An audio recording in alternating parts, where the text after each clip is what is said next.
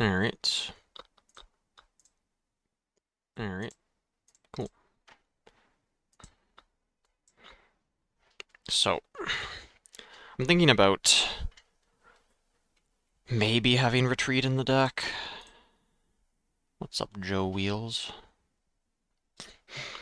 When I don't have a Dreaming Tree... Wait, I do have Dreaming Tree. What am I talking about? I do have Dreaming Tree game 1. I think Retreat is good when the opponent needs to send a huge attack over a student, basically. Where I hold a ton of mana open and I say, I'm going to buff spell this thing repeatedly, so you better commit enough units to it, and if you don't, or if you do commit enough, then I'll retreat out and hopefully have a Thousand-Tailed Watcher, but then that requires that as well. So it can work, but It could be a game 1 card. Like, I could go down on... Do I need Defy for Annie? Like, I probably don't need Defy against Annie. I probably don't need Defy at all, to be honest. I want to try that. Let's just say I don't want Defy. Let's go double retreat. And then let's cut this Mystic Reversal and put 1 Defy on the sideboard. Let's go crazy, but I don't like Defy.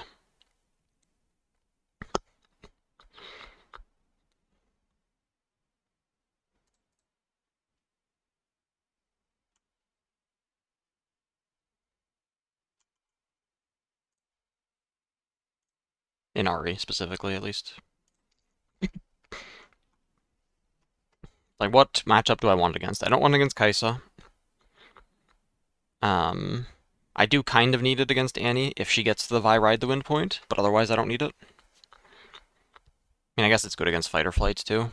So it's decent against Annie. Like maybe I get off of Unadaptatron or something. Or just get off of the White Flame. I think I like 1 White Flame, though.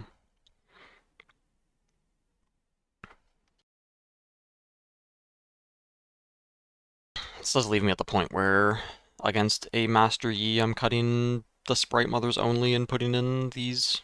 But that's okay. But I don't think I can go further than that. And then what, against a Yi? I'm going to Defy their... I mean, if they have Primal Strength, I want Defy.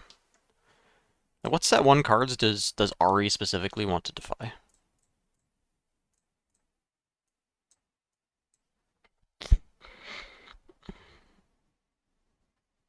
Death Rocket. Primal Strength. Catalyst is a good target. You can Defy card draw. Against Annie, Void Seeker would be good to Defy. Against Kaisa, I don't think it's good. And then you're like... Ride the Wind. Hidden Blade. Set 1 tournament? Yeah, it's set 1. Starting in soon, a few minutes.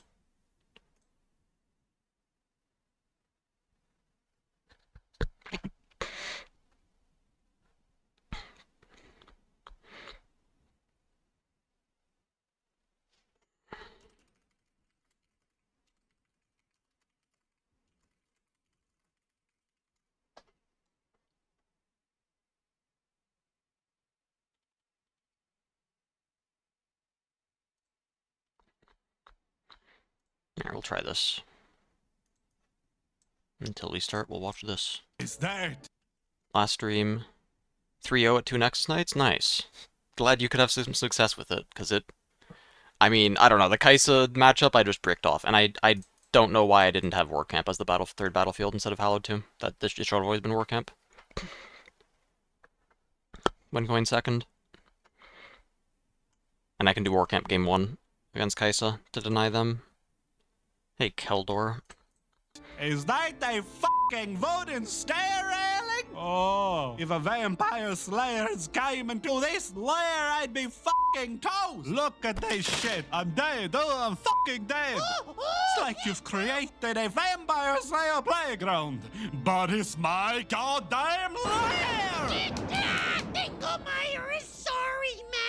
Oh, it's fine. It's fine, Dingle my hair. We'll just stay. 3 Watcher, 2 Tasty, yeah.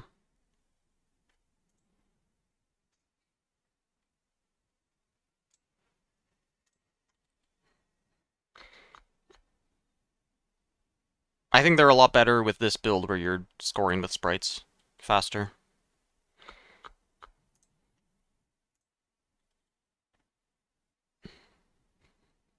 How's it going, Aspera and Re-Resed? You're here, you're late. It's like 5 people in here before you. Garlic bread. Oh, you little shit. Do you not know I am vampire, Dinglemare? How long have you been my familiar? I didn't realize vampires were so delicate. Delicate! How dare you? Do you know how hard it is to survive 1,000 fucking years with all these weaknesses? If anything, it even proves how strong. No, Oh, are you kidding me with this shit? Look at that. It just barely missed my heart. Dinglemire, stop slapping your head in hell. Sprites get Grove Draw? No. You have to get the point to get the draw. This fucking guy. What the hell are you doing over there? Just pull me off this stage. That's holy water! Oh, what the hell, Dinglemire?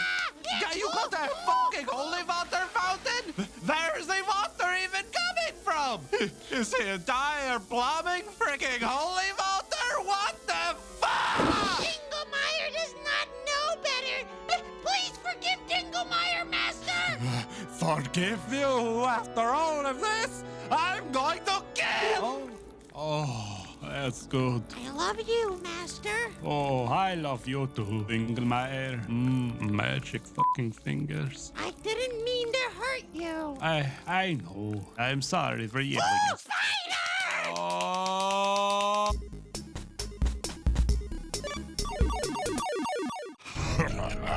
Another pathetic adventurer come to steal my gold. Do you know how many cities I've razed to the ground to procure my hoard? How many so-called heroes I've burnt to a crisp? What makes you think you stand any chance against my might? Well, for one, I'm not here for your gold.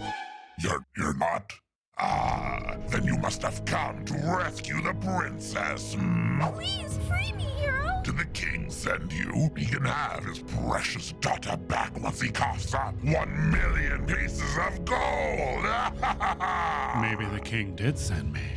As I thought. Or maybe I'm here for those scaly orbs betwixt your legs.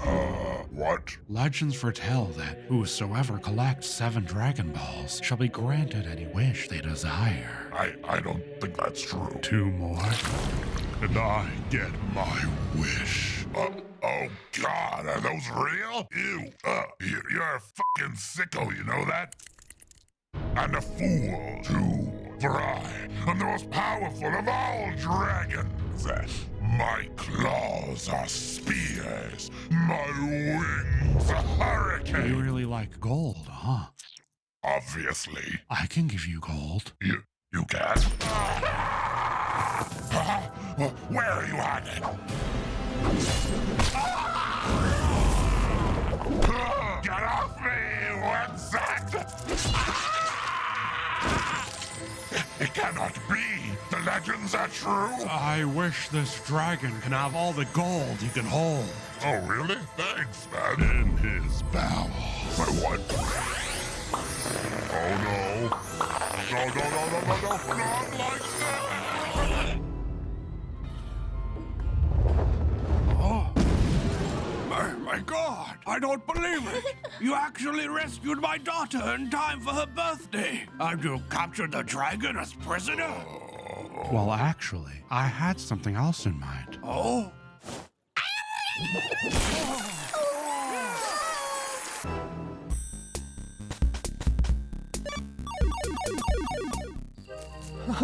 Cut through the enchanted woods, they said. It's the quickest route, they said. I'm gonna starve out here, aren't I? Hey there, hungry stranger. Hello? You look like you could use a bite to eat, traveler.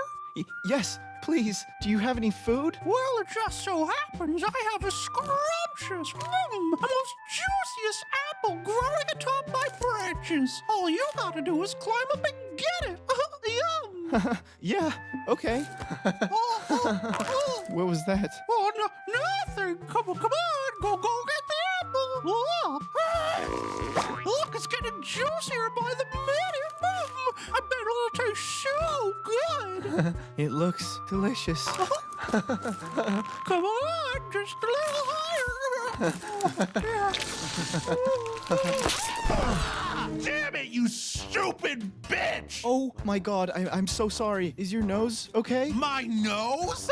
That wasn't my nose, you idiot! Where's the apple? Oh my god, you absolute moron! The apple was poison! It would have knocked you unconscious! Why would you do? Alright, looks like we're starting and we're on TCG Arena. Which means export.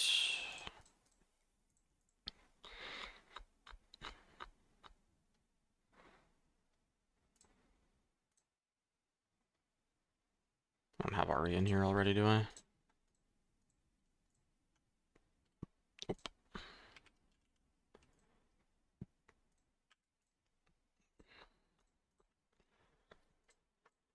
Alright.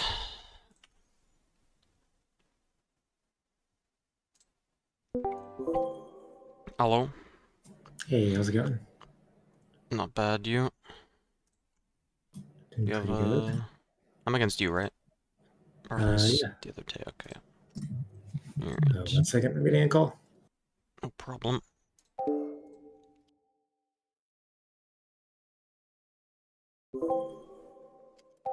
So congested.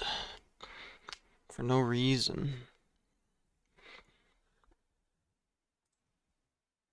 Do that. Because I'm an evil dryad, obviously! I was gonna do unspeakable things to you.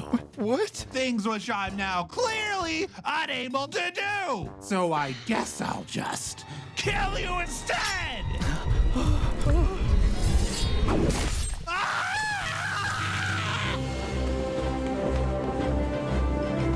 Everything's gonna be okay, friend. Who the f are you? Huh?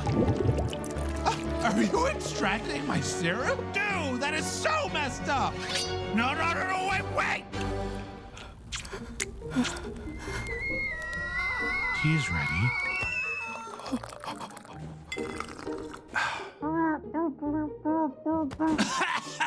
You're both sick in the head! Once I figure out how to transform back, you're... Are you gonna eat that? No, I'm not that hungry.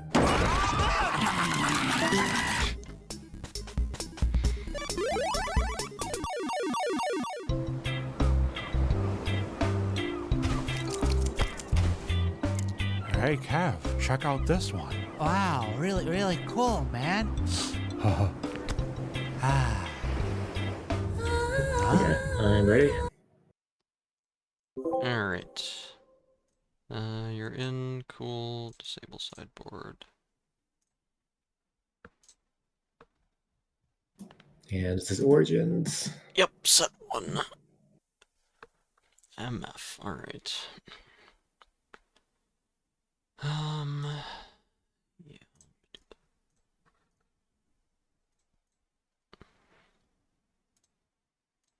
3. I can do worse.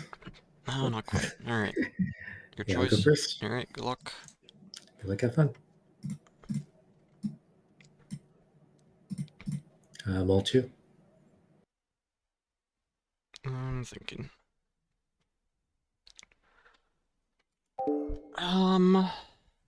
Against the Misfortune, it's unlikely I get to hold on to the Time Warp. What am I looking for, though? Because I'm most likely going to go 2-drop into Sprite Mother, score both battlefields, go down to back down to 3 runes. And let's say he has turn 4 Aurora, and nothing before that. So, that's turn 2, turn 3, and then if he turn 4 Auroras... Probably don't want the Ravenbloom student, though I'm not getting the card out of the Sentry for a long time. I could keep the Time Warp, but at least there's a card that he has to take with Mind Splitter when he plays it. Alright. I'll mulligan one card. Go ahead. Alright.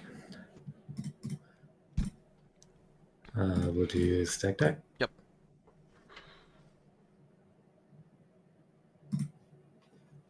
Hold on. Why can't I? Okay, there we go. Sorry. There's like manage top cards. Yeah, I couldn't see it for a second. I don't know. He wouldn't have mulliganed anything on Okay. turn 1 that he's looking for with stack deck, so it's fine. And then we'll do another stack deck. It's actually, yeah, it's negative value for him to shuffle his deck like that. Yep. Hmm.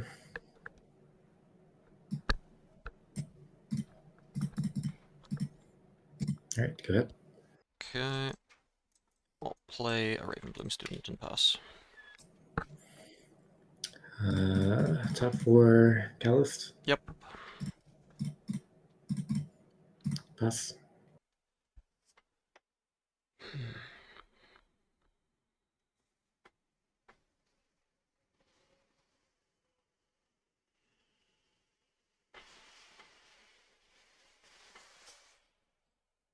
Okay.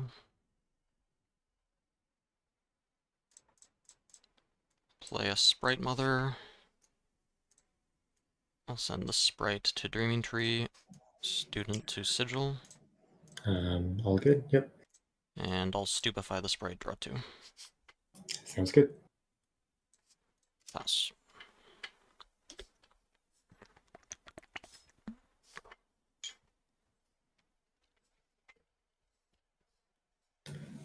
Uh, Yeah, game 1's gonna be hard. Especially going do second. 1, 2, 3, 4, 5. Cycle 1. Play MF. Yep. Go ahead, mobilize. Sure. Pass. Okay, Sprite dies. I'll get a point for holding.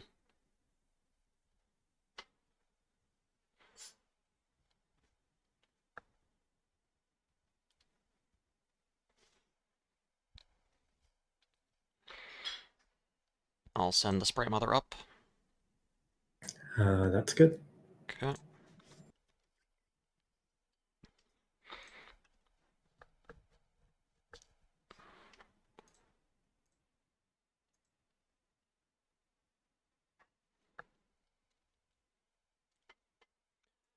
I'll play Stupefy on my Sprite Mother. Sounds good. Draw 2.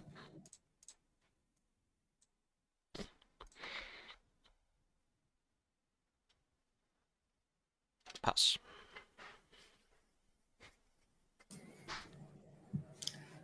Okay.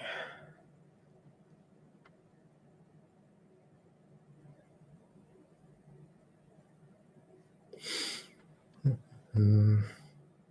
I'll float 1. I'll attempt to contest this battlefield. Okay, I've got That's my ahri okay. trigger, you've got yours, so Yep. 4 against 3. I'll play Discipline on my Sprite Mother, trigger the tree. Okay. Draw 2.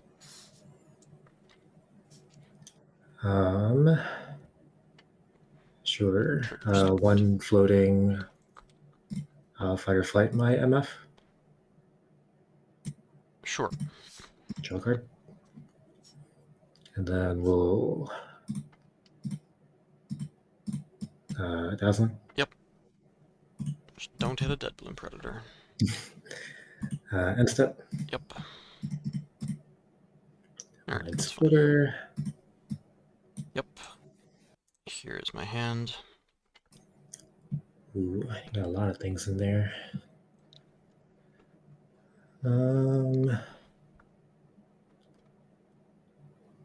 Kind of far from Time Warp.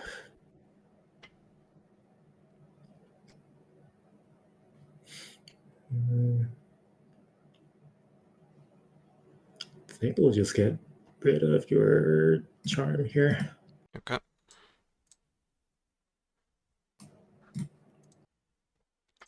Two points for holding. I'll go back to base with both.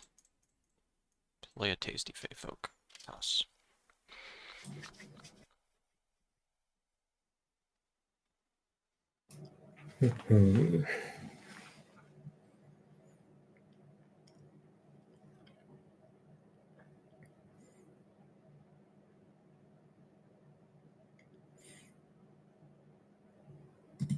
Yeah, I'll float one.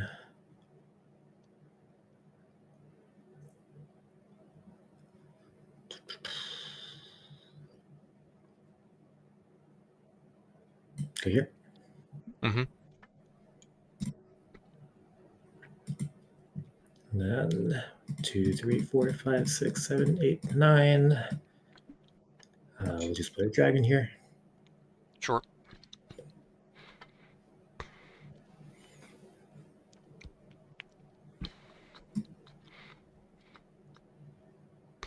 Put a mind splitter here. Yep. End turn. You're at 2 points. Yes, thank you.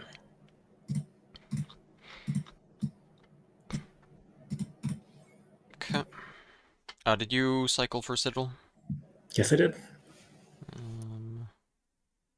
Yep. Okay.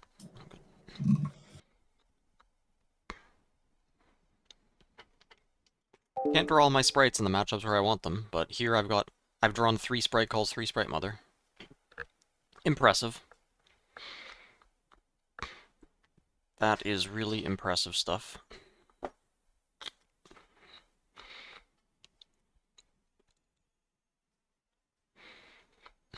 Yeah, no masks. Yep.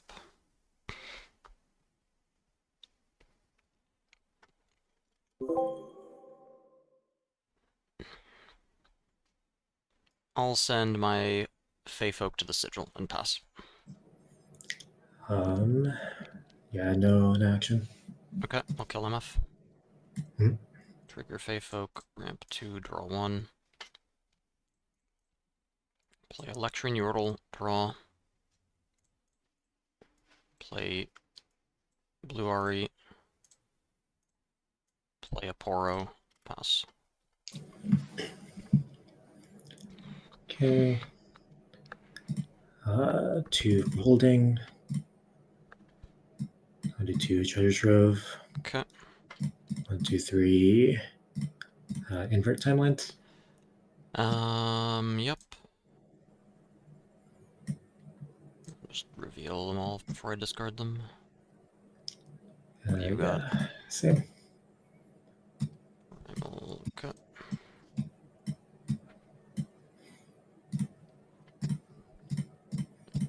Hey, my hand got better off of that. Amazing. Okay. We'll do 2. Got a pack of wonders. I'll tap it, bring my treasure trove back. Yep. Channel 1, draw 1. Then we'll go into end Yep. step. Mind splitter. Yep. Yeah, get rid of that watcher.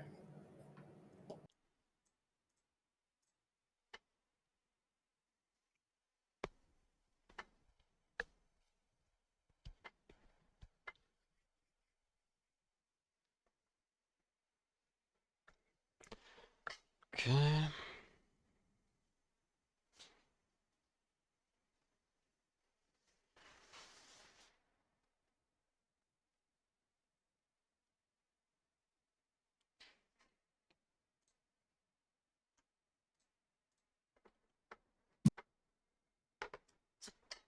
I don't think he's flipped another bullet time off his Aurora yet, which is really bad for me.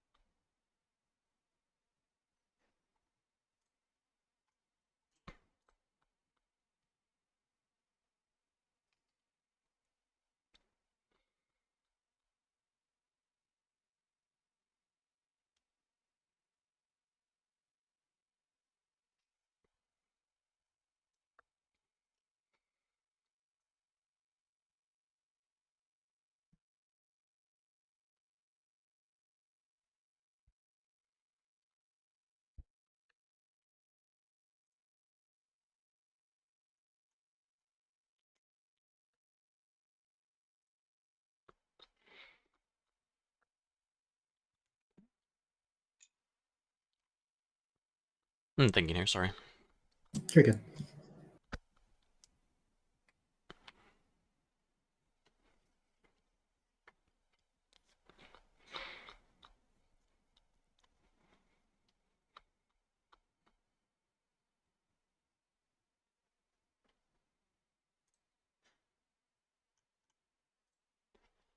Yeah, so the problem is he flipped 2 gusts, 0 bullet times, and I think 1 fight or flight. He might be out of fight or flights. I should have been writing it down. Maybe I could just ask him. Ask him how many fight or flights he flipped.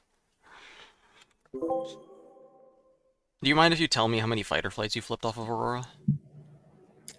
I will be honest, I do not remember. Okay. Yeah, I'm not sure if it was 1 or 2.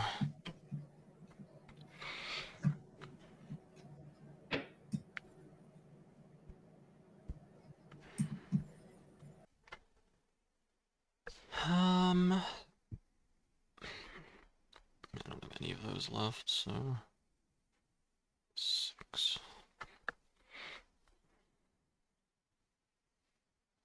Alright, I'll send my Ravenbloom student here and play Discipline on it. Okay. Draw 2, goes up to 5. I will play On Guard on it. Okay. Go to 8. Do you have any action? I do have a Okay, fighter you do have flight. fighter flight. Yep, Targeting yours. back to base.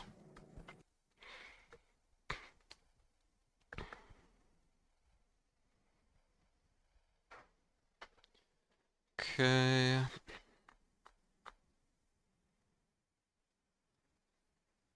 In that case, I'll play a Mask of Foresight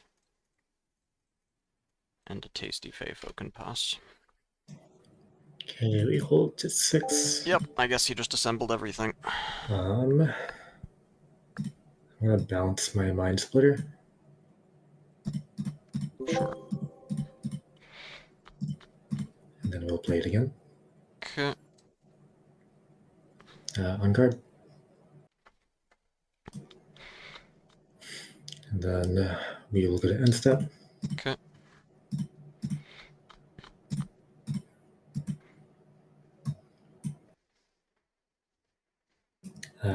Yep, pass.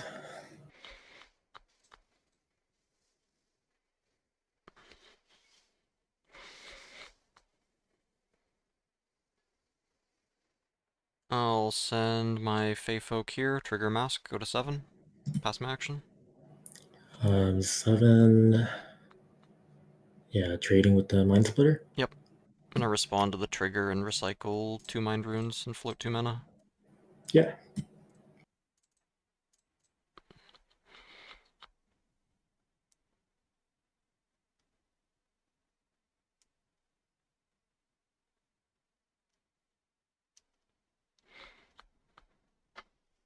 Ah, yeah, that would have been better, wouldn't it? Arian first, discipline her. Student goes up to 3, and then I'm still gonna have to take the double attack no matter what? Yeah, you're right. Yep, that's true. That was a misplay. Okay, I'll send the Yordle here and play retreat on it, trigger Dreaming Tree. Yep.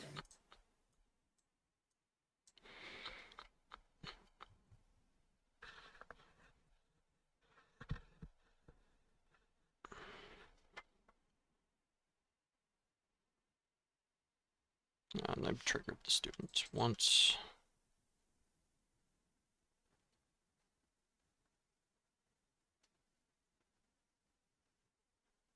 Okay.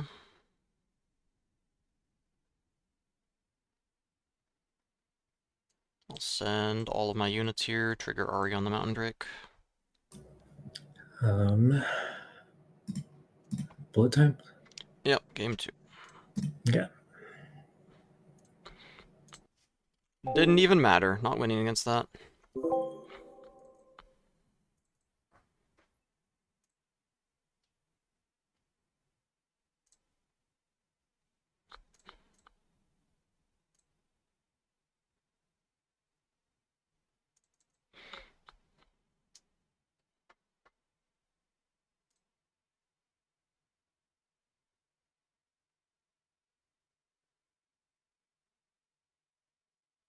Okay, the sideboarding doesn't let me change my chosen champion out, so I'm gonna have to do that manually. Yeah, no problem.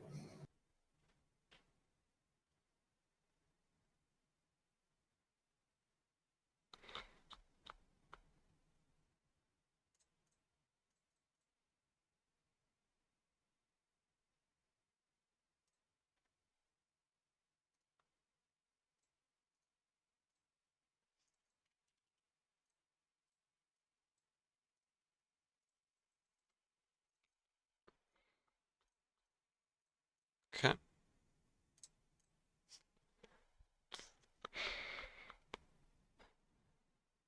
I'll go first. Sounds good to me.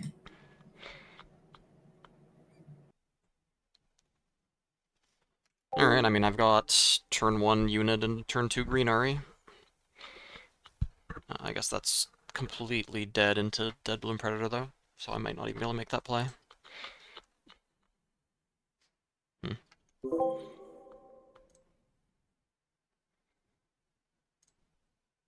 I'll mulligan 2 cards. I also mulligan too. Okay. I'll start Yordle, draw, pass.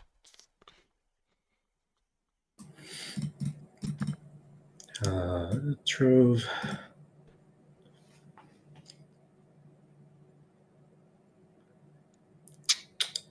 Yeah, I'll go ahead and kill it. Okay.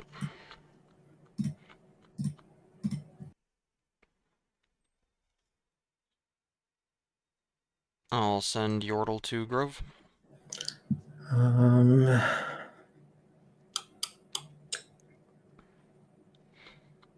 we'll gust it. I'll on guard it. Sure. Score. I'll play a Sprite Mother. And send the Sprite to Obelisk. That sounds good. Pass.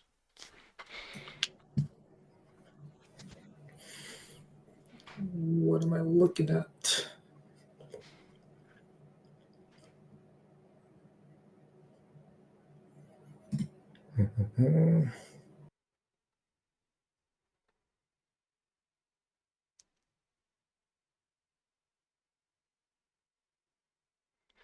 Okay, Sprite dies. Point for holding. Card for holding.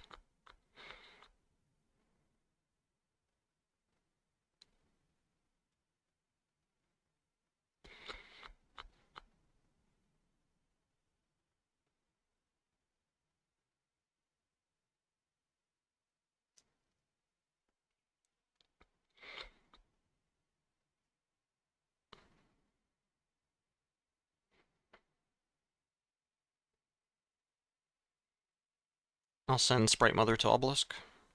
Yep.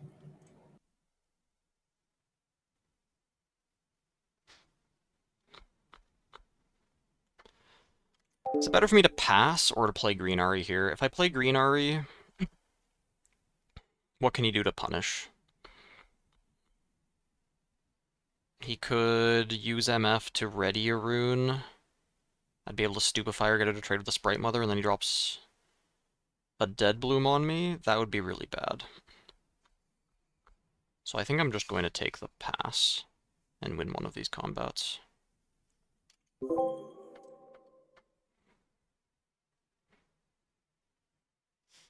I'll pass.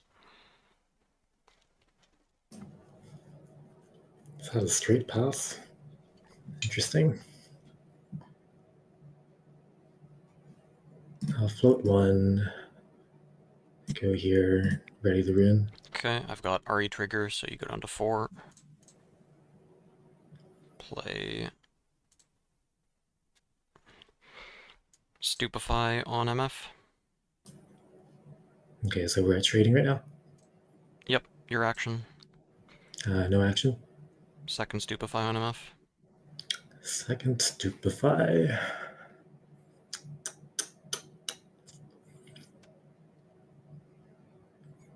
Mhm.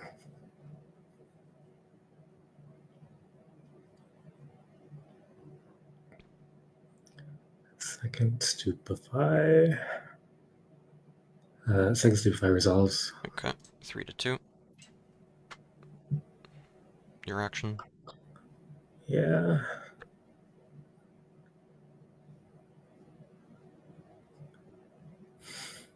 Yeah, that's fine.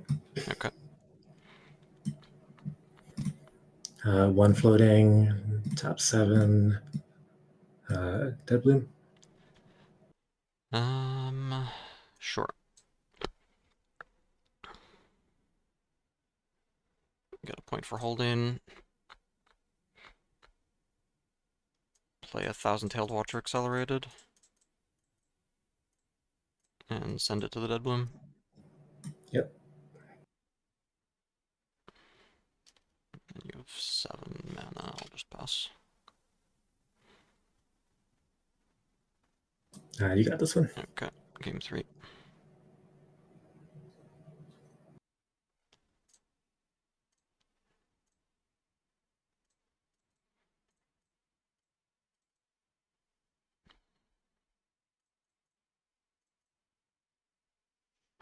Thinking if I want to keep Blue Ahri in the deck instead of something else. I don't really want the Sprite Mother when I can play Green Ahri turn 2. Let's get rid of those. Keep Charms. Aren't amazing. Thanks for the sub, Soapful. Charms aren't amazing, but the Sprite Mother's just bad. I mean, I guess, no, it's better than Charm. But worse than a Blue Ahri. This Charm just doesn't work. I don't think. How are the games going? Game 3 of round 1. Game 1, he nut drew me and won the die roll. Game 2, he had absolute brick. Oh wait, I need one more card in here. Okay. Oh wait, no I don't. Sorry. I need to... Because I'm going to keep... Well, I guess that's information that you get. What is the card?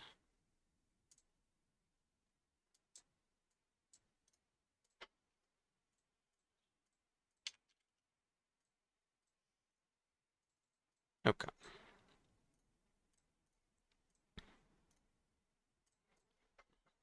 Your choice. Go first. Alright.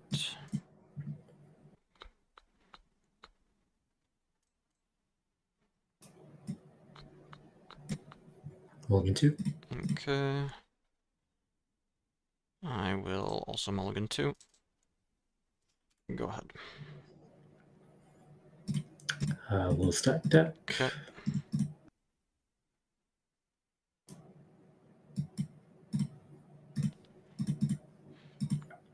We'll stack deck. Okay.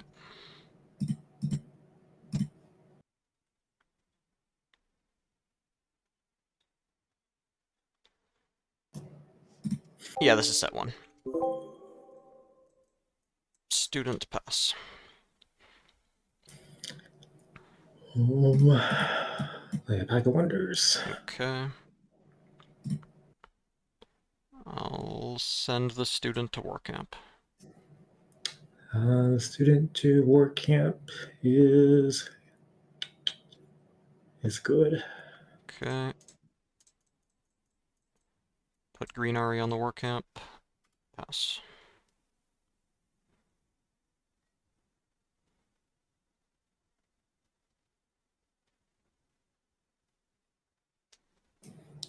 So Green Ahri's at a 5.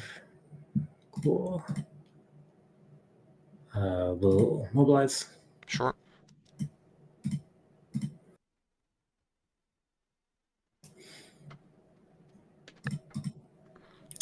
We'll firefight your Green Ahri. Okay.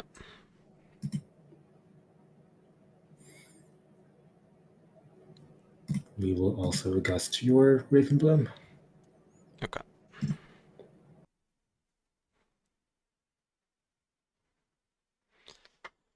Interesting. So let's say he Auroras and hits a Deadbloom Predator. It is a 9, which goes down to 8, so trades with my Green Ahri into Student, which is completely fine with me, so I could just replay the Green Ahri, or replay the Student with Green Ahri on War Camp again, and then have Adaptatron in base. Yeah, that's just fine. I'll move Green Ahri back up to the war camp. That's good. Play a student there, and play an Adaptatron in my base. Pass. Hmm.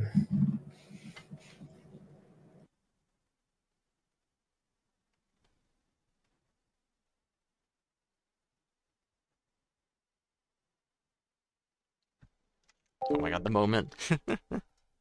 That feeling when you put down this card, an opponent has to be like, what the fuck is that? I need to read it. And then they read it, and then they look at their game state, Okay. and they say, I can't win anymore. I'm hoping. I need to not get too happy. That's actually a bad habit, where I get too happy and lose focus. But this is a good spot. He can't play Aurora this turn. Um, I mean, he can, but I'll kill it. I think even with that, I should still play Aurora. Okay. Instant. Yep.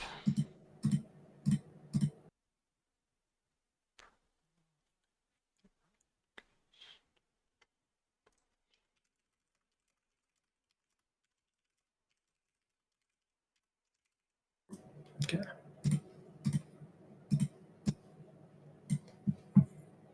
Okay. Yep. I'll get 2 points for holding. Yep. Orange Volibear. I guess that is not going to stay in the chat log for very long, is it? It's fine. I guess you have a second Aurora, that's why you play this. That would make sense. So how big is that guy? He'd be a 10 attacking into the numbers that I have.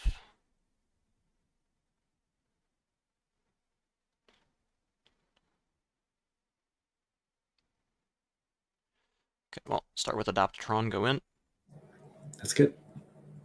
kill the Aurora, and then give him a buff.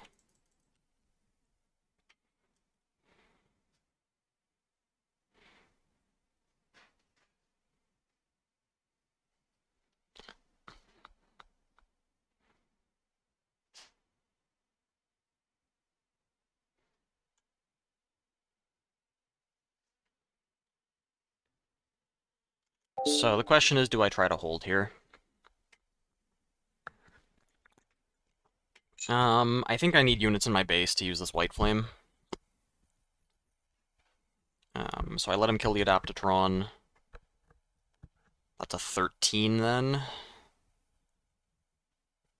Which is a problem. But then I can go in, go to 6, Time Warp, go to 8, that doesn't work. Let's say he goes in with Volibear first and then a Dead Bloom. Let's say he goes in with a Dead Bloom first. Dead Bloom first, 8, threatens to pick off 2 units. I can Stupefy it, it goes to 7. And then I have 5, 4, 4. That's pretty safe. I'll put another student on War Camp and pass.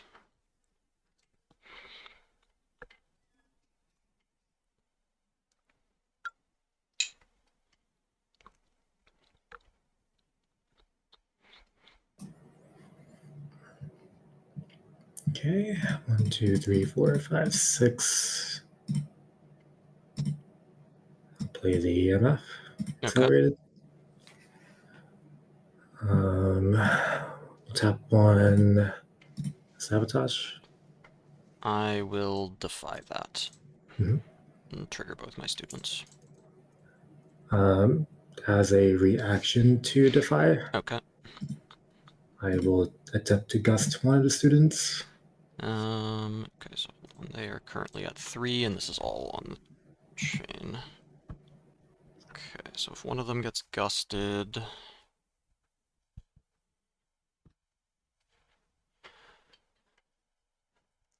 I will respond to that and stupefy your Volibear. Okay. That resolves? Yep. Okay, so draw. Students go to 4 each. Gust fails. Defy resolves. Students go to 5 each. Okay, you have 15 on that. And if I attack, it's gonna be. And Volibear's -1. And Volibear's -1. This would be 16, and then -1 again, 14.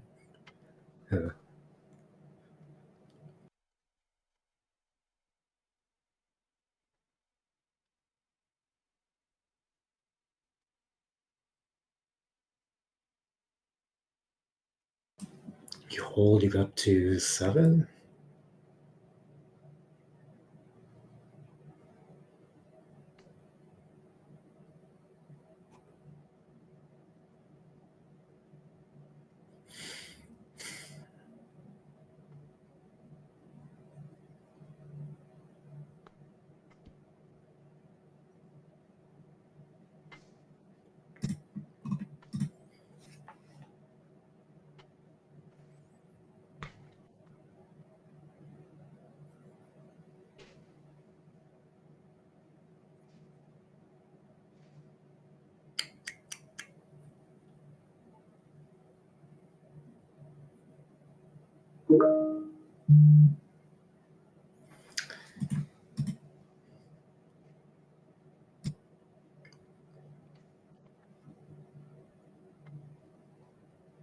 Yeah, let me go over here.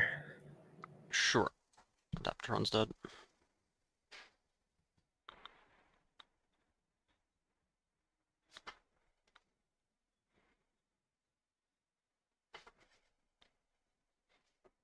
It's crazy. If I had one more buff spell, I could just make the Adaptatron trade with the Volibear.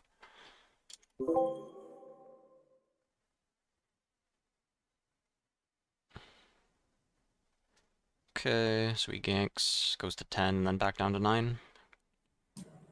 Back down to 9 for Ahri. Yeah. Sure. Do you have an action? No. Okay, I'll pass. Yeah, I'm just gonna kill that Ahri. Okay, she's dead. Okay. Hold to 6.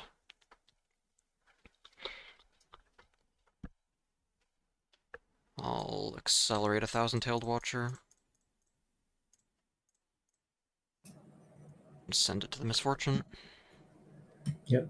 Go to 7. And then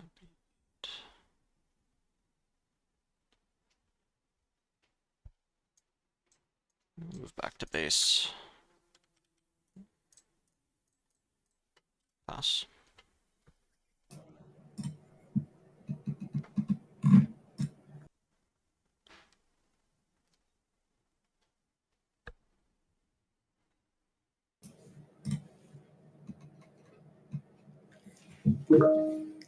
Um. Yeah, you got it. The Adaptatron. Adaptatron was pretty good. Yeah, I don't know if I should have played the Aurora just for the one Yeah, I proc mean, or the not. problem is, how are you going to get on a battlefield if you don't Aurora? Yeah, Like, maybe, like, exactly. if you have, like, a random unit in hand, you could play it, and the next turn go forward and play the Aurora, but when you do that, I could just pull out of the other battlefield, leave them both empty. Yep. So it's like, Aurora just can't occupy empty battlefields.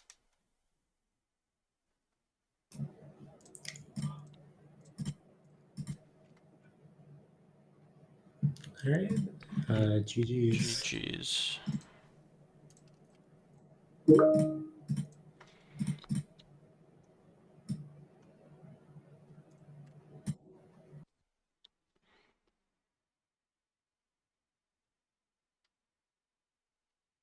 Good luck in the rest. You too. Alright. I want to review that game 1 spot, actually, because I think I did screw it up. I think it might have actually mattered. I forget how much mana I have, though.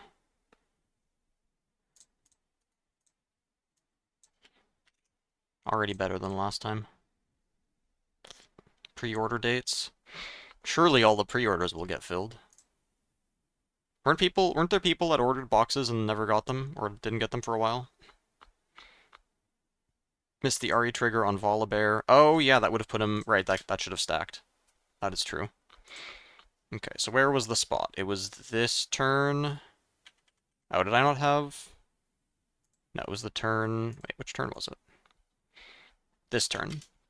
Okay, I think the correct play is Mask, send in Ahri, pay Deflect on Deadbloom, give her 1 buff. So she's 6, threatens to trade off Deadbloom. And then Student is at 3, 4, can go to 7 to get the trade. So I do that. If I get Fight or Flighted, then I can still send the Student with another buff to trade off one. Trade off the Deadbloom. And then things are just way better. Yeah, spending the double buff was bad. Actually, no, do I have enough mana? Hold on. So let's say I get Fight or Flighted. Ahri gets Fight or Flighted. Student's at 3. I go in, give it On Guard, it goes up to 4. Or goes up to 7. Trades the Mind Splitter. 1, 2, 3, 4, 5. And then I'm 1 mana off. Yeah, I'm 1 mana off of accelerating the Fey Folk.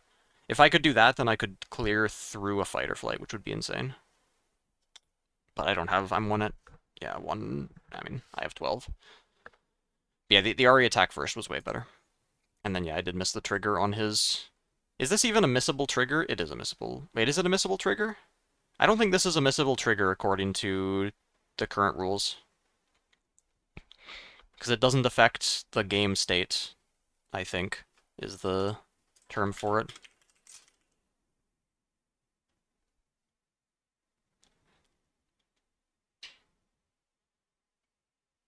The first time it would affect the game in a visible fashion.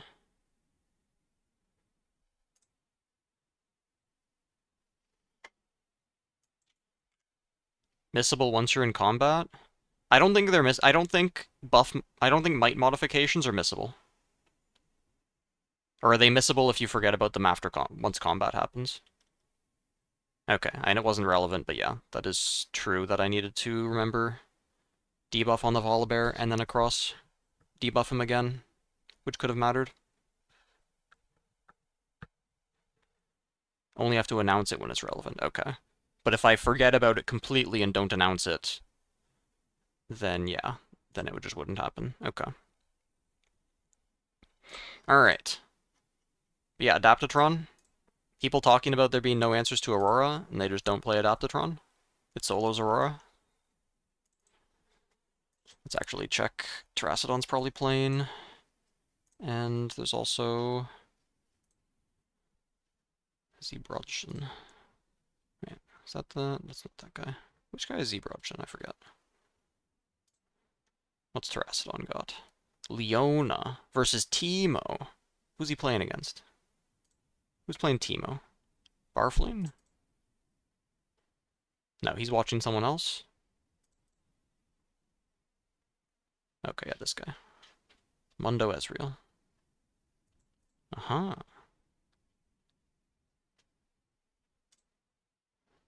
Okay, yeah, he's just watching this. So who's actually playing? It's O-Snap and Wheel. Can't see names.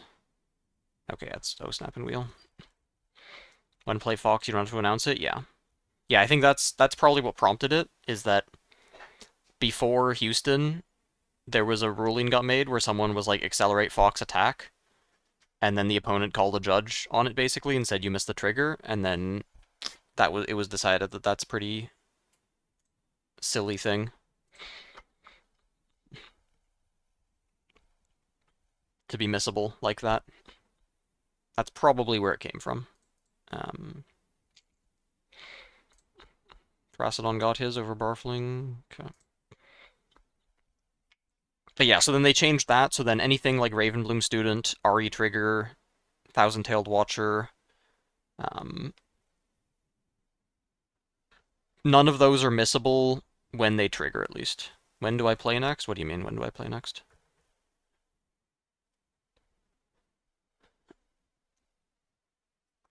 Darius is missable, though, because Darius readies himself. Though if he doesn't ready himself as a consequence of his trigger, it's probably not missable, if he's already ready.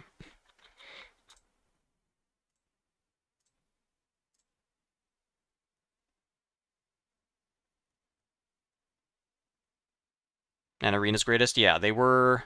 There was some confusion with the judges about that, where some of them were saying that Arena's Greatest isn't missable, but it is missable. Was there another one that isn't? Let me look at Battlefields for a second.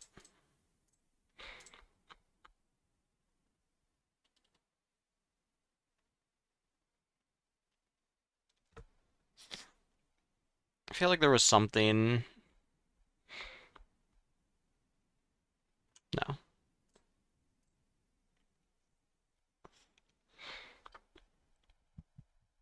Alright, I see 2 Ember Monks in play. I'm assuming team was about to hide a card. Yep, good luck, Leona. Even if you stun them, you are not making any progress here.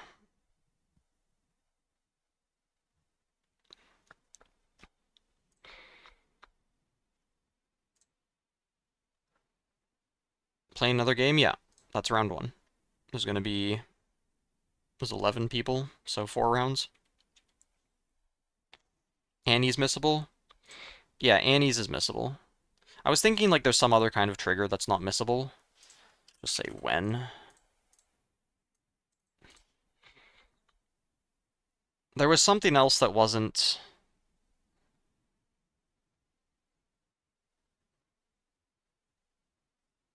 missable, but I don't remember. It might just be like another random might buff. Might modification. It might not be any other kind of effect. Or it might be something like Darius, where it is a might modification, but it's also something else, so it's missable.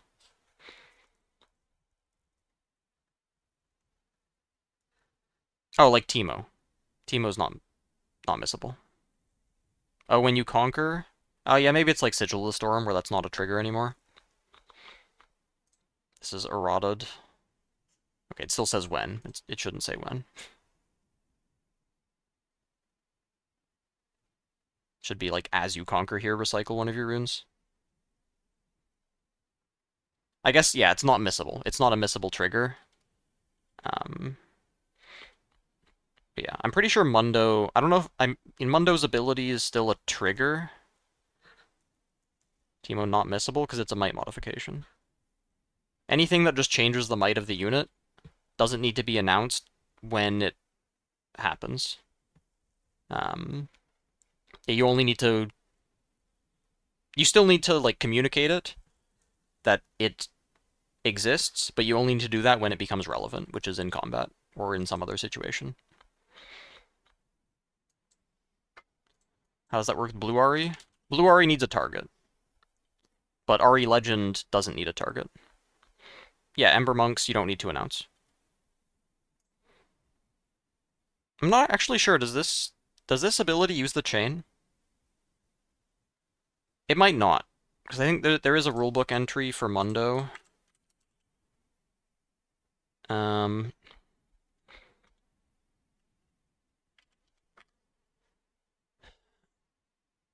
no, it says as it resolves, so it must use the chain. But I'm pretty sure if you have 2 Mundos, they can't choose the same cards to avoid recycling more or less than 6. If you resolve damage, yeah, if you flip a Teemo and then have him die to a 2 might unit in combat, then you did miss the trigger. But if you flip a Teemo, say your action opponent, and then they say pass and go to combat, then you say Teemo's a 4 might unit. It's a must ability? Okay. Alright, I believe that this Leona is dead.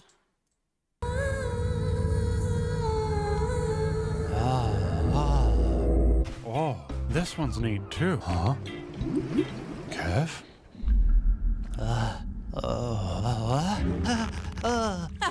Yeah, oh? Good. Me babes prefer their meat tower. Yeah, you can gust in response. Looking forward to next set? Not Draven.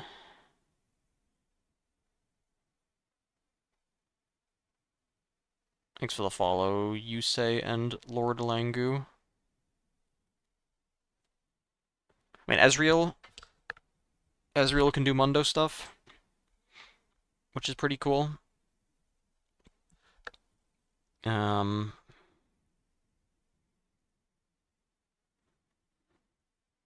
are all his runes, though? Oh, he played Singularity. Where are all of his runes, though?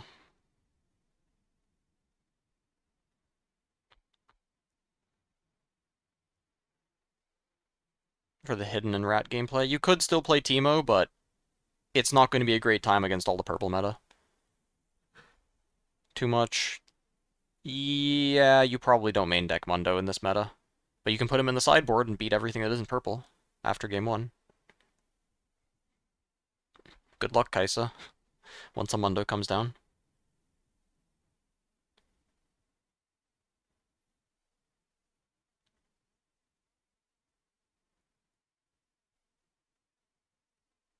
Hidden support is horrid. Switcheroo is really good, but that's it. The rest of the cards are not great.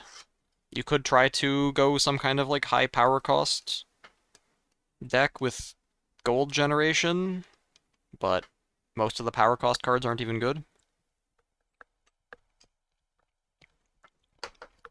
And then you might as well just be playing a different legend and hiding cards with gold.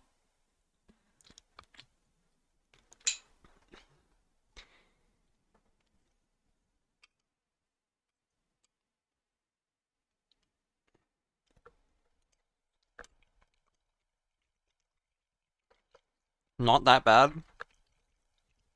Not very good either. I mean, Wages is decent because that's a card you can play from hand, and it's fine. Or well, Switcheroo. No, what's the... There's another hidden card. Oh yeah, there's the Edge of Night. That one's also not good.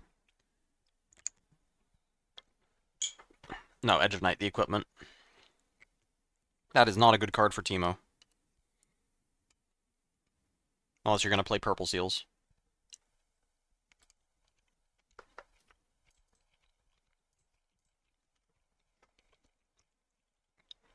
Popsio.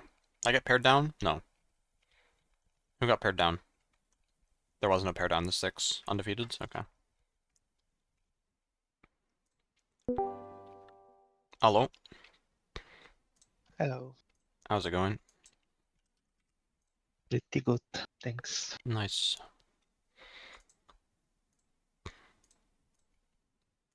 Do you have the code or should I send it? I sent.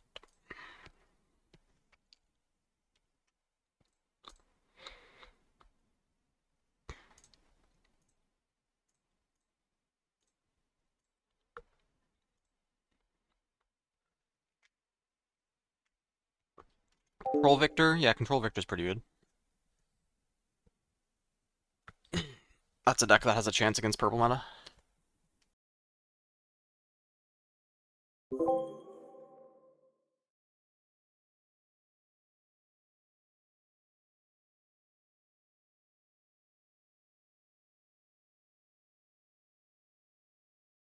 I will start. Good luck. I will keep 3.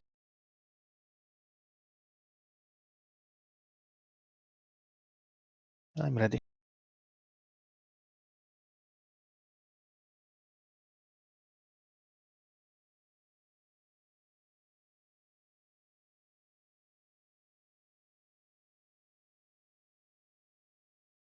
I'm gonna go here.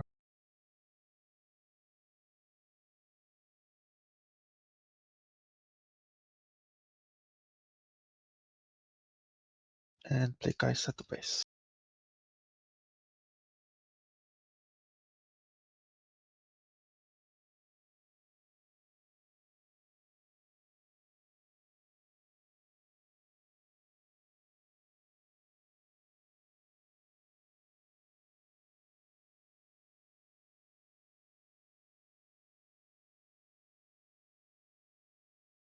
Okay.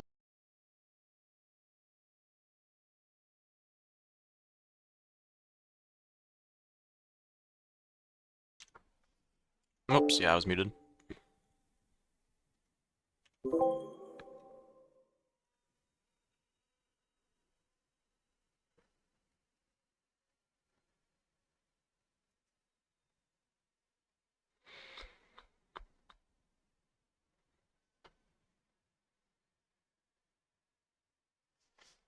Why no charm? I don't need to. This turn. This Kaisa doesn't do anything this turn. I'm gonna try to kill the blue ahri. Both of them target her? Yes. Okay, I will play retreat on her. Okay.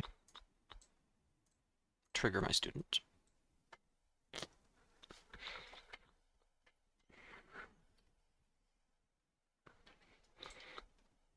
Just don't backseat me and then I'm fine to read chat. Because then I'm people gonna say try useful to things go like saying I'm here. muted. Okay, I have my Ahri trigger. So your Kaisa's at 4 and my student's at 4. Your action. I'm gonna play smoke screen on the student. Um,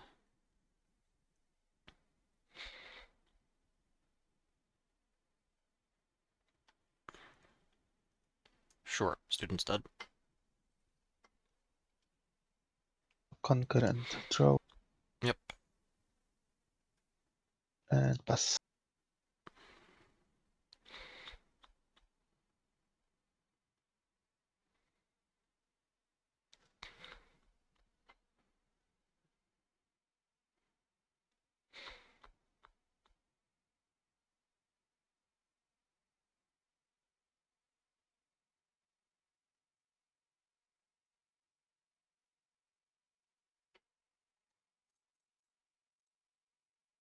Play a Sprite Mother. I'll play Discipline on the Sprite. And send it to Kaisa.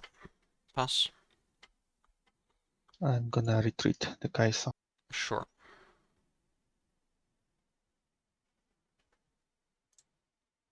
Conquer. Pass. 1 point for hold.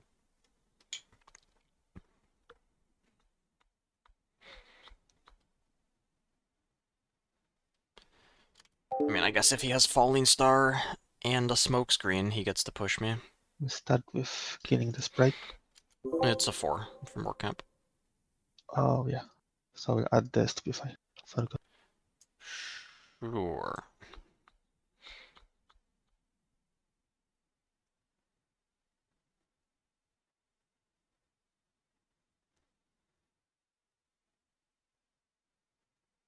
And pass.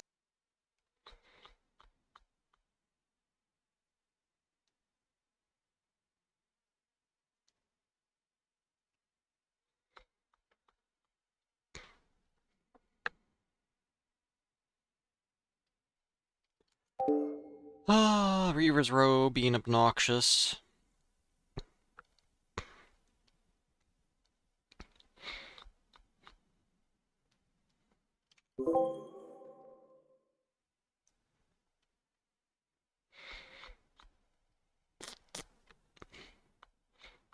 I'll send Sprite Mother to the work camp. I will try to kill her. Huh.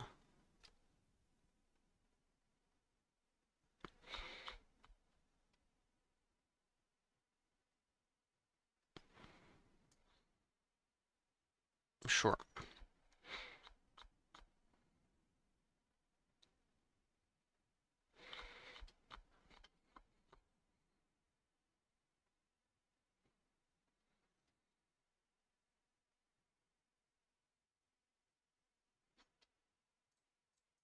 I'll play Sprite Call.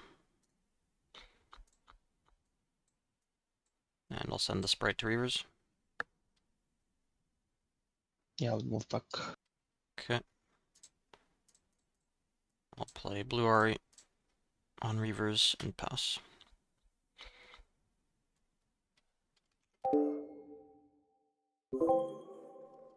Yeah, I guess he's just gonna shoot every single unit I play, including the sprites.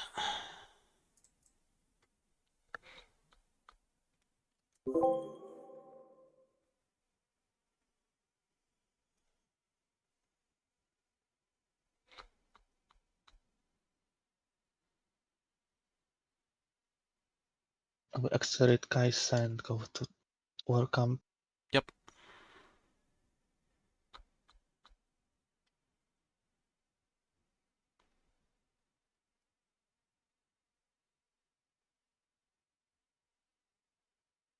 And Hextech the ahri. Yep.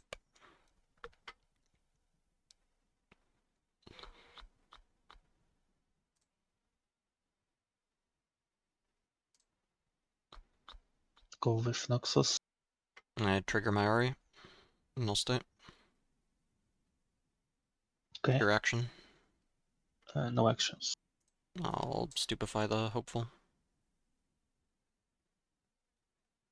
Yeah, so he dies, he dies. Okay.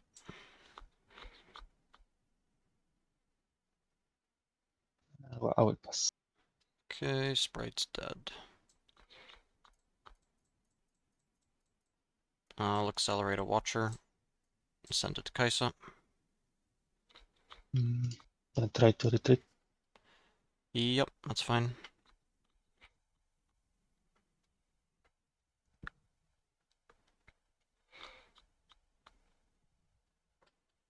Pass.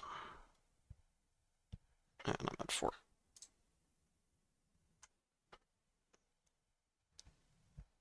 I'll go. Oops, I Yeah. passed the turn. Yeah, I had 1 mana open, and then this card is not here. Yep. You're I will at just go here. 6 and draw.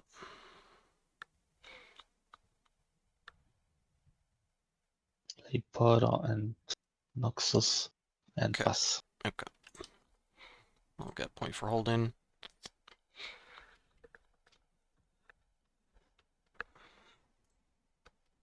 Oh, I'm just dead to Time Warp, and there's nothing I can do about it. Kind of dead to everything, though, aren't I? I can't even hold against a Watcher, even if I accelerate second Watcher out. Actually, does that work? Accelerate second Watcher. No, I just get to Charm in the Kaisa, so then he accelerates a Watcher, beats 1, and then he has 3, 4, 5 to beat my 4. Yep, just too far behind going second. If I charmed his Kaisa, what would have happened? I kill his Kaisa, and then he's actually stuck on a hand that is entirely spells. He's like a 6-spell hand with no units. If I have the read on that, I guess.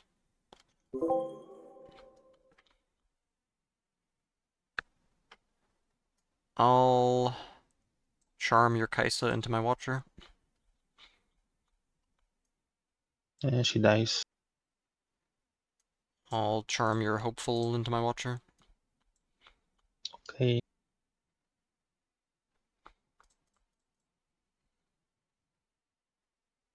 And I'll put these units here and pass.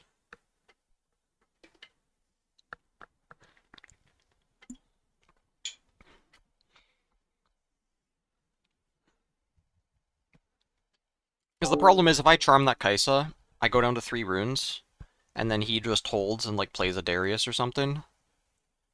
The And then, ahri legend gives -1 to all units, right? yeah, When they're to attacking. everything. Okay. He just plays a Darius and holds, and then next turn does whatever he wants. I mean, what, he needed... I guess it needed to be Falling Star Cleave. Falling Star Cleave, Falling Star Smokescreen to be able to push that battlefield. I will go with student here. Yep. And then we'll play Darius and another one. Okay. Ready, both of them. And attack with everything. Yep, so that's... You get debuffed, but you have the work camp, so you have 16, and I have 8, 12, 14. Yep, I lose. Game 2.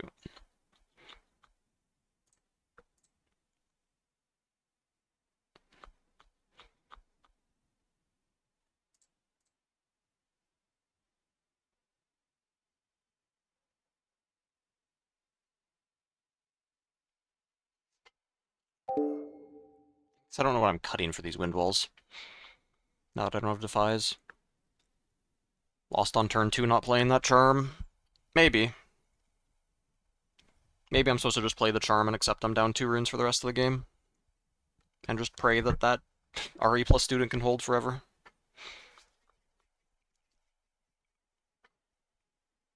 I mean, with the draw he had, I definitely do. Lose on turn 2. I don't know if that's the correct play, though. Maybe it is, because that's when he's tapped out, and I can at least get rid of his retreats.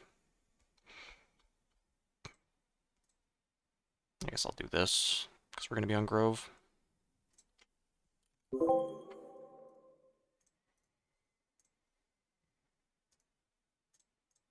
I'll go first. Okay.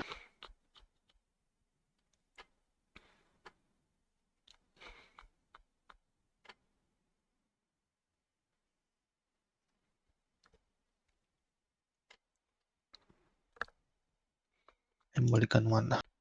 Mulligan. 2 cards. Okay. Ready? Yep.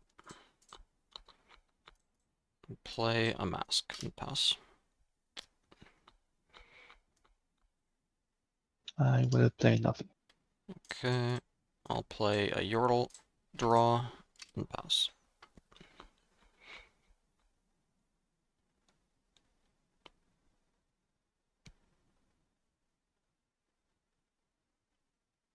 Hopefully in base and pass.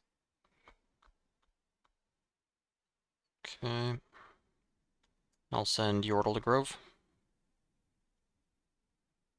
Mm. I will try to kill him. Oh, wait. I don't wanna recycle that. Yep. He's dead. I'll play 1 in my base. And a sentry in my base and pass.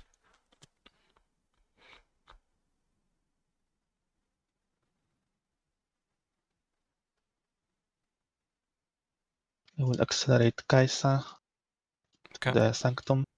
Yep. To the battlefield first. Okay.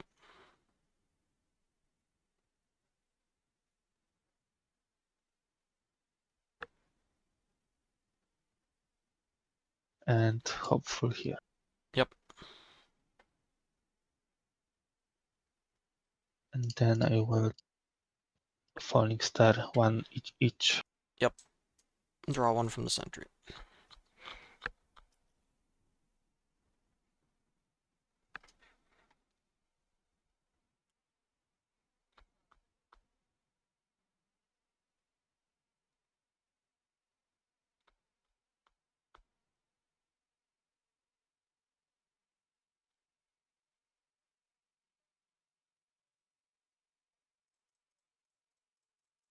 I'll accelerate a Tasty Fey Folk to Grove.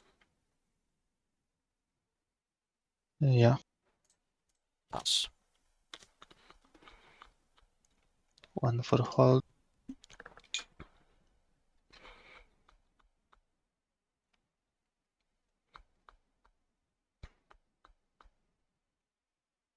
I will play Darius with Cliff Yep.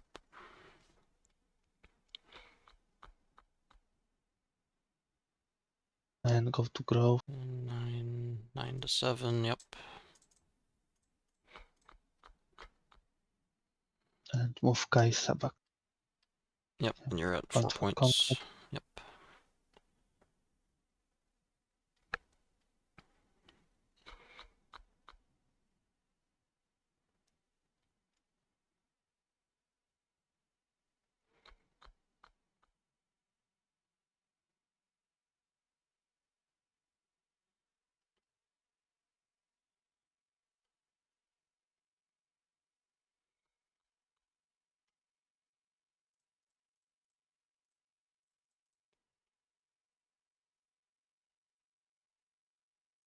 I'll stupefy Darius.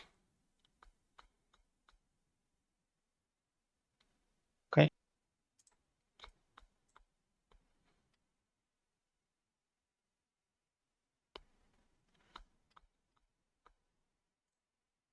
I'll stupefy Darius again.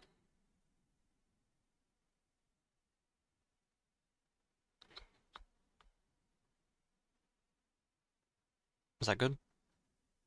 Yeah. Sorry. I'll play a Sprite Mother and send the Sprite to Darius. I would try to retreat. Yep, that's fine.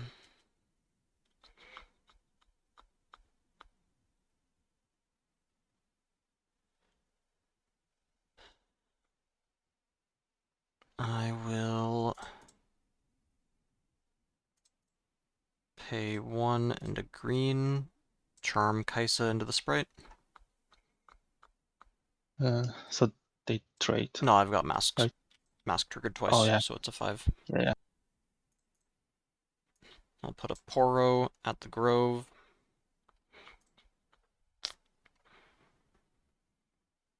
And pass. No Teemo, I'm trying to make this deck work instead. But it's not working.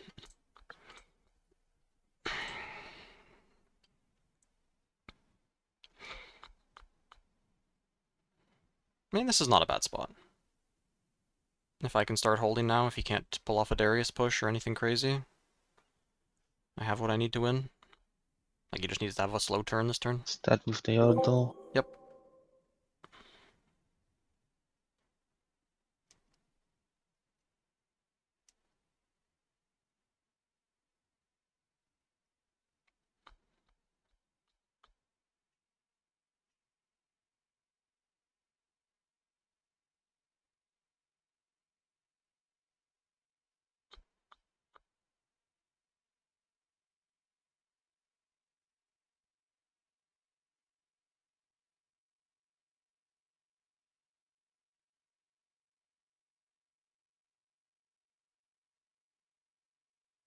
I will play Darius in base.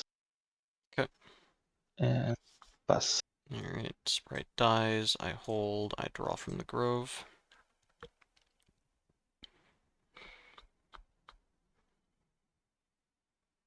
I'll send Sprite Mother to the Candlelit Sanctum. Yeah, it conquers. Okay. Look at top 2.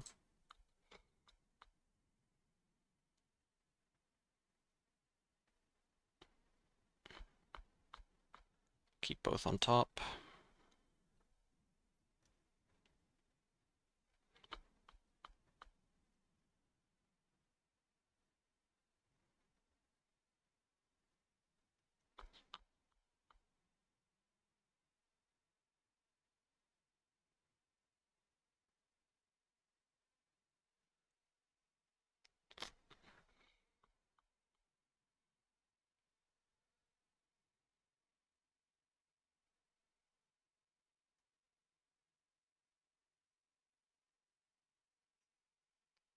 Clash with Mundo, you'll be too far behind on points, it doesn't matter. That you stop their spell from disrupting him. They'll just double score and win the game.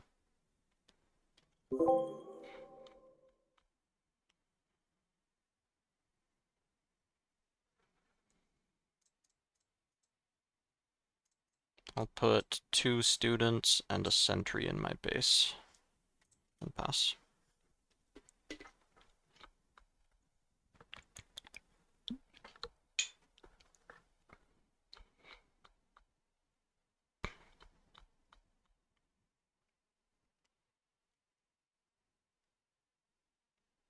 I'm gonna start with Void Seeker into Sprite Mother.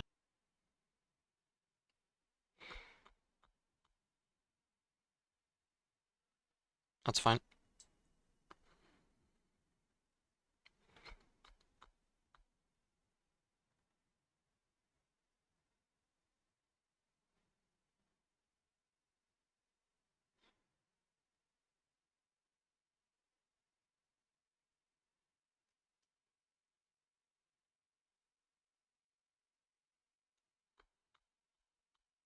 Go with Yordle to candle it.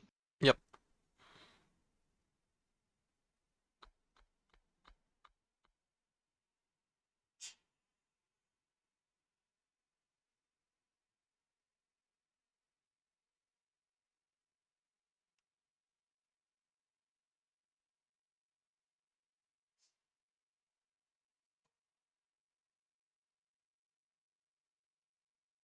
student in base and para.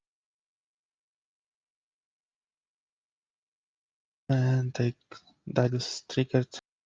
Yep. Yeah, I would try to go here. Okay, so he goes down to 6, and my Poro goes up to 4. Do you have an action? No. Okay, I'll play Discipline on the Poro. Is that good?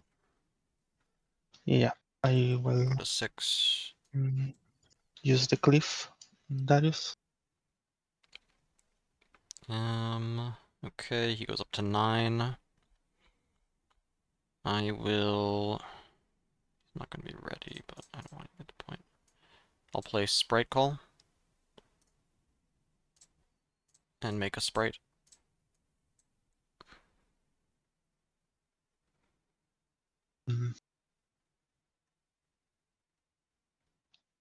I will add the smoke screen to the para. Sure. You go to 6. What's that? Okay.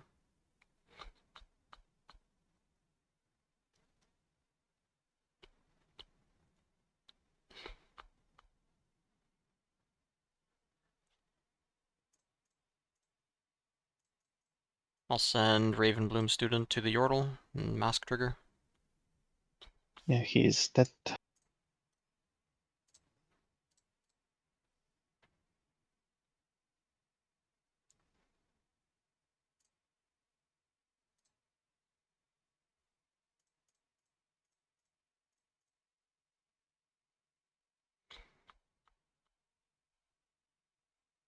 I'll play...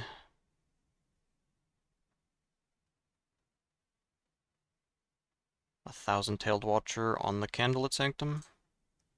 Darius goes down to 2. Send in student, 3 to 2.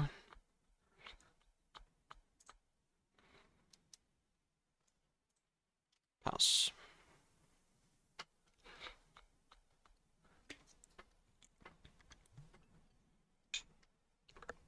Might have been better to put Watcher in base. Oh, the game's so playable when there's no Reaver's Row.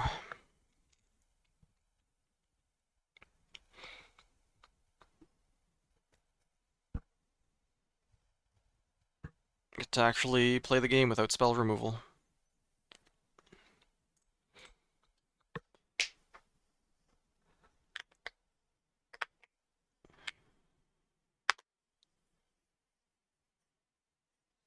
I guess there was no reason not to play Charm if I'm going to play it next turn anyway. It doesn't save me any mana. Maybe I it is will better go to just with play... I mean, unless he plays a Darius. Watcher.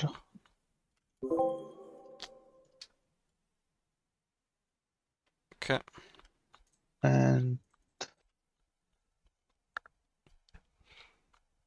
move Watcher to the Willow. Okay, it goes down to 6, and student goes to 2. Do you have an action? No. Okay.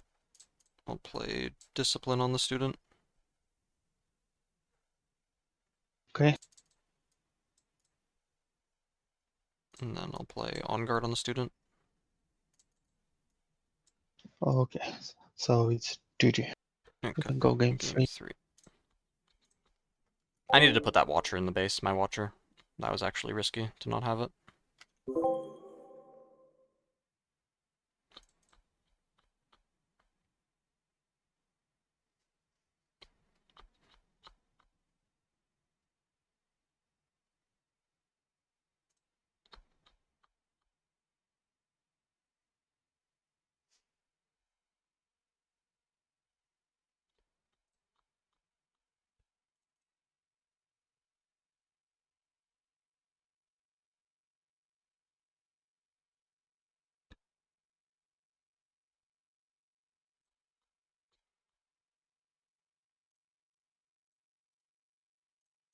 Okay, your choice.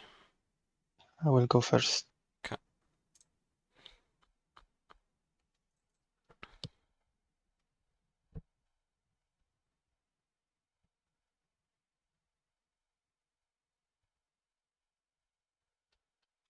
Yeah, the masks make a big difference.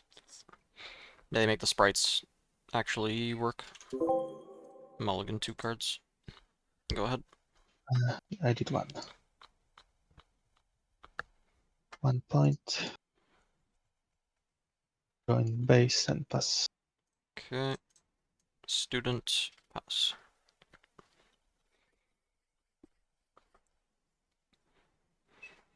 I will go to the No, dream I tree. don't prefer Ahri Timo. Yep, that's good.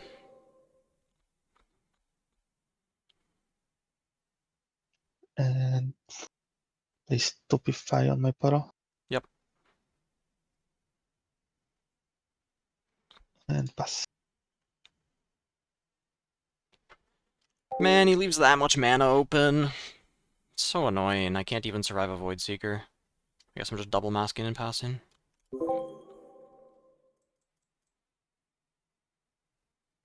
I'll play 2 masks and pass. Wish I had a spell. That would be pretty limited on what spell I could have. But, I mean, he's telegraphing Void Seeker. So, I can't walk into it. Especially when he only mulliganed 1 card. Will accelerate Kaisa Sure. to arena. Yep, you go to 4. And move. Move back the Poro and pass.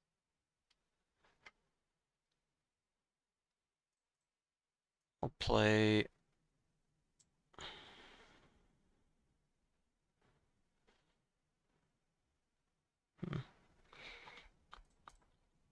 Sprite Mother.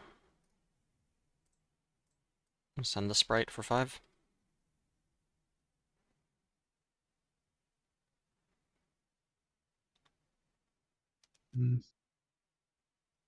I will cast retreat. Yep.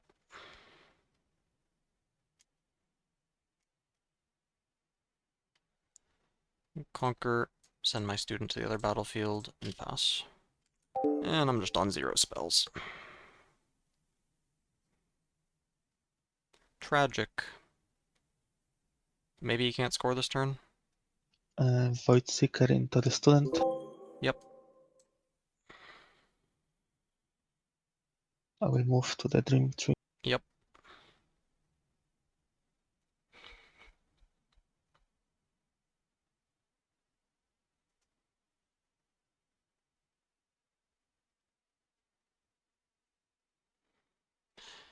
He's probably on Alan's list. I probably don't Play even need these wind Darius on walls. base. Yep. And pass.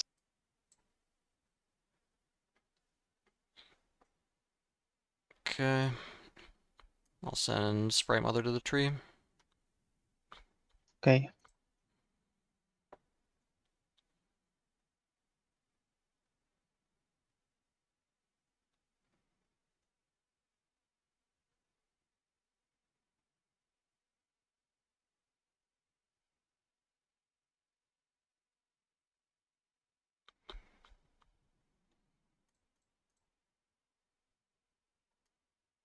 Put Ari in my base.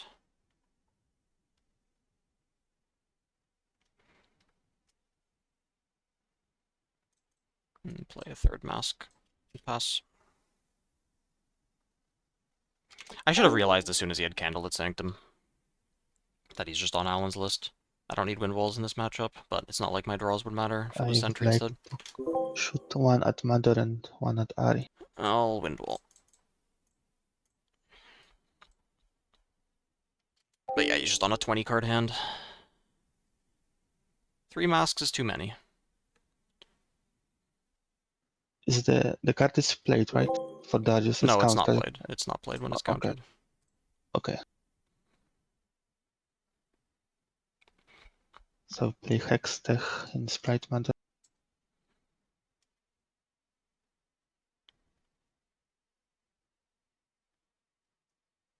And it's not like, I don't know, it's not like Defy would do anything for me either. I guess no, Defy would have let me walk in. No, he's not ready yet. No, he is. He's just not buffed. Say Conquer. Yep.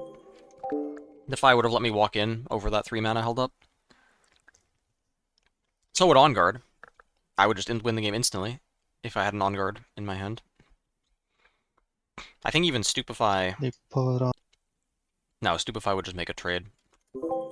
and pass. Okay.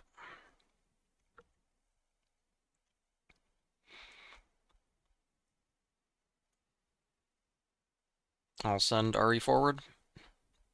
Trigger everything. She's 6 and I'm Yep. 4, right? You're at 3. I'm 3.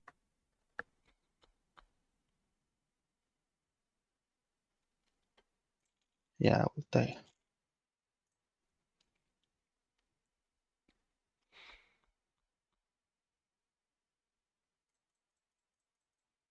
Put a Fate Folk there and pass. Well, I'm on literal 0 Dreaming Tree triggers. Could have not played the third mask and held up Stupefy. Why didn't he move Darius back? I have no idea. Doesn't need to. Playing the superior deck.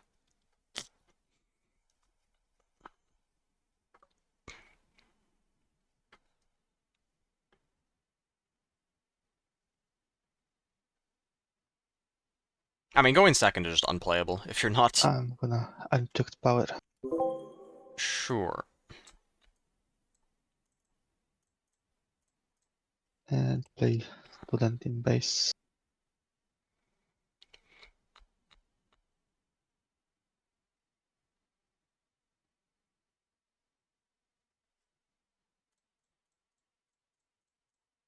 Pay 8 for a Watcher Accelerated. Go to tree. Okay.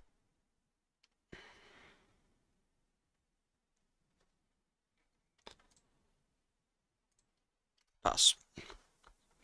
Okay, maybe I somehow win because he got unchecked power in his deck. I'll move the power to the Yep. latest. Yep. Or he's gonna YOLO Time Warp into me after I play Windwall super early. And I'm gonna try to cast Time Warp. Disgusting. Absolutely fucking disgusting. I'll Stupefy my Watcher. Oh. Yeah, I don't have enough mana. GG. GG. Absolutely disgusting. It's just like, the fact that he's even close to losing the game is filthy when I'm on these draws. Just 0 buff spells. I mean, it's a better draw than What's the the next last card time. in the deck? The Windwall? I think it was 2 cards down. Which maybe Still actually, because I close. could have, instead of playing the third mask, I could have Stupefied my own unit, and then I would have drawn into it. Oh yeah. When you did the, like, Falling Star that I Windwalled and then Hextech Round Mother, if I just had 2 more mana open without the mask, then I Stupefy, draw 2, and then I find the Windwall. But yeah, I mean, I drew 0 buff spells. I just... No discipline, no on guard, so I can't push your Poro on turn 2, which is insane. Yeah, I saw. Like, that I should figured out be... we don't have anything if you didn't kill him. Yeah. But that's just insane. Like, I can't... Oh, because if I kill that Poro, then you have nothing on board. And then my student holds Yeah. with a mask. Like, one mask and 1 buff spell, and then I push the Poro. Because I go to... I know, I only go to 6 with 1 buff spell. So it needs to be on Yeah, guard. the mask with the ahri is Yeah, tricky. it's good, but it's... Yeah. Now, if I didn't have the third mask in play, would that change anything? Like, can you push the Watcher if I don't have 3 masks? I had, well, I can show you my hand. I had this one when we ended. So I had Oh, so Watcher, but then, you could, like, Watcher smoke screen me too? yeah, So I'd have, so let's say I don't have a mask, I'd be at 6, and your Watcher would be 6 plus 3. No, I mean, you easily beat 2 Stupefies. Yeah, and now I draw. Yeah, there's just nothing. I'm just out of cards, because you got to trigger tree more often than me. While I'm on 3 Stupefy, 3 on guard, 3 discipline, 2 retreat. it's unlucky. Well, anyways, Yeah, thanks for GG's. games. Good luck in the GG's. rest. Yeah, I mean, I don't know. If he can't make that play, like if he just puts Ahri in base, or puts Kaisa in base, and holds back his 2-drop, and I get to go student forward double mask, the game is actually playable immediately. Because even if he pushes the student, which is really hard because it's a 4-might unit. I mean, like, let's say he just has Hextech Ray. He just Hextech Rays the student, sends both of his units forward. I have Sprite Mother go over his Kaisa, and then play something else. Probably not Blue Ahri, but like do something. And then I can actually start playing the game. But, I mean, it's just like, there are the cards that do something in this deck, and then the cards that don't do anything. And meanwhile, Kaisa is just sitting there scoring points and playing spells. And there's not much you can do about it, because you can't defy it, or else you go down on runes. You can't win wall it, because you go down on runes, and you can't hold up that much mana. It's literally, like, unless you're on exactly student plus a ton of buff spells, you can't play the matchup, I guess. And then Reaver's Row counters the sprites. And then I'm randomly out of cards while he's full hand. In game 1 I should have charmed his Kaisa, I guess. If I was always going to charm it next turn, like, unless he plays a Darius on his next turn, I'm always going to charm the Kaisa. So I should just charm it immediately and then not risk that he has the 2-card combination to push. But, I mean, that's just going second disadvantage too, where he's just randomly on 12 mana to my, like, 8. And it's not even, it's like a fake 8 mana. It's like 7 mana, because don't get to spend 3 on turn 1 going second. So he just randomly has almost double my mana. And is already ahead on point tempo. And has everything you could dream of. But yeah, I charm that, and then his entire hand is spells. So he Falling Stars my Ahri.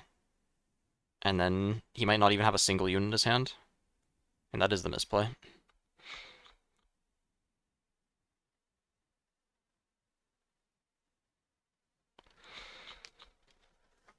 And then he just has Student, which sits there and holds, and then I actually have time to play the game and build back up from 3 runes. So what does he even do? Like, maybe he still goes for the Falling Star, I retreat, replay Ahri forward and pull back the Student. He Void Seekers it, develops a unit, and then it's still kind of hard.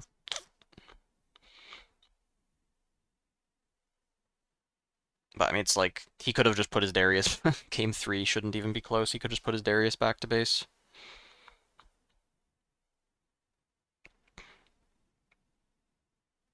Like, there's no way that I'm able to hold against that many spells. Like, I was actually doing yesterday a bit of practice. And it's like, even when the Kaisa just draws nothing but units, the Kaisa should still be favored to win the game. But that is with, like, a normal Ahri list that doesn't have sprites. Which I guess the sprites don't help in that situation. Man, I mean, it's like, even if I had a Sprite Call instead of the Sprite Mother on turn 2, I could Sprite Call, attack his Poro, and then play the Mask. Or, like, I would Mask first, send the Sprite at the Poro, and then either he Void Seekers it, and then my student kills it. Or maybe I don't show the Mask. I think I do need to show the Mask, because he could be on, like, Stupefy plus Hextech Ray and get the trade. So I show him the Mask, I send in the Sprite, and then he just can't Void Seeker it. So the Sprite kills, I score the point, and then I pass. And then if he wants to do the Accelerate Kaisa play, then my student can go over it for free. With the next 2 masks. I don't even need to go for the Sprite Call, or the Sprite Mother. But yeah. Just continuing the pattern of unplayable draws with this deck.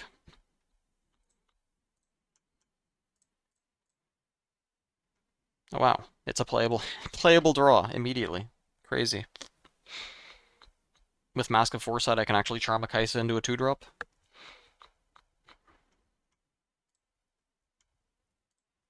Wow, look at all these buff spells that I never draw.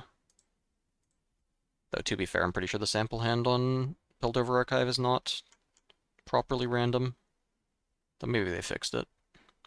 I remember it used to just give you 3 of a kind half the time you clicked on the button. Like that.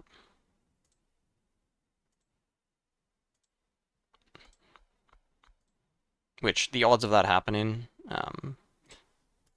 4-card sample size, 3 and 3. Like, that should literally never happen. I should need to click on this how many times?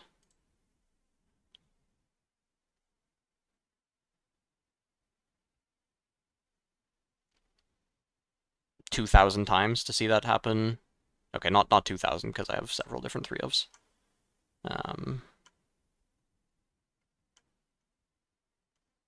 9. So I should need to click on it like 200 times to see that happen once on average.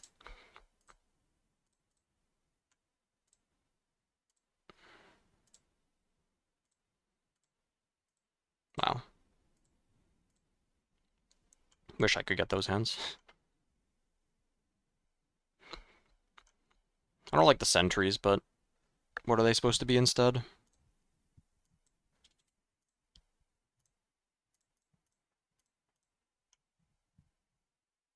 If they could be Lonely Poros, that'd be amazing. But the only other choice is Clockwork Keeper. And I'm running out of cards every game. And I can't miss 2-drops when on Grove. I have to have the sentries for the Grove game at least. But when I'm going second, I can take them out.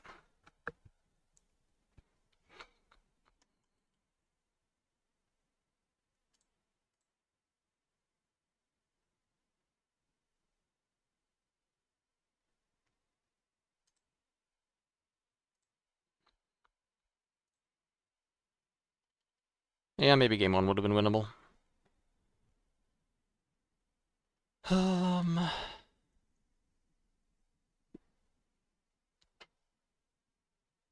Do I have Sona? No. Sona would be useful. But you also, if you're playing Sona, you have to have 2-drops as well. Like, it would be Sona instead of the Mask sprites. Which, to be fair, the Sona nut draws are really strong. Those are strong enough to compete with Kaisa. But that has to be 2-drop Sona, and then, like, 3 spells.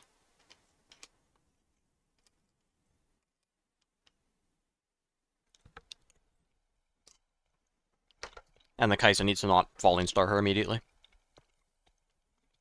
Or you need to play on War Camp. I think the guy I was talking to about it, he said that the Ahri decks that play Sona, they play at game 1 on War Camp, and then after War Camp, they take the Sonas out. So that doesn't solve the problem either.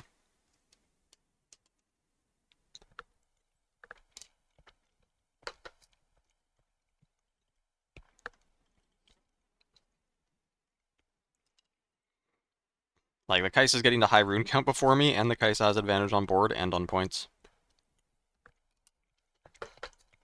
So that game 3 should not have gone that way. And game 1 might not have, if I had charmed.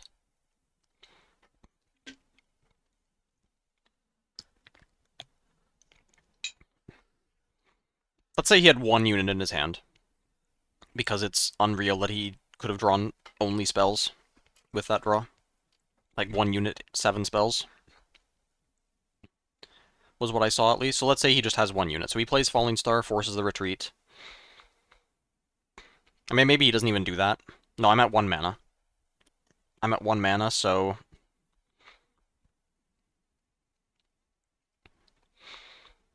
Maybe he waits on the Falling Star, he just does something else.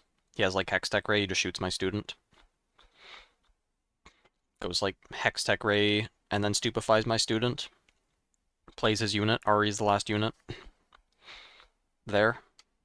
And then... On the next turn, he plays Void Seeker on Ahri. Did I even have a buff spell at that point?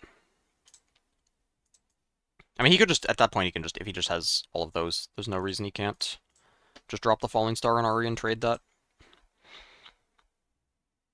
Trade that for the retreat, effectively.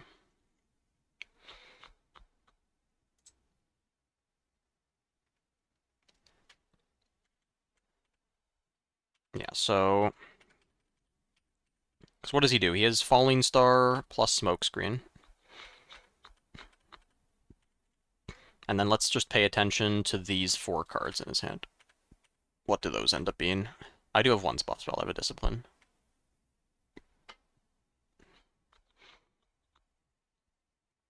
So one of them is retreat.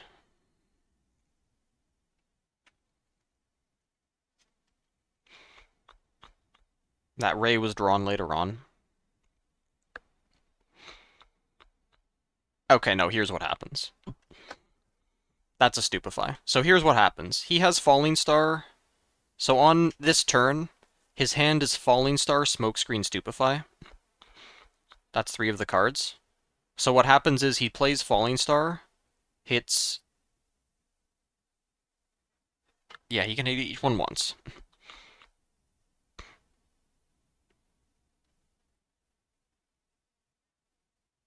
That doesn't quite work.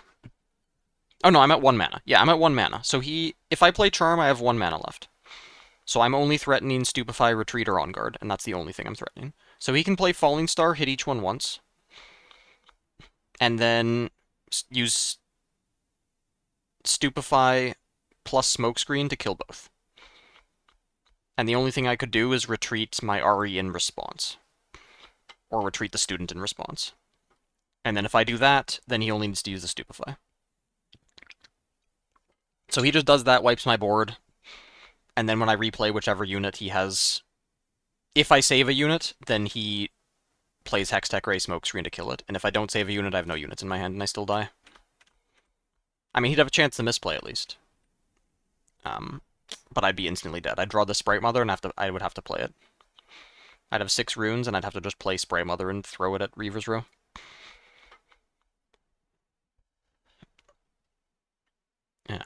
And then he'd go to 3, student on war camp, and then when I go to fight the student, I get blown out by all of the spells that he has. Yeah, there's no way I'm winning against that hand. You got paired down. Oh, another Kaisa. Hooray!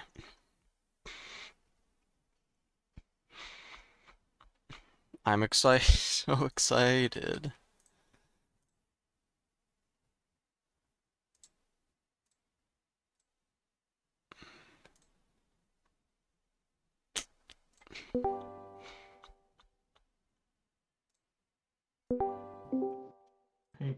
Alright.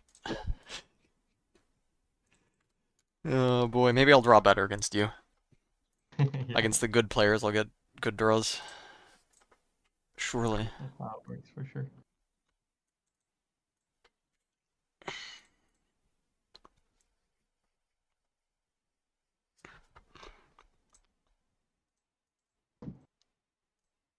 I was really hoping to play against an Annie because I've Yeah, been me getting too. I destroyed think by I them. completely farm Annie. 100-0 matchup with this deck, but... Oh, interesting. I've been hoping to play against it because I've been getting destroyed by them, so I made some deck changes, so I wanted to Okay. try it out. But Alright. well, let's see.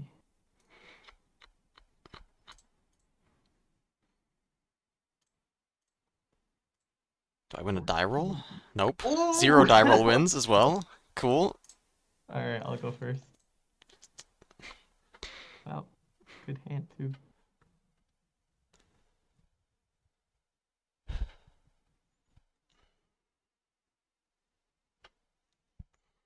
Alright. Mulligan. 2 cards. Go ahead. Well, good luck.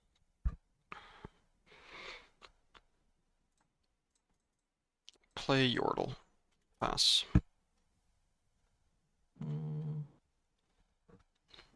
Move in here. Yep. Poro.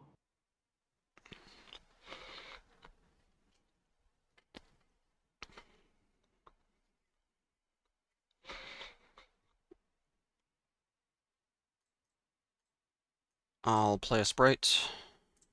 Sure. Send it to your sentry. Sure. Card. And I'll play a Poro in my base. Pass. Okay.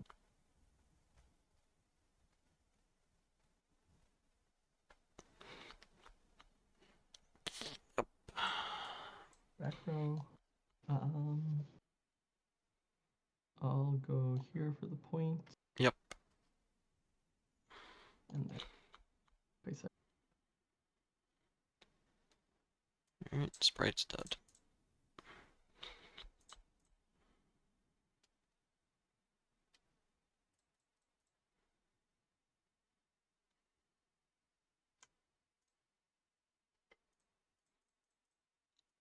Sprite Mother.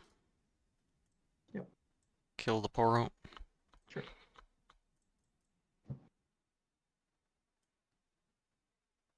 Lecturing Yordle. Draw. Pass. Mm.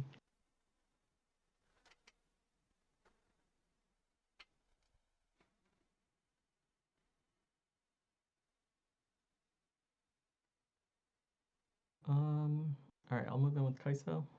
Yep, I already trigger. Oh, you're right. Alright, I will stupefy. Sure. And then Maybe I'm not supposed to Sprite that sentry.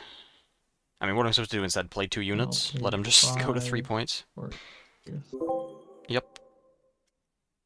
Here. Sure, you're at 4. 1 mana.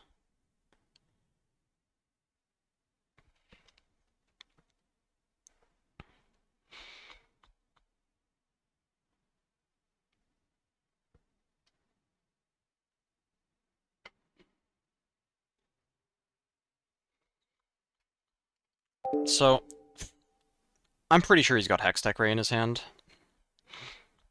If I go for Mask, I won't be able to clear both no matter what, so I'm just going to go for the Fey Folk over Darius.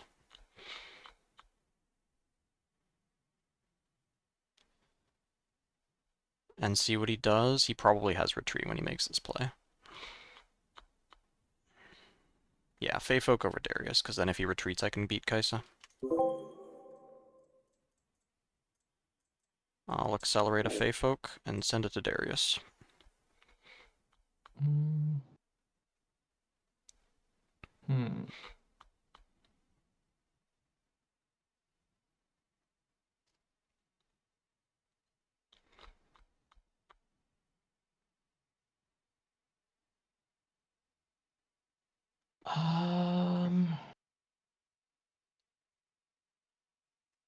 Yeah. Fine. Go to 3. Pass.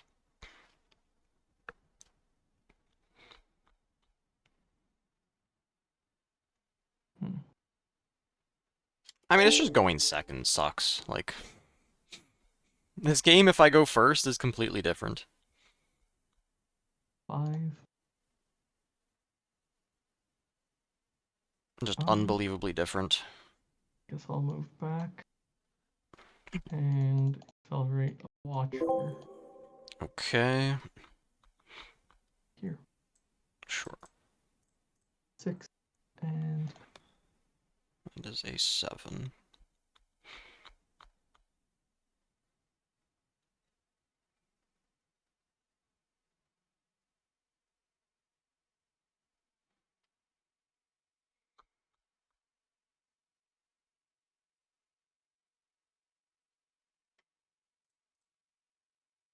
Play Discipline on my Sprite Mother. okay.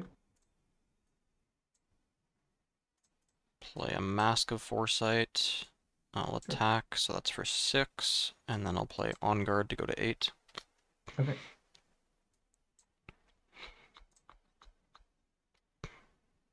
Yordle goes to War Camp. Yep.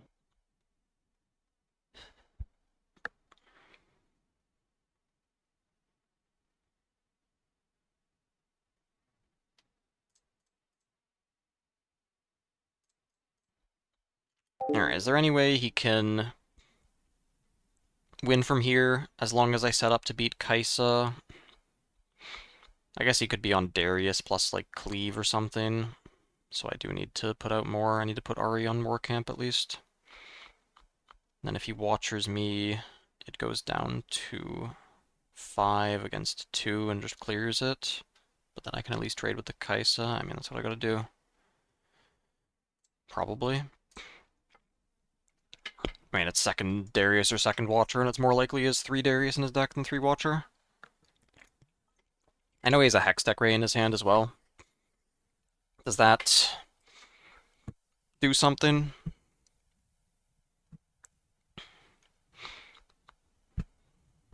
Kind of. Do I need to stack even more there? I think I need to unit my base, because he could just Hextech Ray and stack on Void Gate. He doesn't know that I don't have a Watcher in hand, at least. Still thinking. Yep.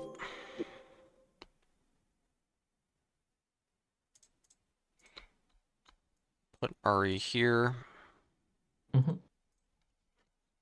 And a student in my base. And pass. Okay. I mean, I could just get a Cathian range, but then he can't win. But he does just, like, 4-for-1 me. Um,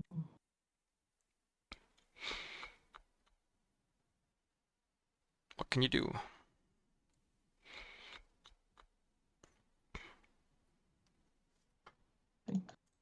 Oh, he just has the Watcher. Second Watcher. Yep. So let's see. Yordle and Ahri are at 1. Watcher would go in for 8, and then -3 would be 5. That should be safe. Yep. And then that. Yeah, you go to 3 out of 2, and I'll stupefy you. Okay. Trade. And that's my turn. That's an 8.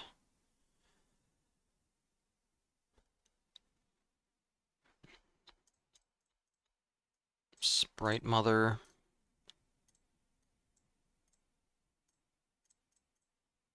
Sprite Call. Okay. Send both into the Watcher. 8 against 8 in trade. Send student to work camp. Okay. And put a Poro in my base. Pass. Oh, I'm dead to... Well, not dead, but out of cards against basically everything. Yordle. Maybe he's out. Jax could exist as a Boggle-style deck, playing the E package. No? If you're gonna play Jax, it has to be built around... Yeah, I think you got it, actually. Probably shouldn't have went in with the Ahri. Alright, GG. Yeah, if you're... I send in, like, Sprite Mother. Okay. Okay, I guess he was on a full unit draw, with no spells. I found the way to win. So I'm going to be going second, we're going to be on Grove, I'm keeping in retreats, I can take out the sentries if I want. And bring in Wind Walls. I didn't see anything to Wind Wall, but there's always going to be Time Warp. I could, like, split 1 and 1, Defy and Wind Wall. Because seeing second Watcher does make me think it's more likely to be, like, Alan's list. What did he bring? He brought Void Gate, though. Which makes it less likely to be that he's playing a copy. I'll bring in both Wind Walls. I think if Jax is going to be good, it's only because of his signature spell. That's the only redeeming quality he has.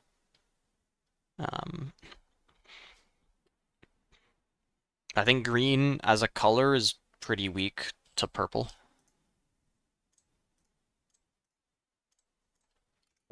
Alright, your choice, yep.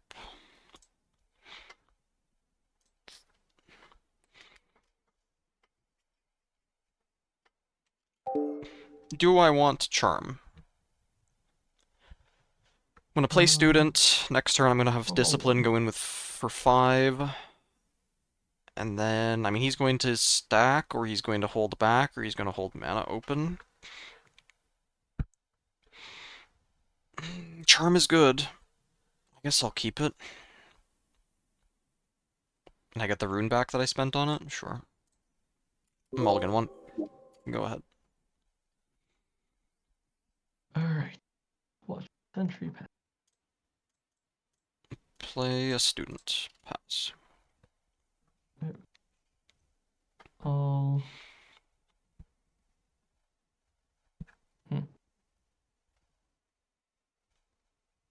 I'll move in to Star Tip. Okay. Response? No. Okay. Nope.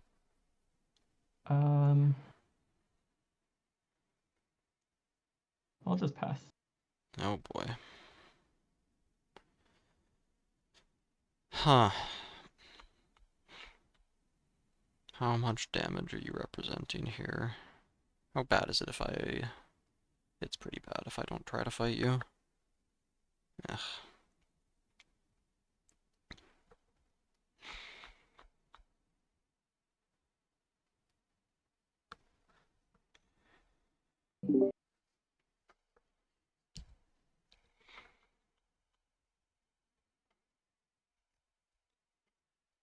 What if... Hmm.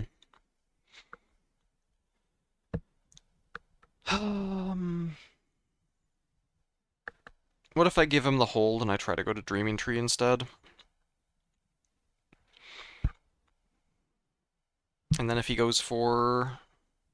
He has Void Seeker in hand every time.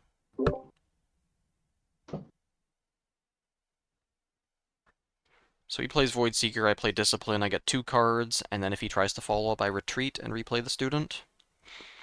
And then at least I've taken away his action speed removal. He gets the hold and he pulls back, he gets his rune back that he spent, if he even spends one.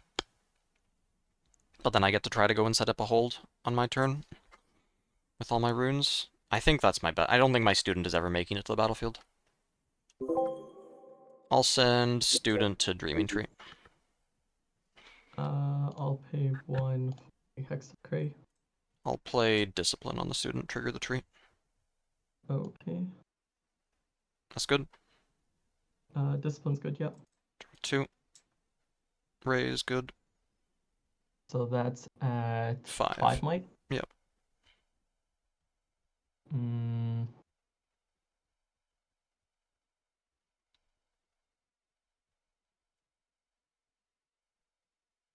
Alright, that's fine. Okay. Well, that's not what I expected. And now I want to hold these retreats open, because if I play the Yordle and tap out and he drops Falling Star on me, I've got nothing. Unless I can draw into... I mean, if I tap out, he can just accelerate a Kai'Sa over me too. I'd have to put it with the student. Might just be stuck passing, and then I can... I can't even play Stupefy until he spends resources. Yep, just the pressure of Kai'Sa. I guess I got my unit in, and I drew some cards. He's gonna ramp, but it's okay. I'll pass.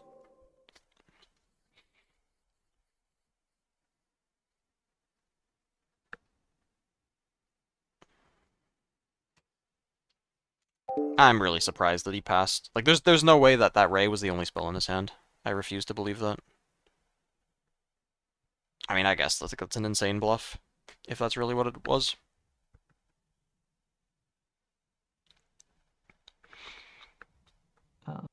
Trigger the star-tipped peak. Yep. And point holding.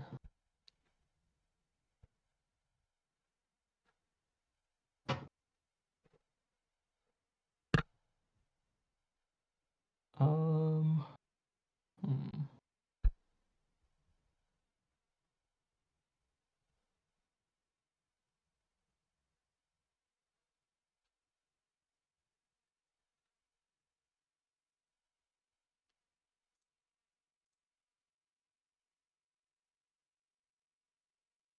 Okay, I think I'll just play Raven Bloom and I'll pass. Okay.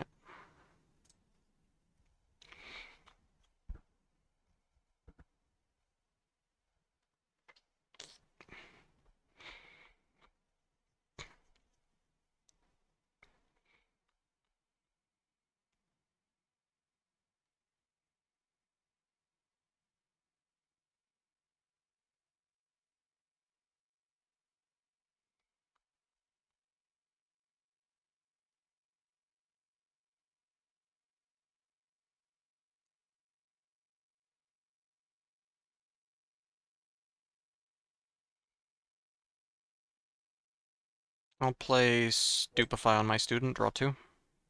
Okay.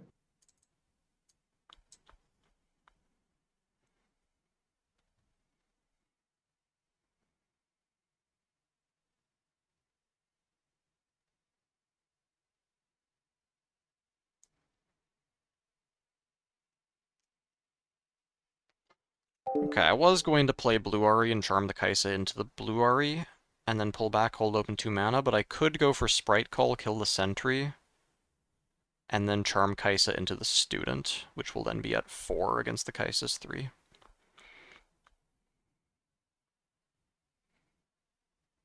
And then I still have, like, Retreat, Fey Folk, and the Sprite is in the way. And I still have mana.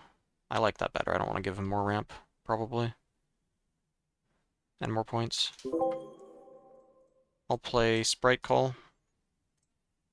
Sure. Go kill the Sentry. Okay. A card. Go to 3. And then I'll charm Kaisa into the Student, which has 2 spell triggers. Yep. So it's 4 to 3. Pass.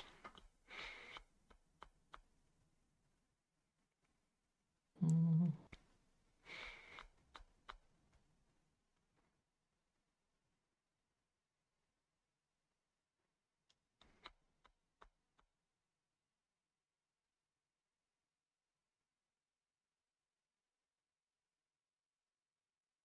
All right, I'll pay 5 for Darius.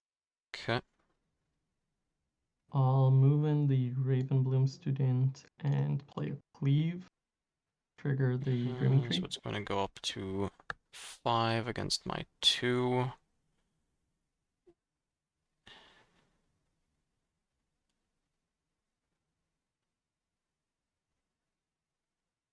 Yeah, I'll retreat my Student trigger tree. Okay. I'll draw a card. Okay. And that triggers Darius. And I get a point. Oh, maybe I should have gone for the Stupefy first, huh? Stupefy his, and 4 to I'll Darius 3, here. on guard, 4 against 6. Yep. You're at 4. 4. And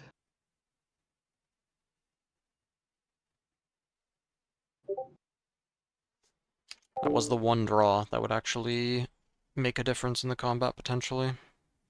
But it's really risky, too. Like, if he just plays a smokescreen, or has another cleave.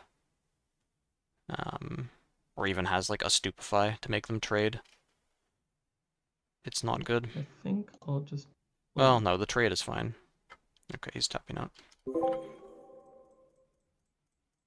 I'll play a Tasty Fey Folk accelerated over the Darius. Yep. Pass. Five. Yeah, but it gets -1 from my legend.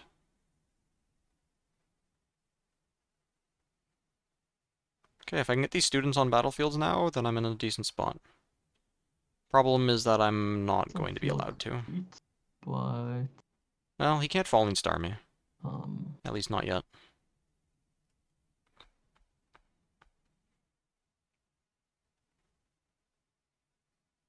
feels kind of bad, but I think it's okay. Oh, we can't do this I'm either. gonna I'm going to, before you declare targets, retreat it. Okay. So I'll kill my student with all 6. Okay. And I'll move in here. Yep, you're at 6. 6. And Ravenbloom, another one out. Okay. And I'll pass. Yep. I'll accelerate the Fey Folk out again. Okay. Fine, no worries. Pass. Alright, does he respect Windwall? He's gotta respect Windwall, right? So the only thing I could have done differently is that Stupefy. I could have Stupefied and gone for the On Guard, and then...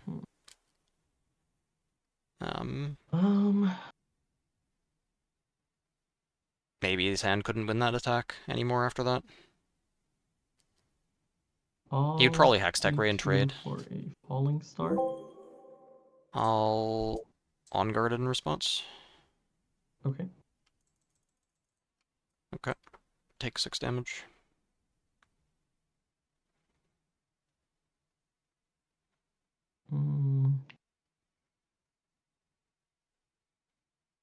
Then I'll Pay 3, recycle 1, 2 void. That's 10 damage total. Yeah.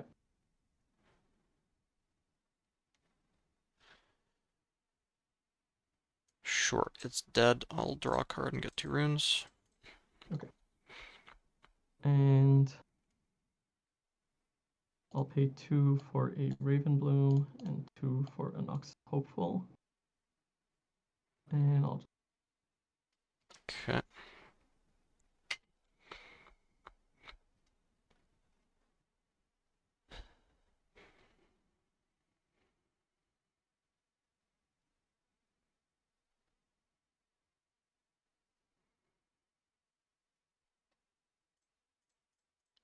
Pay 4 for a Sprite Mother. And I'll send the Sprite to Dreaming Tree. Okay. I'll play 2 Ravenbloom students there. And pass. Yep. Okay.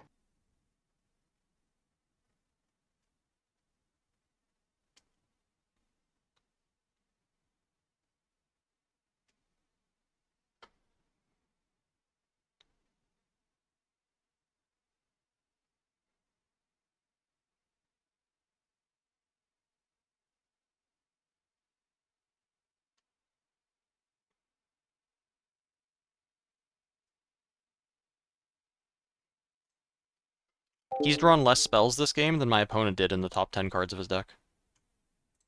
Just wanna... like, less than top 10. My opponent's, like, top 8 cards of his deck had more spells than he's drawn in the top 15. Just want to point that out.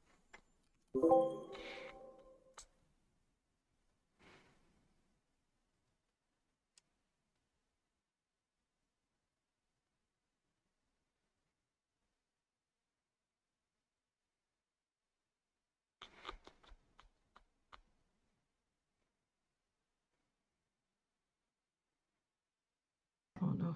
Okay. I guess I can't play around Windwall. Kathy and Rain. I will...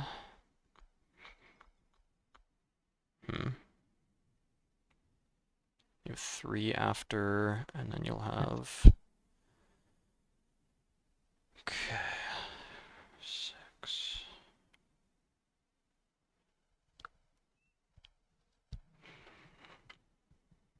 Boy.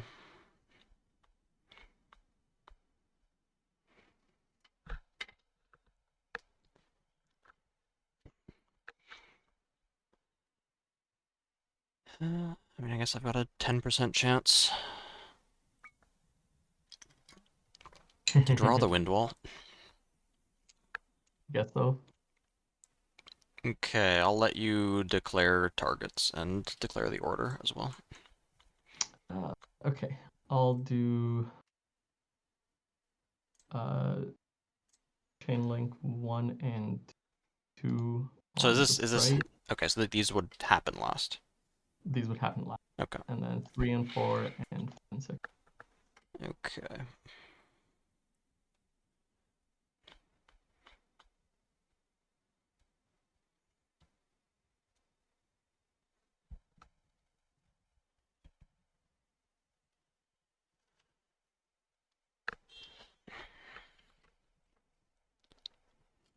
Okay.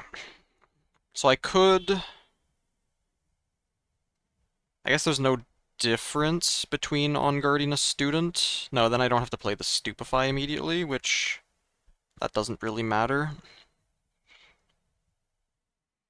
And if I on guard a student, I can draw into something. Yeah, I can draw into another buff spell to save 2 units. Okay, I will play on guard on the first student. Okay. So it goes to 4, trigger the tree. And then I'll play Stupefy on your Noxus Hopeful. Okay.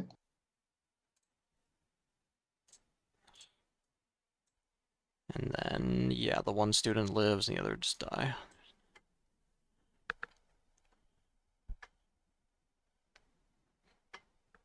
Okay, No, he can just take the so trade. how much might is that at? It's 5 total. 5 total and has 4 damage. Yep. Okay.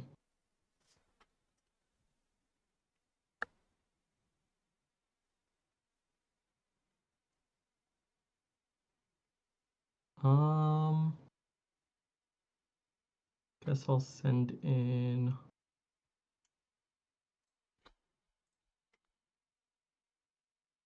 Ooh. Yeah, I needed to. If I stupefied a student before I played retreat and I drew Okay, that on guess guard I'll and I went send in for it, both then I think I would have won this students. game. You got ahri debuffed.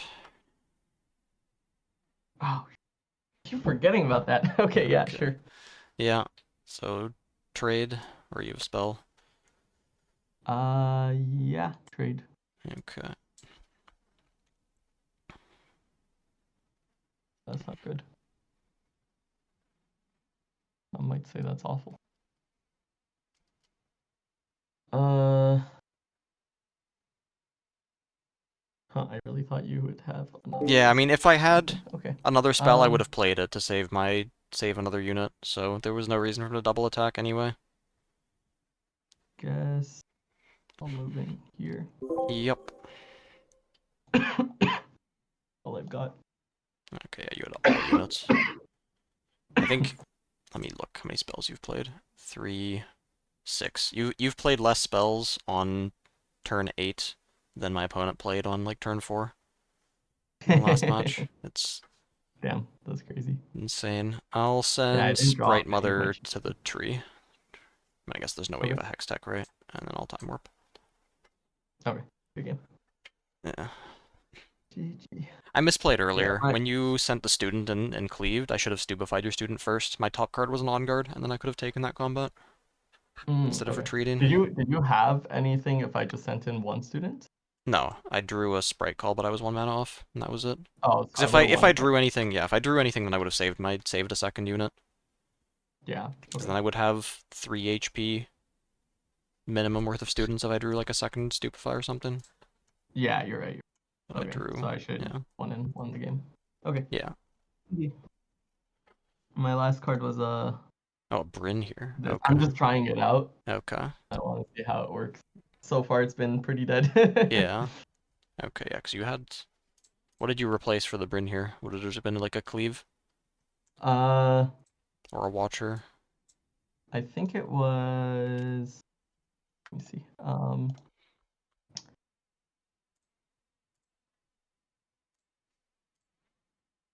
It might have been a retreat. Okay, which I guess you tapped out. Well, you Yeah. wouldn't have tapped out if you had a retreat, probably. Yeah. Yeah. Yeah. All right. You can report, I guess. Yeah, I got it. Yeah. All right. GG. Yeah. Good luck. GG's. Alright. Yeah, we should have gone to game 3. How much time was left in the round? Maybe we should just play game 3 anyway for the practice. 8:43. Yeah, I guess we have 20 minutes. We could just do that.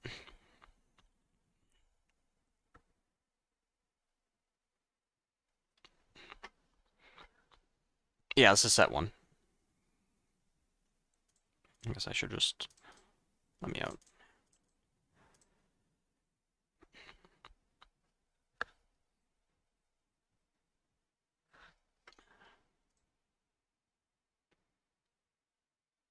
Who the hell are we...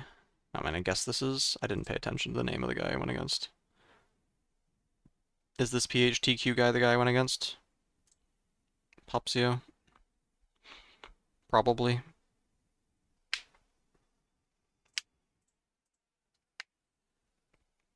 But yeah, this deck is not working as well as I thought it would in the Kaisa matchup.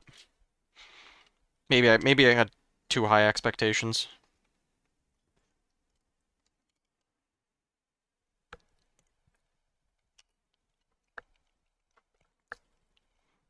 The Adaptatron's been the best card in the deck. Can't lose to Aurora.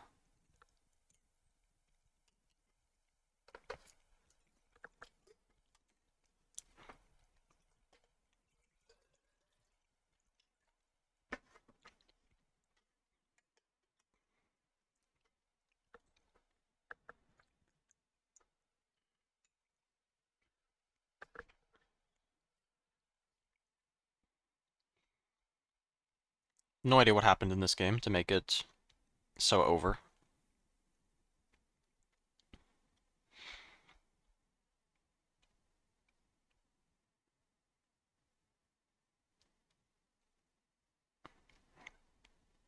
Like, why do you even...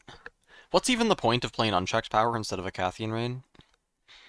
I mean, I guess it does. You can't even win. Like, it does kill everything, unlike Rain, which could not kill things, but you also can't win on that turn.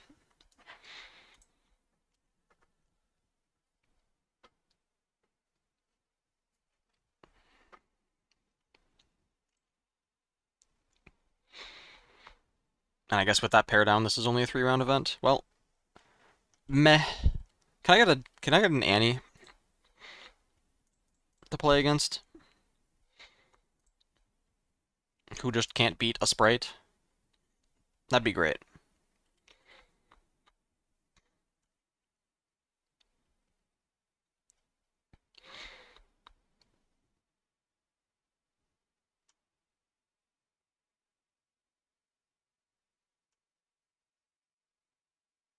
I mean, maybe I need to make it more of a goal to deny Kaisa Conquers at all cost. And do that with the deck building as well. Just like Charm on Kaisa as soon as she can't be retreated. That's a big one. And then playing Defy to defy spells that would enable Kaisa to conquer. I guess. And then that's the one way to win, is just run the opponent out of cards if they can't get Kaisa draws. How do you find online tournament? Gust Sprite before Mask? Yeah, you can. It's a triggered effect. If you go to the community server, there's an event discussion channel. And that has a lot of online events. I guess it doesn't have this one, but it's also probably been a while since they even advertised this one. But this is like a really small... This one used to be more active before the game released. Then it was like full of good players. Like pretty stacked. 16... I think it was always 16-man tournament, pretty stacked overall. Maybe it was 32 men at some point. But in general, there haven't been very many online tournaments since the game released, which makes sense. Like, go play in person. I mean, I guess, like, this is the equivalent of a Nexus night. Like, you could just go play a Nexus night instead of this, and a lot of people do. But I can't stream those.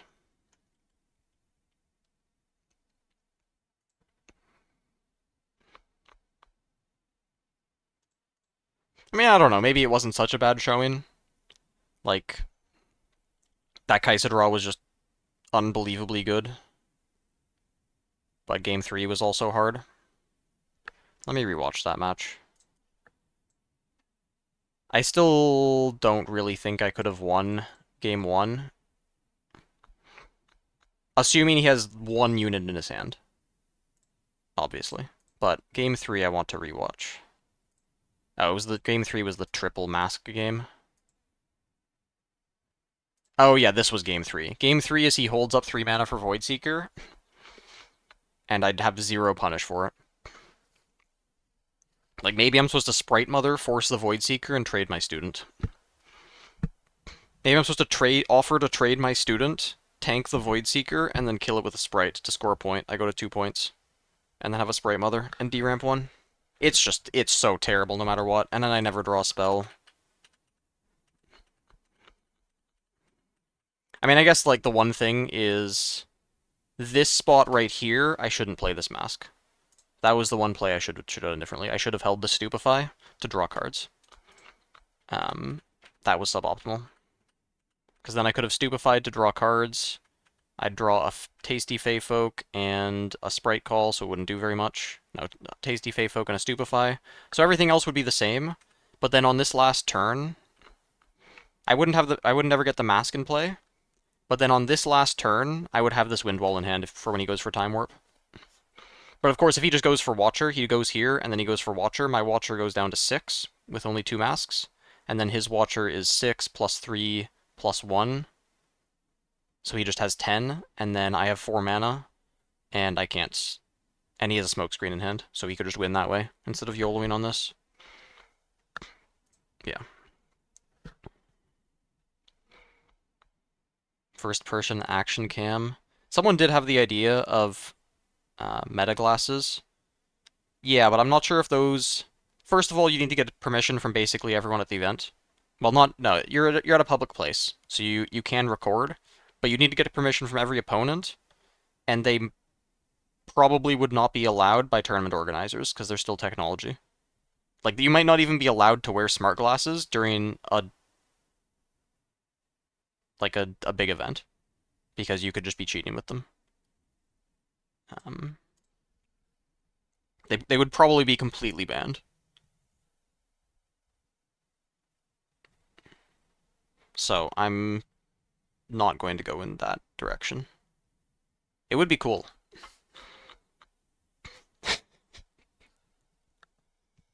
Yeah. Like you literally have a camera sitting there pointing at the board. I don't know what kind of, if they have audio functionality or they just have like a screen. I think they have augmented reality stuff. Yeah, at a local game store, yeah, that you definitely do it there. But then you could just do a full setup. You don't need the smart glasses. Well, I guess the smart glasses would make it easier if they could stream. Or you just do it off of your phone. Something like that. It would work.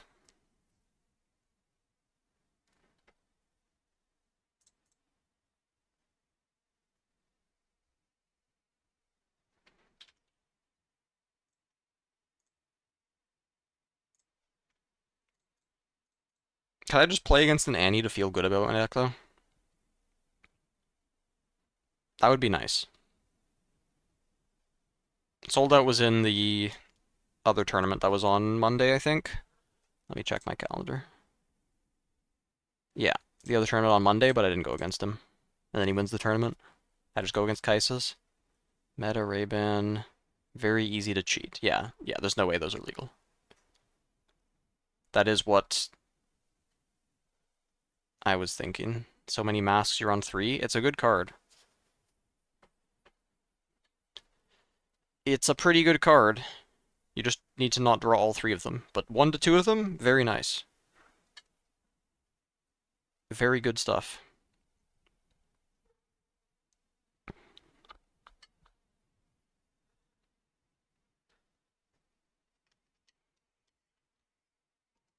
I ordered this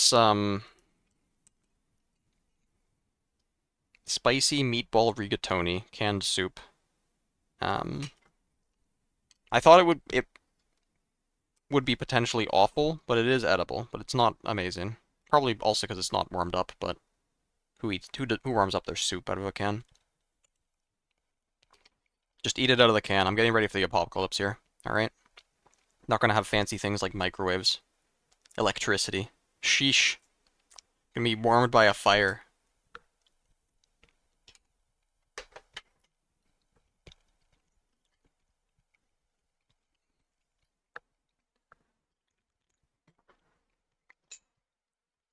That's too fancy. You can't even light a fire. Then let's see, not zombies. The other survivors will come out and hunt you.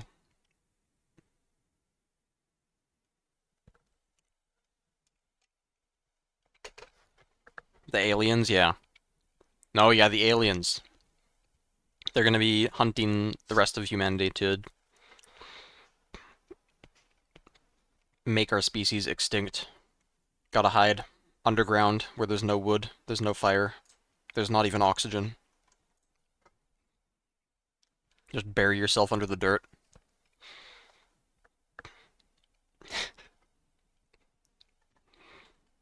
It's the only way to survive.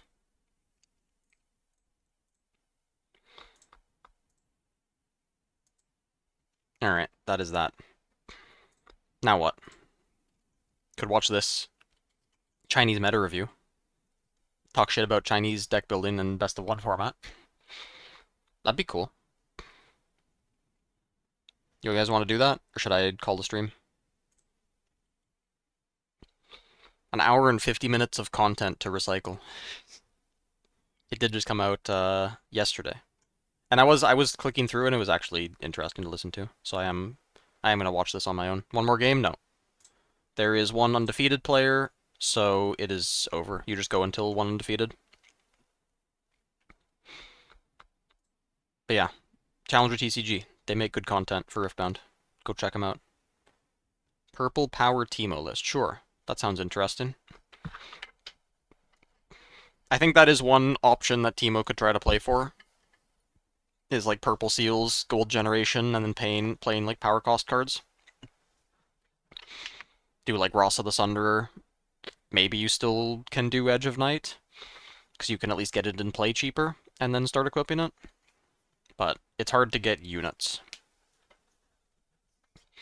And it's also hard to get card draw, unless you're doing the Ezreal, the entire Ezreal. Yeah, basically Ezreal, but Teemo. Like, you take the Ezreal deck, you take out some of the cards, and you put in Ember Monk and Consult the Past. Mind Splitters, that's a good card. I'm not sure how good it is against Draven. That's a bit slow. But, I mean, it takes away stuff. You'd have to go full control with Mind Splitters, but it could work. 12 purple runes. Alright, you're not even gonna show a blue rune just to bluff them out. Mad and Marauder. We got Fizz with Rebuke, Sprite Call. Fizz Guerrilla Warfare is cool. Ride the Wind? With what? We don't have anything worth Ride the Wind in. Unless we, like, switcheroo, win the combat with a switcheroo. Oh no, we can't Ride the Wind out. Yeah, that doesn't work. That would be cool. I guess you can do it offensively. Go in, switcheroo, and then Ride the Wind. But it doesn't work when you're defending, where you play it from hidden, have the bigger unit, and then Ride the Wind to take their battlefield, because then they'll still win. They'll still win the combat at the first one.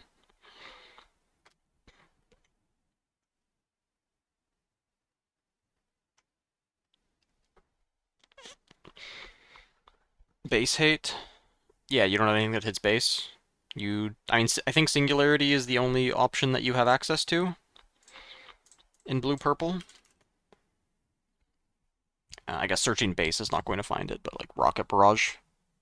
Let's just say like Deal. Singularity. You could Bellows Breath, but that's it. Yeah, you don't have ways to hit things in base, which Draven does. He's got Falling Star.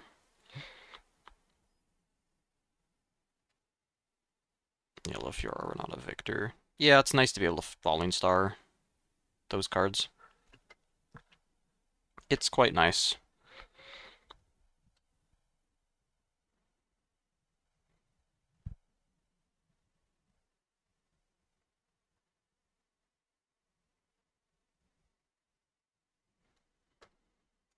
Not subscribed? I am subscribed. Alright, yeah, I was wondering. Alright, this can be closed. Yeah, I think 3 hard bargain is way too many. Like, part of the problem as well, if... Like, there's situations where you have one battlefield, and you can sit and hold open a ton of mana, but that's if you're going to win... Like, outscale and win in the late game. Or if your opponent's not going to be able to hold against you next turn, something like that. Like, Draven can do that, because he can sit there, say, I'm holding this battlefield, you can't do anything about it, and then either I'm going to threaten to push your battlefield, or I'm going to be better than you late game, or I'm ahead on points already, because I went first, something like that. But if you try to do that with Teemo, where you only have one battlefield, your opponent's going to, especially like this kind of deck, your opponent's going to sit on the other battlefield. And then, I mean, I guess you have 3 Rebuke, 3 Switcheroo, 3 Fight or Flight. I mean, if only these all said draw a card on them. That would be nice. You can save 1 mana on the Fight or Flight. Like, you have 1 mana Fight or Flight instead of 2 mana Fight or Flight draw a card. Which, I don't know. Is that an upgrade? And obviously 1 mana Switcheroo is way better than the entire cost. But it's rough. Draven uses all of these spells better than Teemo does. And he has access to bigger units. He has actual ways to save his units from damage spells with Spinning Axe and Longsword, and he has bigger units overall because he gets to play Ferris Forerunner and Darius and Blue-Purple. If you look at the unit quality past, like, Ember Monk, there isn't any. There is no unit quality.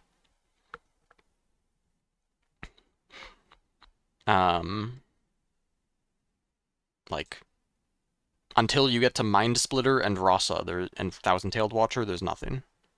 There's nothing else. Like, maybe Purple Draven. Updated sideboard, I need to add that. I'm rating the, like, set 2, at least, like, first impressions and, like, initial ideas for set 2 Teemo, but I do need to add the updated sideboard. I'm still not totally sure about it. I'm thinking, like, it might not even be third Yordle, it might be a second Gust or something. And I'm thinking about trying to bring Retreat back in for the Kaisa matchup. I'm not sure. Purple Sivir. I mean, she's fine. The problem is you have to actually spend the power. So if you flip Switcheroo from hidden, it doesn't trigger her. And she's just a shitty Darius. She's just a really bad Darius.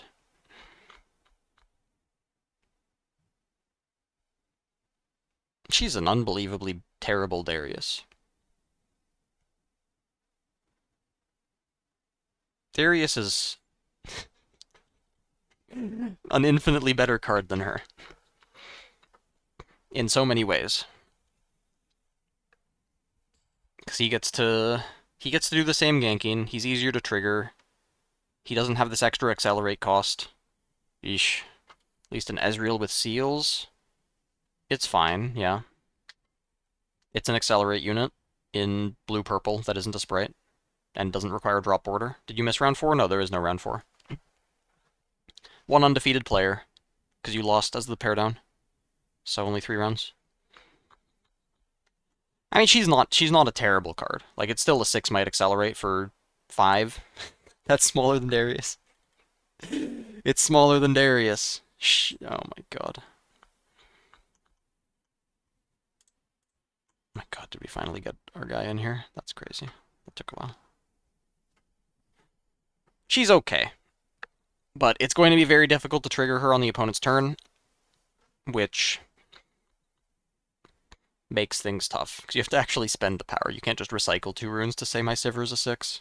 You don't get to, no, she doesn't get to just be a Draven, where he just says, oh yeah, I feel like recycling a rune, I'm a 6 now. And I'll do it multiple times a turn, if you give me multiple combats. Nope. No, you can't even do that. But yeah, blue-purple units. Let me know when you see a good one that costs more than 4 mana and isn't Ember Monk, and isn't a late game card. But yeah, Mind Splitter is cool. If you can somehow, like, that's probably an idea, where you can lock down one battlefield with Ember Monk, and then go for the slow game plan of Mind Splitters or Rasas. And that could definitely work. You just say, I have an Ember Monk with a Fight or Flight or a Switcheroo, and some other garbage. And I'm going to put a Mind Splitter next to them now, too. Because, at the very least, Raven doesn't have access to Thousand-Tailed Watcher. So he's not the best at pushing holds. And then, yeah, you do Purple Seals, you do Ezreal. Like, I think I have, let me... so there's this, and then there's this.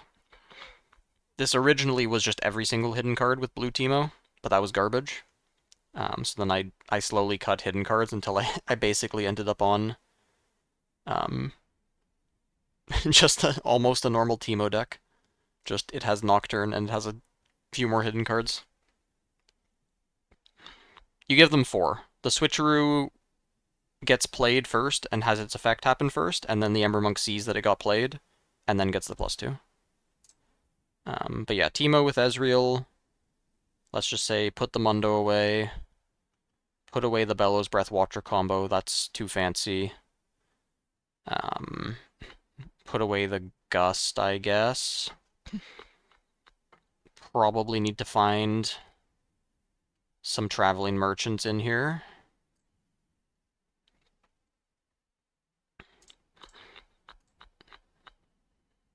Let's take out everything that's not necessary. You're not necessary. We probably need one Watcher. Let's take out the Bellows Breaths. So that's 35. Let's go Merchant. I mean, we're still just a worse Ezreal deck, because if Ezreal wanted to do Mind Splitter, then he could just do that too, and have Arcane Shift.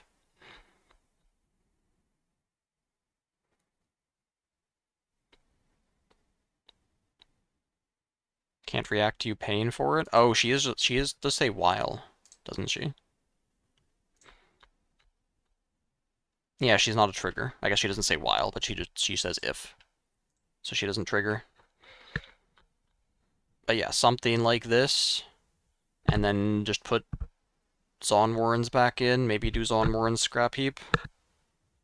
And then say, I hope these Mind Splitters will carry me.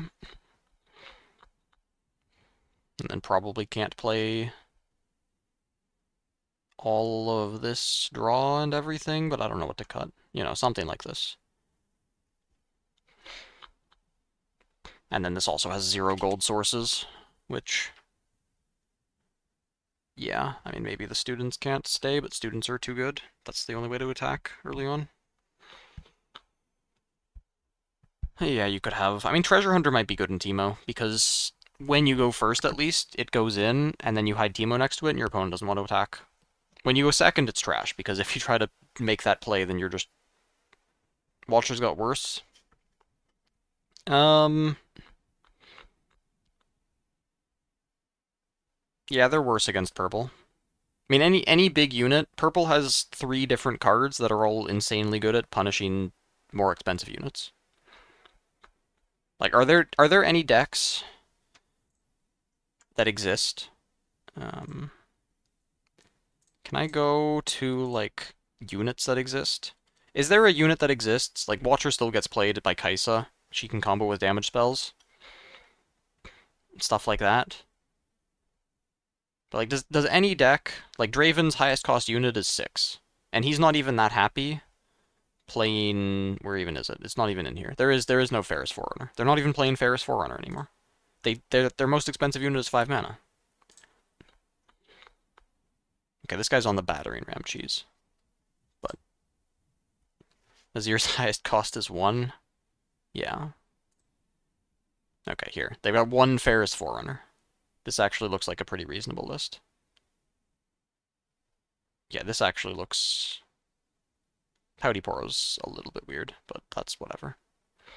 I definitely would prefer the 3rd Treasure Hunter before a Pouty Poro, and probably the Tide Turner. But this looks like a real list. They have 1 Ferris Forerunner. Bryn here is not even a unit that gets used for combat. It gets used to say you don't do anything. And then their most expensive unit is Darius. And their most expensive non-accelerate unit is the Draven in their champion zone, and then after that, every single unit's 2 mana. So, you know.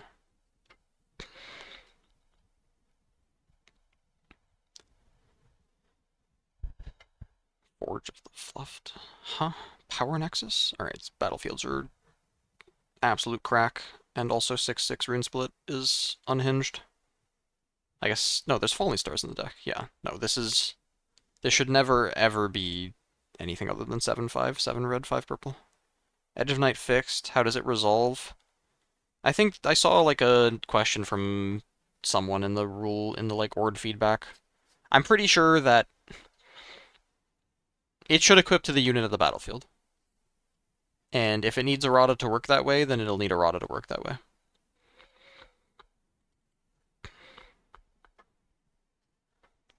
But that's how it functions.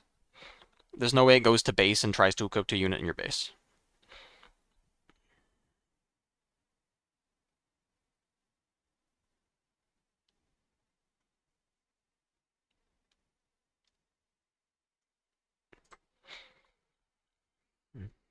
Like, what does Master Yi even play? Is Master Yi playing... We could be watching this nice meta review video and learning all about it. Okay, Master Yi, is this an Aurora deck? Okay, nice BO1 Aurora deck, bro. Let's show me a real deck. Alright, there we go. What's the most expensive unit they're playing? 1 Fey Folk, 1 White Flame Protector, and then 3 Ruin Runner. Can't be targeted by spells. There we go. That's more what I'm talking about. Why is he on Guardian Angel? Alright, this guy's also on crack. Where is your Zonya's Hourglass? And only 2 Trinity Force. Crazy. What is with... Are they only allowed to play set 2 battlefields? Is that why the battlefields are insane? Hold on. Hold on. Was this Draven that got first also only set 1 or set 2 battlefields? No, he had Targon's Peak. Alright, no, they're just Chinese deck building things. Gusta unit, if they play... I'm pretty sure Quick Draw says when I enter play.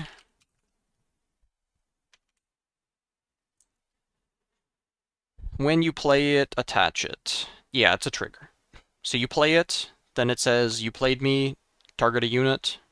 Like, especially it has to target a unit, so it uses... It has to create a chain. I think, is that... Hold on. Are there any effects that target that don't use chain? I don't think so. Like, that's specifically why Sigil of the Storm got changed, is so that it doesn't target and doesn't create a chain.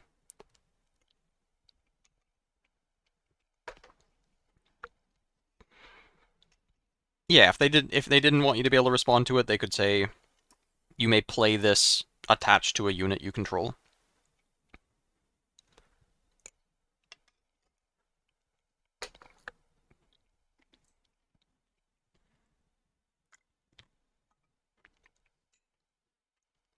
It's weird that cloth armor is the thing with quick draw.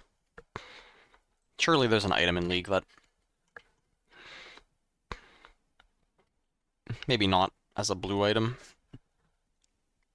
Maybe not. Yeah. Alright, back to the Teemo thing. I mean, now I want to put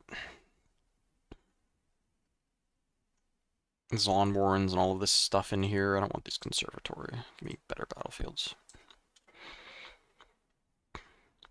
What are good battlefields?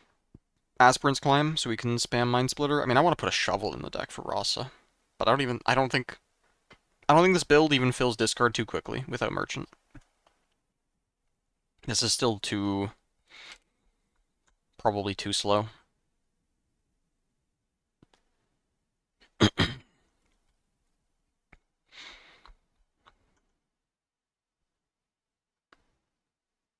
But yeah, something like this. Let's just go Aspirant's Climb and Zon Warrens.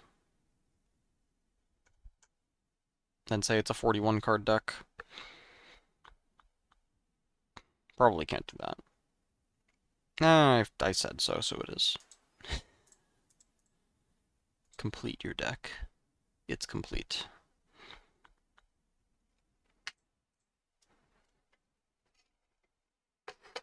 So yeah, there's this, and then, I mean, this is a thing, and then, what else did I build? I think there was like a 4th one. Oh yeah, I tried Vex, and she was garbage. She just got killed by Falling Star every time. And this is like a normal Teemo list. I don't know how good Black Market Broker is. I think Treasure Hunter is very good, though. Treasure Hunter there should be more copies of.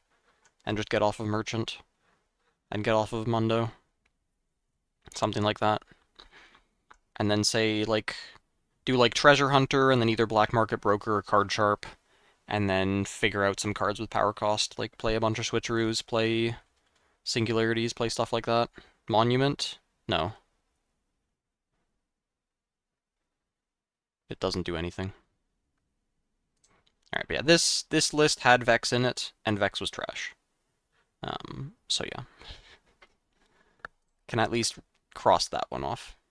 Could probably delete it from existence. Unless they're playing a turn 2 accelerate unit or a sneaky deckhand, it doesn't do anything. Which, I mean, I guess, like...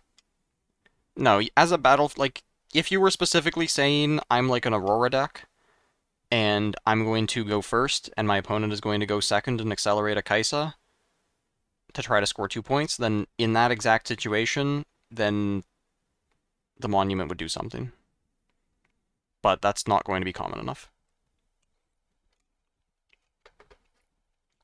Best deck in format, Draven, at the moment. But it's probably going to go like... It's looking like it's going to go like set 1. Where Draven is the Kaisa of the format. Or maybe he's the Master Yi of the format. No, he's the Kaisa of the format. Draven's the Kaisa of the format, and then at some point, potentially just immediately in February, there's going to be an Annie deck that pops up. Not literally Annie, but that kind of deck that just shows up and then takes half the meta. Thanks for the sub, Joe Wheels.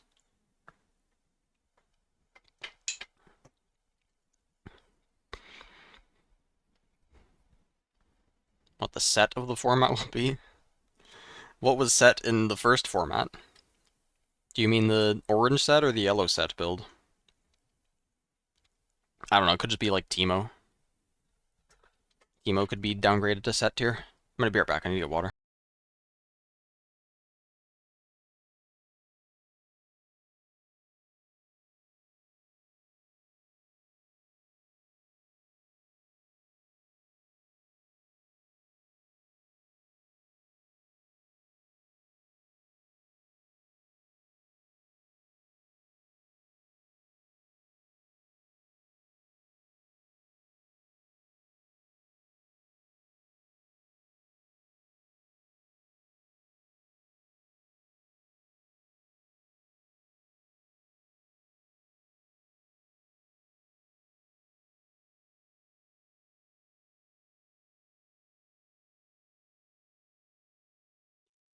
Yeah, I think Draven's biggest weakness is that he's a really spell-heavy deck, and a lot of his spells don't protect his units.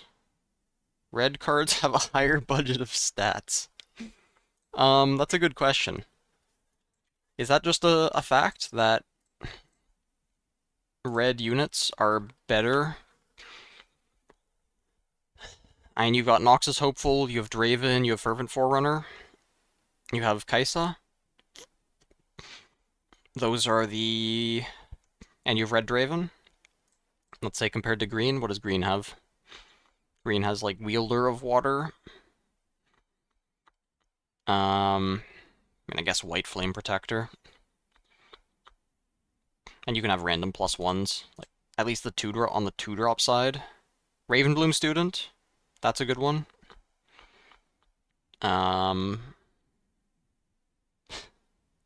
Yeah, I guess red units are pretty good, huh? Thousand-Tailed Watcher is a good one.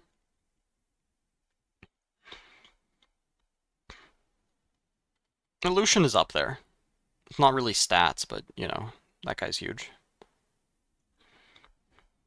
Wow, yeah. No, red really does just have the most broken units. And it's not even close. Tacked on an angle where Kaisa denies the removal. Trading resources for board presence.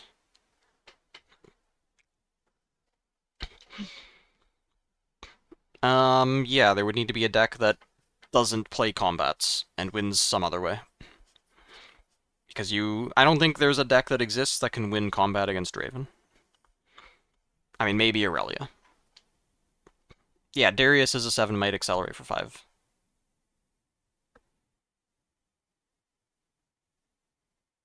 Yeah. Yeah, if you just put, like, 30 removal spells in your deck, then you probably do pretty well against Draven, as long as they're not on too many Fervent Forerunners. And it seems like they're cutting them in general for the Draven Mirror, because it's not the best card ever in the Mirror. But no, yeah, I mean, yeah, red just has some absurd units. I mean, I think they are kind of outliers. Like, if we say, other than Draven, Noxus Hopeful, Fervent Forerunner,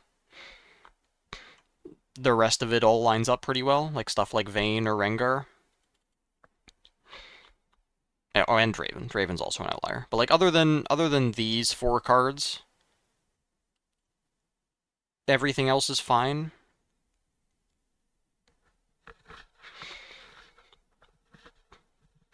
But I mean, yeah, it is a thing where if you look at other colors and you try to find accelerate options, green has Tasty Fey Folk. Blue has some good options. You got Pit Crew, Drop Order, Thousand-Tailed Watcher, and Sprites. Orange, you have, like, some okay stuff, but nothing crazy. Purple has nothing. Purple has Sivir, I guess. which is a very bad Darius. Yellow, like, Victor decks were playing Vanguard Attendant at the end of the set. Yeah.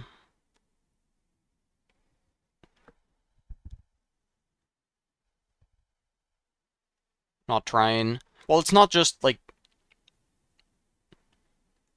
you can't just say I'm not going to win any combats against Draven.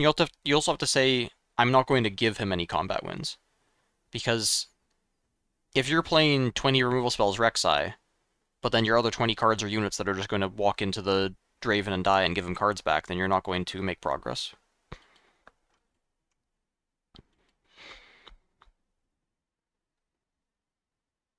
Eliminate an enemy unit? That'd be good. Fight or Flight being 2 mana, draw a card, score a point, deny the opponent a point is pretty good. How does he do against Aurora? He needs sideboard cards probably, but fine. I mean, he already has 3 Fight or Flight, 2 Rebuke main deck, and then like Ride the Wind and stuff like that. And his units are good at fighting Deadbloom Predator.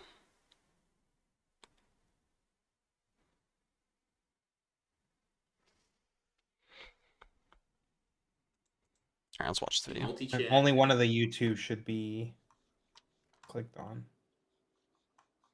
Okay, yeah, I see. Only one of the You're YouTubes is live. clicked. Wait.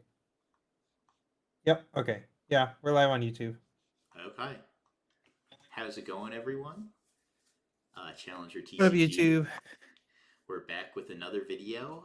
This time, I am running the stream, so pray for us all as I try not to explode it. I live on a mountain. The inmates run the... Yeah, you could do various different prison decks. Prison Kaisa, Prison Rek'Sai, Prison Victor. Prison Annie. Probably not. The only thing that Draven has that's a problem is Fervent Forerunner. But if you have enough removal to beat that, then you're fine.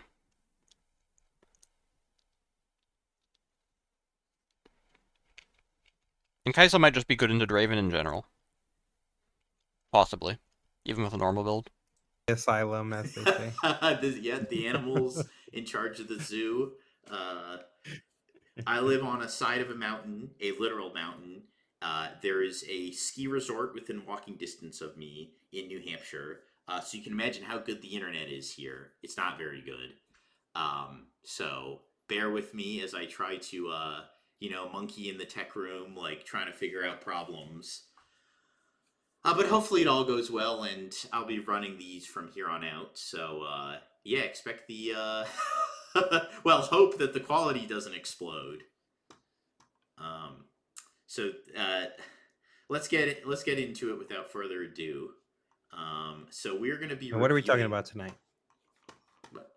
But we're going to be reviewing some of the most recent Riftbound deck lists from the recent Chinese tournaments. So we've got a whole bunch of them, and I'm going to kind of just pick them out as I please. Some of the smaller events I'll ignore. I guess this is the Runes and Rift Invitational, so we'll do that one too. But the rest will be all Chinese, I think. And these are all fairly big, all mostly above 100 or right around 100. So I'll kind of go through some of these and just pick out deck lists that I like as I see them. There's a lot of Draven in these, of course, and I'm not going to spend the time really talking about every single Draven list we see. If I see some that are like a little bit more unique, I will talk about them a little bit more, but I don't think we're going to spend time talking about literally every single Draven deck we see on this. So yes, ESO, it will not be 2 hours of talking about Draven, hopefully. So let's just, I'm gonna save the Runes and Rift Invitational for last. I think this one's already been talked about a lot. So let's go to the, all right. This one is 64. I see the okay. Dan, week of Draven as Yeah, I think 3, 4, 5, 6, 7, 8 in the. Let's take the first place list for example. So we've got Overzealous Fan, Tide Turner. Is there a way to make these? No, I wish there was a visual. Is there a way? Oh, there is a visual. There we go. That's much cleaner. Okay. Yep. Sure, yeah. When you scroll down, I think it does give you the, 3 Yeah, rebuke. the visual. So, I mean, nothing too crazy here. Edge of the Night is interesting, especially when you consider that it doesn't work the way it's intended. I wonder if they changed it for this event. If they make it actually They work have the to way have, like, I mean, I don't know how these things are ran, but with the amount of Edge of Night I've seen, it has to probably work So the for way that it's anyone supposed to. So for anyone who doesn't know Edge of Night currently, the way the rules work is this can't actually equip to a unit on the battlefield. It has to equip to a unit that is in base because of the way equipping works currently. I would Oh no, hope this they is a didn't triggered do that, effect. but Yeah. nope, I just No, made this that the doesn't button. function at all with current Yeah, rules. that was the 'Cause case. it says when. Let me actually check their Because fact. that's how Zonya's works. Is Yeah, when you so play they it, it might have immediately fixed goes to your that. base. Like gear can't exist at anywhere other than base on its own. So yeah, Edge of Night with that wording. Or it might be one of those things where they're like, we haven't put in the rules yet, but yeah, this is how we want it to.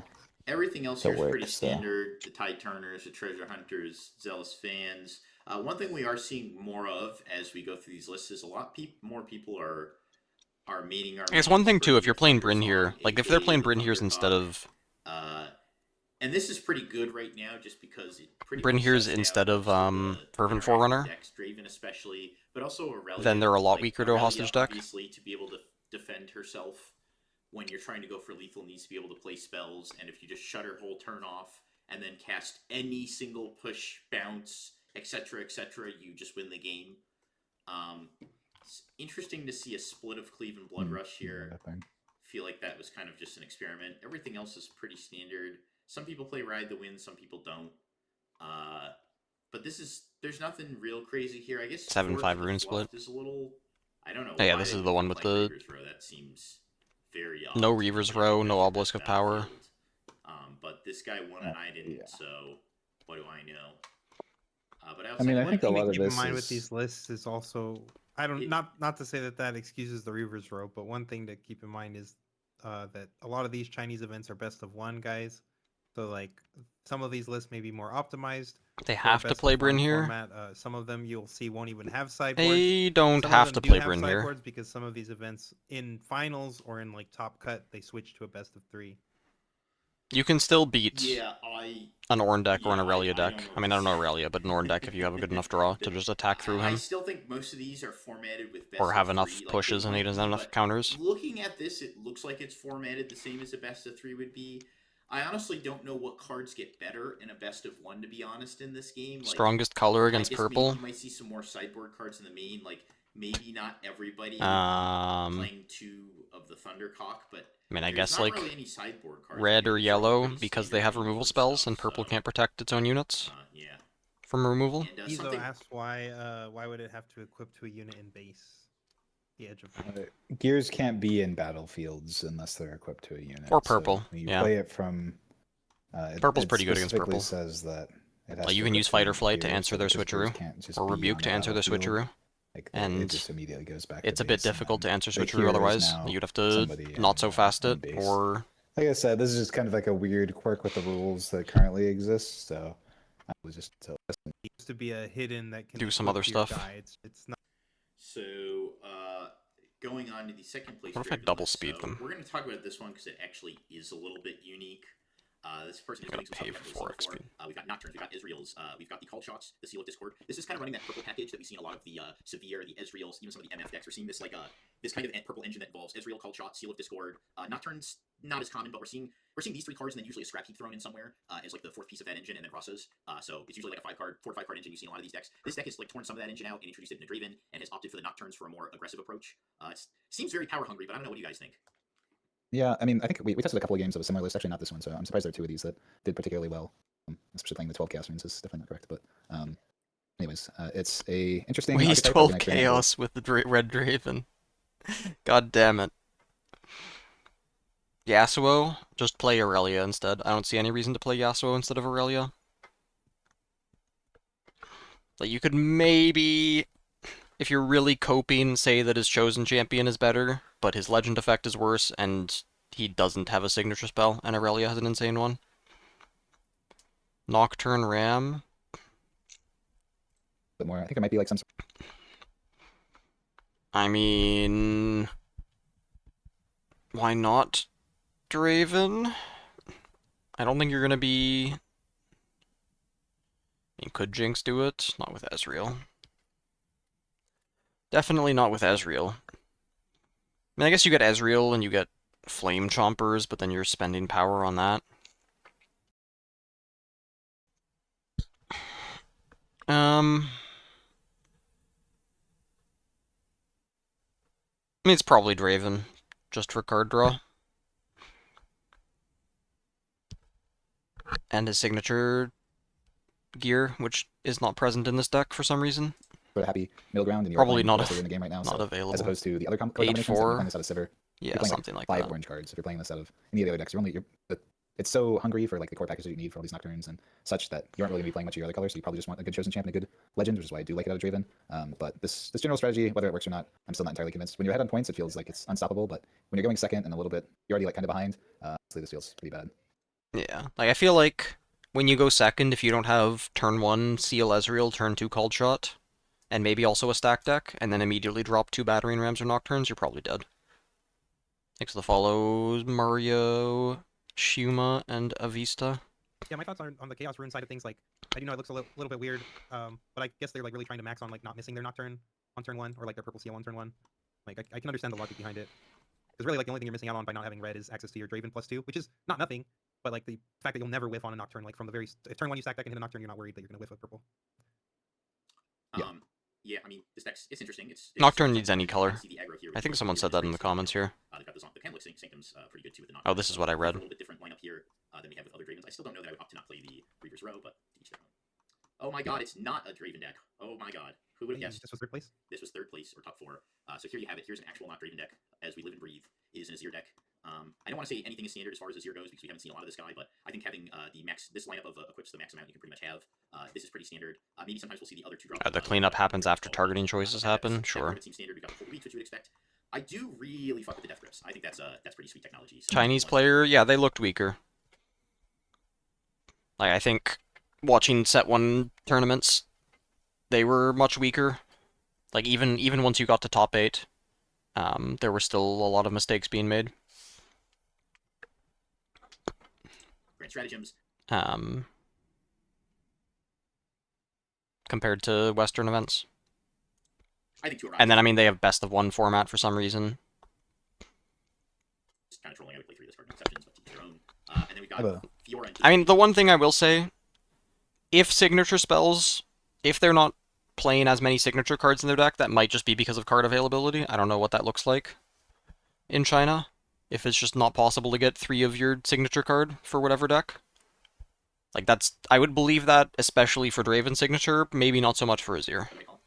Oh, go ahead and go through it. I was going to say, I have an interesting question for both of y'all as well as chat that I'm curious everyone's opinion on. It's an interesting little tangent story here, but I'll say it after you've covered the entire deck list. So yeah, I mean, some of the pumps seem questionable to me. I'm not sure I'm buying into those, given this is like a token deck. I get the tokens get bigger, but I'm not totally bought in on that stuff. The Fiora is... I like the Death Grip, though. That's a card that I should put into my Azir deck. This is one I'm not totally sure I buy into. Everyone's buying Chinese playsets here? Yeah.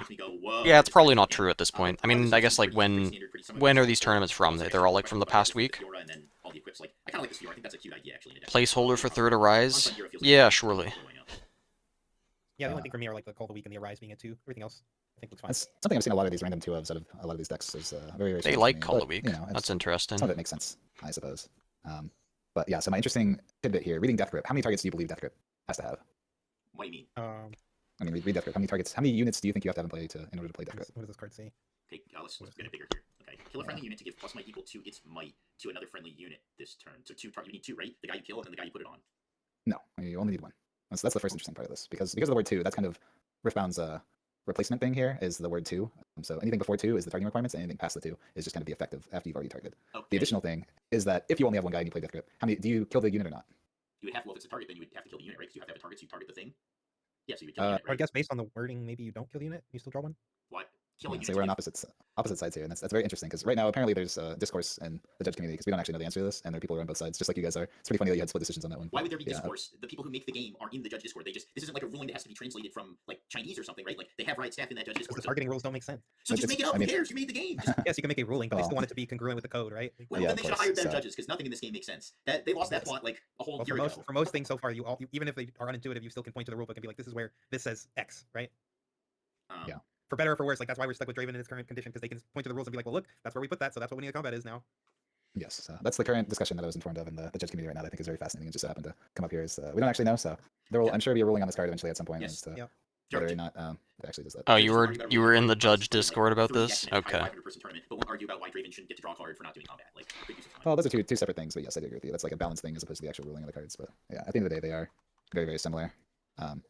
So we've got Aurelia in top 4 here. Another not Draven deck. Another not Draven. The only other not Draven deck. So let's see. We've got. I mean, this is a little standard. We've got some gusts in here, which you don't see all of them play gusts. But that is. I mean, you have to do the kill in order to get the buff. But then, what? You just don't need a second target. So if it was like.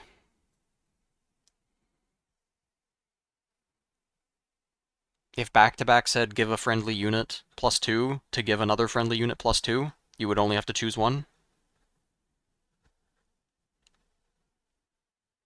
It's just a 2-mana draw 2 on Dreaming Tree and you don't kill. Why would you ignore the kill, though? Wouldn't it be an illegal play if you can't play the card for an effect? Or no, it draws a card. If it didn't draw a card, would it be illegal to play?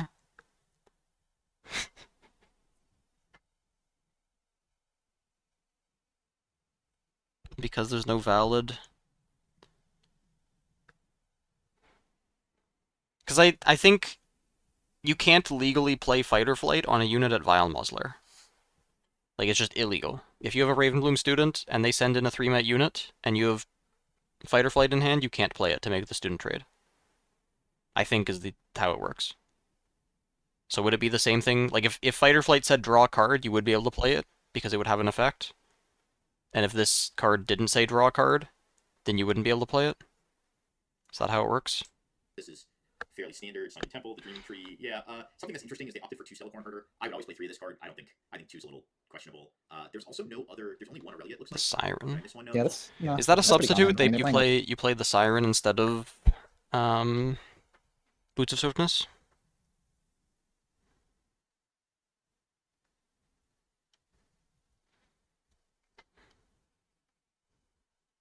Lasagnas, yeah, you just can't afford to play like a. Regardless of draw. Oh, you target the unit that you're buffing, not the unit you're killing. Bunch of bricks on the list. Okay, that's not clear at all. Most of my lists that are even all in on the earlier thing, like, you just don't want units in your hand because they're just complete bricks if you aren't playing them early. So. We're starting to see some more lists on like 2, right? Yeah, I like 2. Yeah. 2's kind of the number that I like, but maybe if you really want to go all in on the Protect the King style, I think 2 Guardian, I think this is a low number. I think one of these should be maxed before the other. Like, I think you should determine which of these you think is better. Play the 3. I would probably play 5 total personally. I think this is like one of the best cards in this deck, but to each their own. 3 Siren is crazy. Yeah. I think that's crazy a lot, especially when you're not playing Treasure Hunter. Maybe I'm wrong there. Yeah, if they were on Treasure Hunter and then okay, then yeah, I would agree. But so then if you have 2 units, let's say you have 2 units on a battlefield, they're both 3s. You say, I play Death Grip, I target one of these 3s to buff. Your opponent has Gust in hand, regardless of which unit they gust. Your Death Grip is never going to kill one of your units. Who are they? Challenger TCG. I know this guy's Billionaire. Who are the other 2? Do they have their names down here? No. I forget their names. Yeah, all of these lists are going to be very, very refined.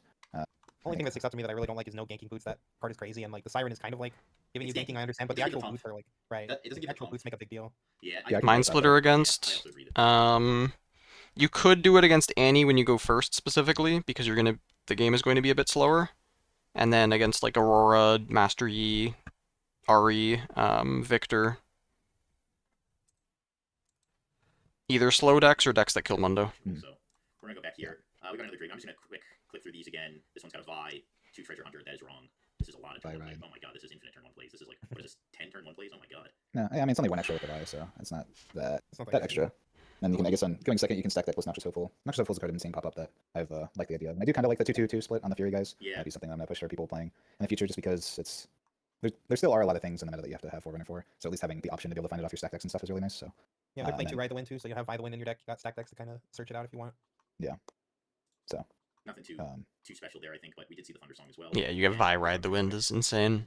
Yeah, again, these are going to be more or less stock. I mean, there's little like tech things here or there that you'll see, like the angle shoots and. Sure. Yeah, they really like angle shot in China. Side out the Just Mundos, years yeah. old You now, don't want Mundo so against. they feel that card gives you Well, a- against like enough Victor, edge you to don't want do it. Mundos. Guns, actually like the guns in the mirror a lot. I think that's a good card. Yeah, it's potential that the card's worth it over Falling Star. Or just against because Annie. I'm playing, just because it's decent in the mirror, but like you need it in very specific spots. Well, And that's I don't think this card's good, but we saw that in the Runes and Rift event. I don't know if we pulled that one up yet. Yeah, As I can well see its as- application in the. We haven't pulled up that tournament yet, but yeah, I can see its application in the mirror. Like it's it has to be in just- combat. That's why I just don't like. I just don't think it's very good. right. It's just taxing your Yeah. opponent's tricks. I mean, the way that it works though, right? As soon as What are we if they just target their watching? first Challenger spell at TCG China meta review on 2x speed. the Vex, then it immediately is no longer in combat, right? So now it's not like it taxes all of them. It just taxes the one spell that you have to use to get rid of this thing that you're gonna have to get rid of anyways, and then you're like, okay, great. I paid 5 and the power in order to tax my opponent a single power. Like, Yeah. what does that really matter? True. When are we going to play in Runes and Rifts? Or we'll try and start playing in them in the future, just because it seems like something people are interested in seeing out of us. So Yeah, it hasn't been we're something that basically we've... online. So we mostly focus on like big cash events. We train really hard for those, but not to say Yeah. that we're above doing online events. We actually did look to getting into some like. Right Are they before going release, to we the did SCG con? I don't actually know. Because there's an SCG con event that's like next week in Atlanta, I think. Yeah, SCG con Atlanta. Oh, it's literally this weekend. Yeah, that's worth watching. Along with the China. I guess I am doing a lot of skirmishes this weekend. You guys are going? Nice. You guys on the same decks, or you have anything new coming out? Are you scared of the Adaptatron coming out? Now that I've showed the world? Showed like 50 people?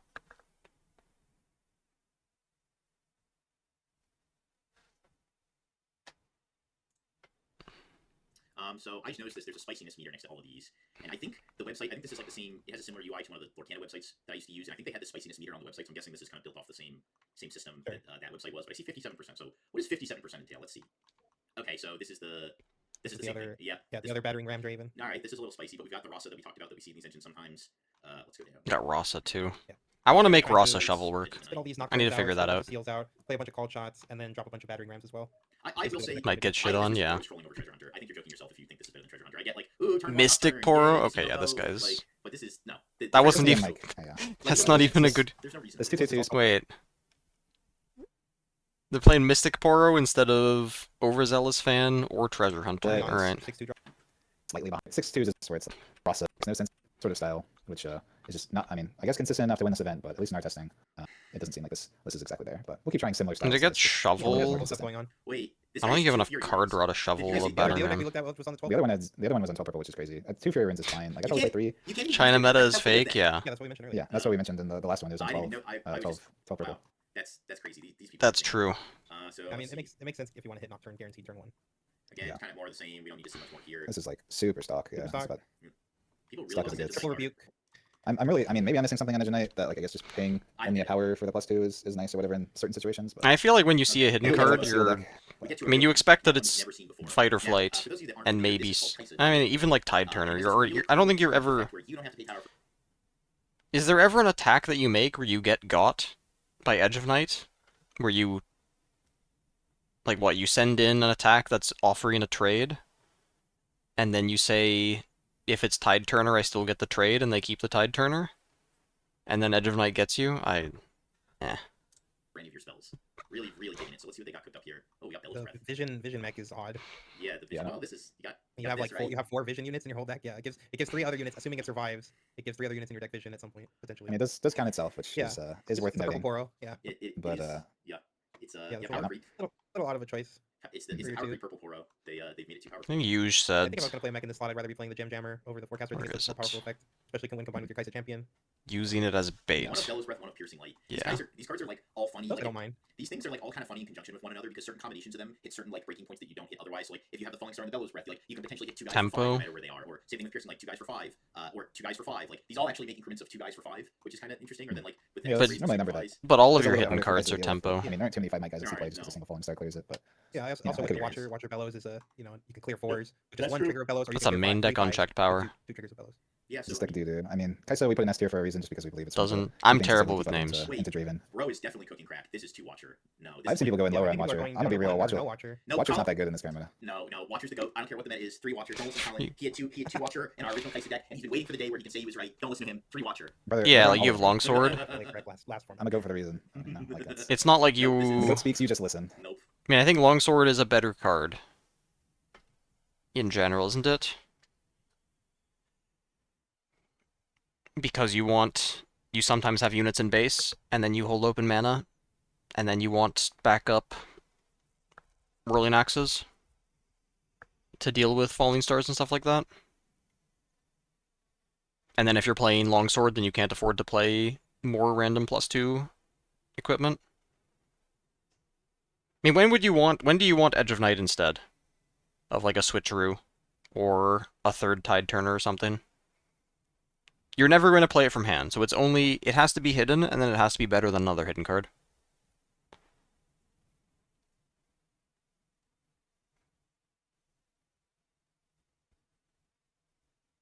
And then for it to be better than Tide Turner, you would need to get the trade, or somehow win the combat off of just +2. And then you get the re-equip value, so you'd need to equip it at some point again in the game. This is wrong.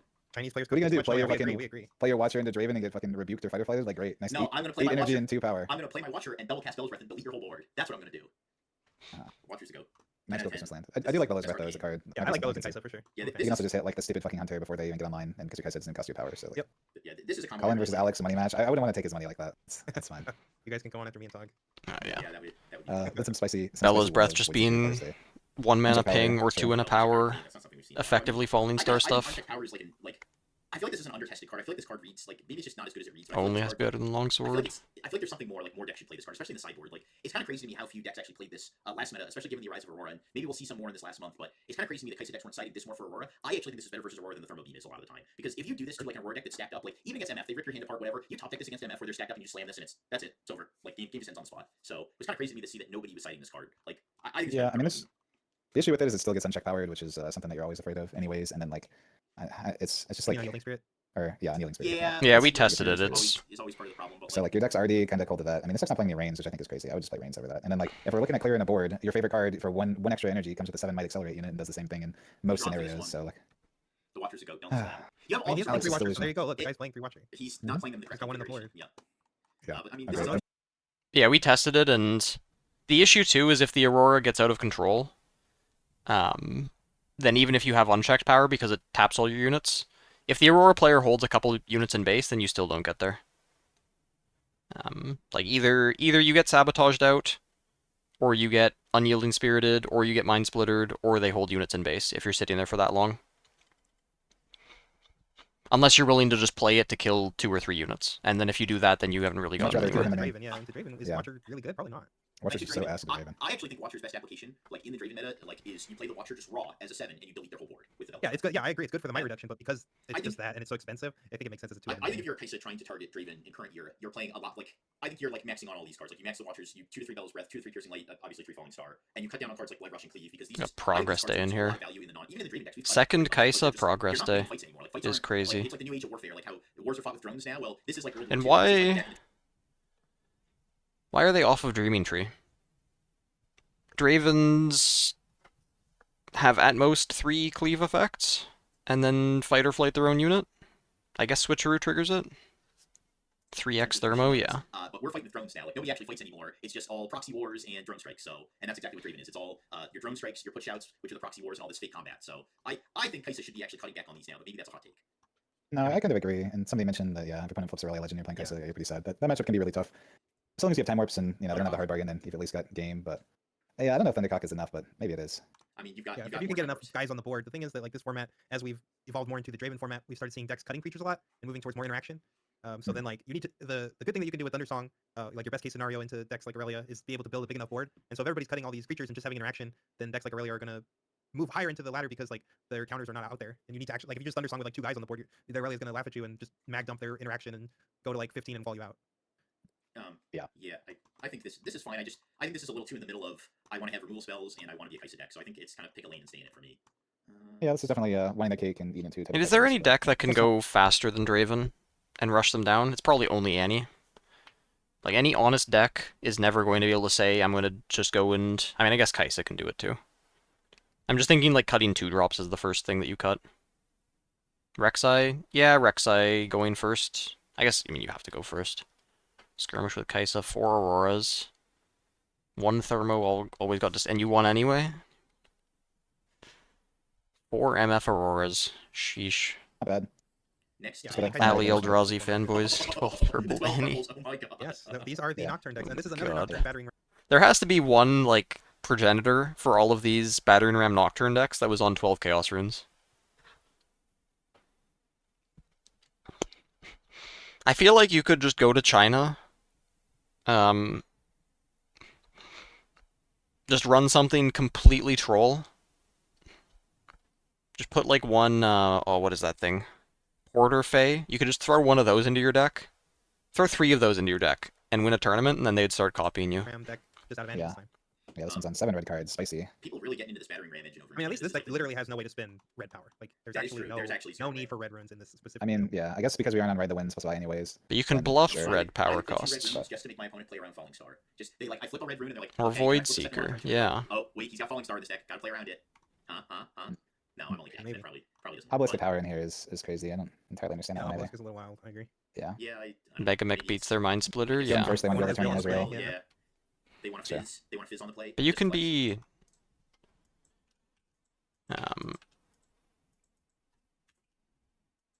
you can be 9-3 and still, like, 0.5% odds. I think you could go down to 8-4 and you're still, yeah, less than 2% chance to miss.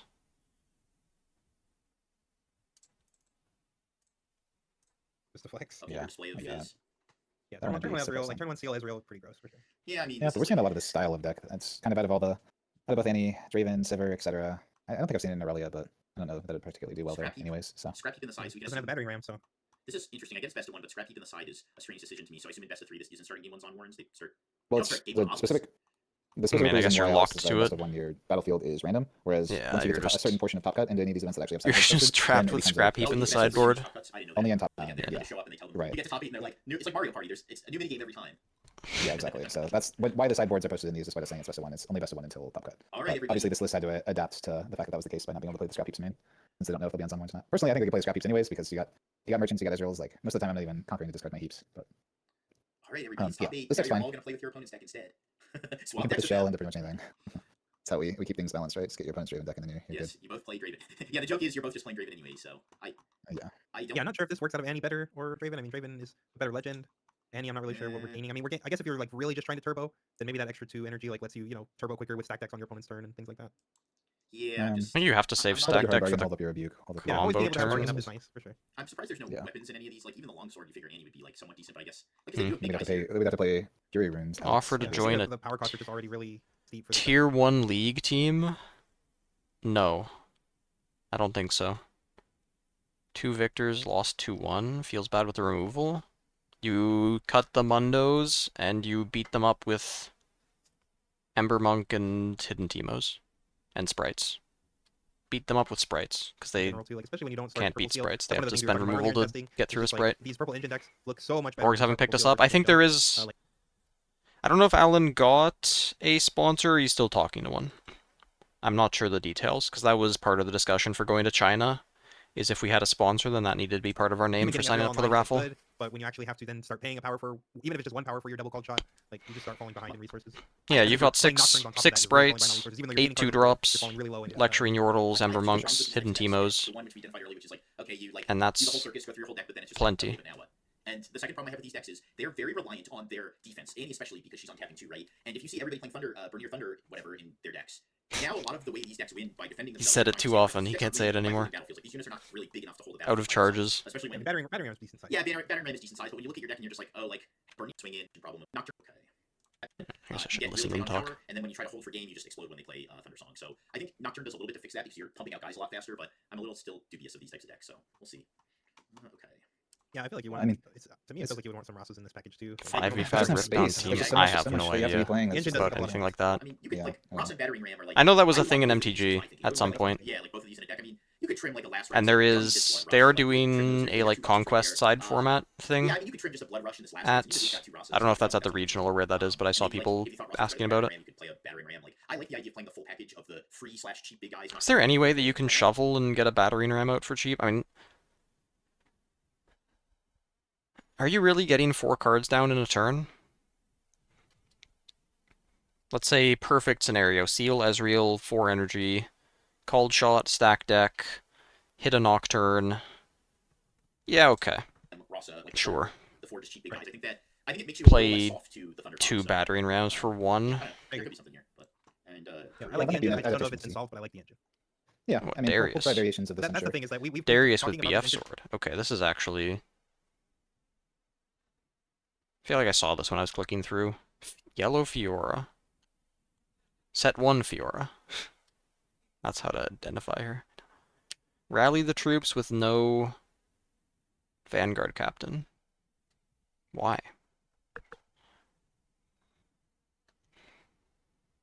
Call to Glory with Trifarian Glory. What? What the hell?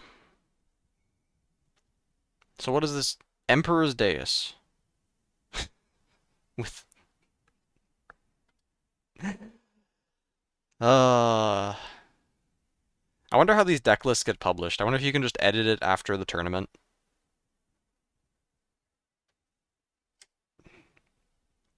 Just build a Highlander deck. For a while internally, and like we've been like, okay, well, you draw your deck, and what do you do? And now we're seeing like, okay, well, drawing all your deck gets you a bunch of Nocturnes and this free card, this other free card, right? And this other potentially free card if you're playing the Rosses too, the Battering Rams. So like now we have the, okay, well, that's the point of drawing our whole deck. Now it's just now that we know how to draw our whole deck, and now we know what we do when we draw our whole deck, can we make a consistent win condition with all that? And that's the next question that we have to answer and refine. Yeah, I guess we'll see. We think Ezreal's game of choices. I don't know, probably like checkers. He may look refined, but I don't think there's any neurons firing in that brain of his. So we've got Darius next, and as I like to call this the worst Rek'Sai deck. I'm gonna be honest. I've never seen This is definitely not. This is very different from a Rek'Sai deck. Yeah, it's very different in that it's not Rek'Sai, and I'm a And I think if you're... Does Hook Rek'Sai work? Or are you already behind? Does Hook work in general?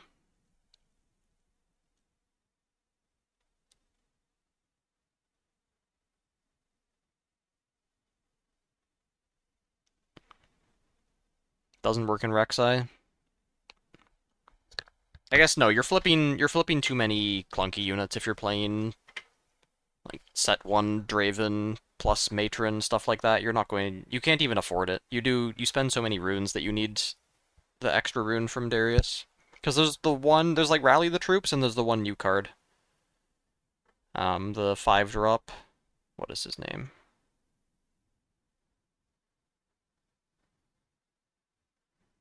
Don't remember. 5-drop that when he dies, he does a Matron effect.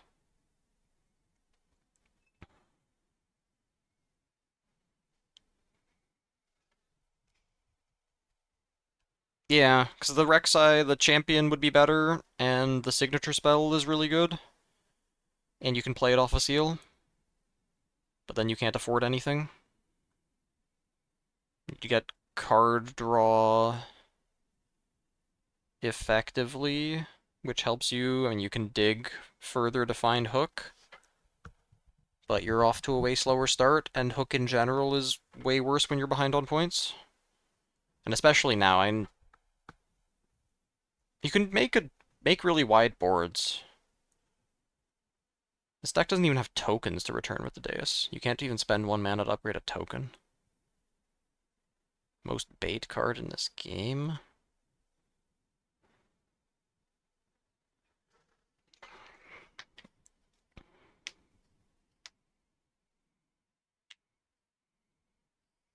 I guess you can't even afford... No, you could afford Red Rek'Sai accelerating at least a red Draven out.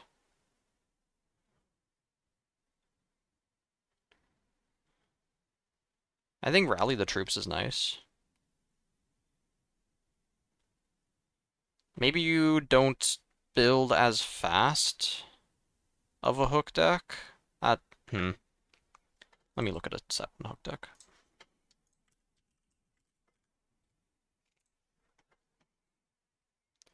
Six 2-drops.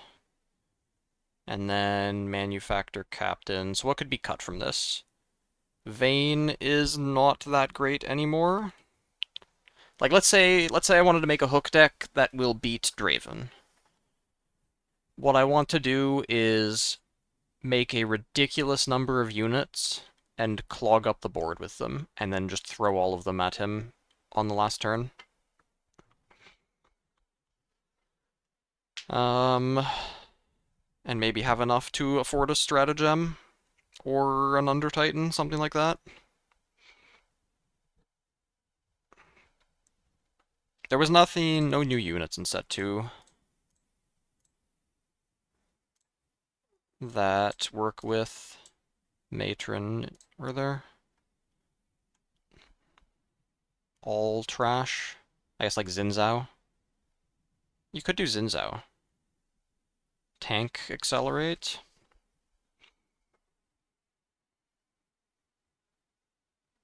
Oh. How does Janna work with that new card?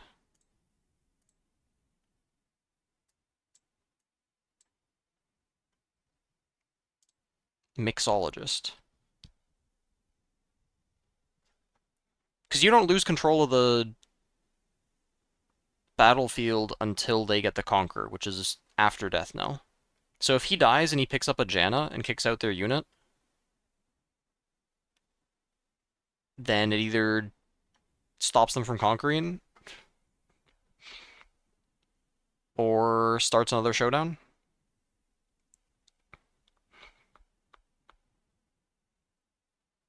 Does it heal? No, this guy would be dead, but the Janna would push the unit out.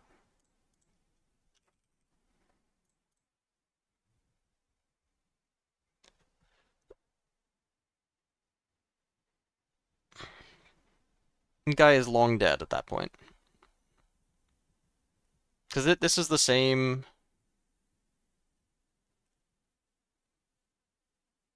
Isn't this the same as a...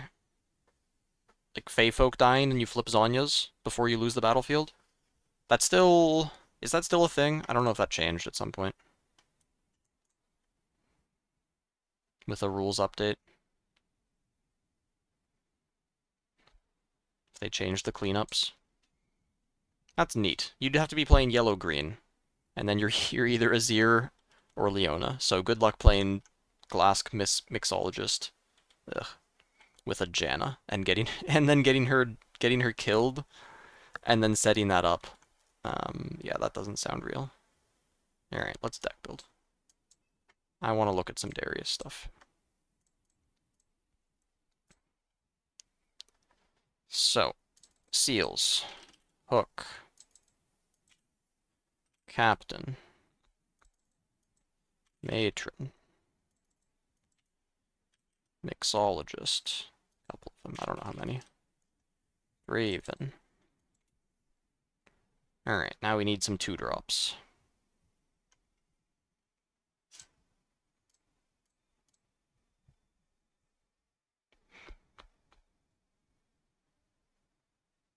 Yeah, I have no idea. Could do Honest Broker now. Or Ramhound. Is it Ramhound Glory Seeker? So that they are 3s that you can hook? Probably. If you're going to run these kinds of units. Put in a Darius.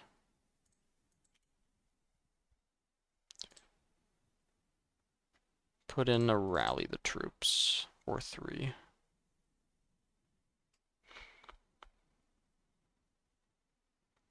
I guess, yeah, you do just play Xin because he's Vayne. But better. That's the Vayne replacement. Could play BF Sword. There were hopefuls in here. Hopefuls are good.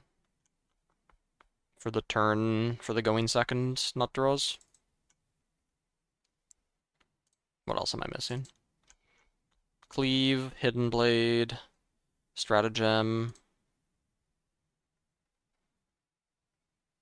This guy. I like that guy. Extremely large tongue.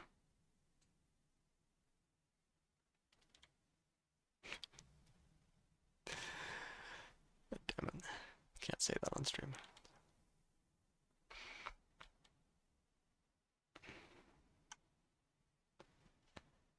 The F sword would be a good way to use the seals when you don't draw a hook. I guess you have yellows in Zhao now too.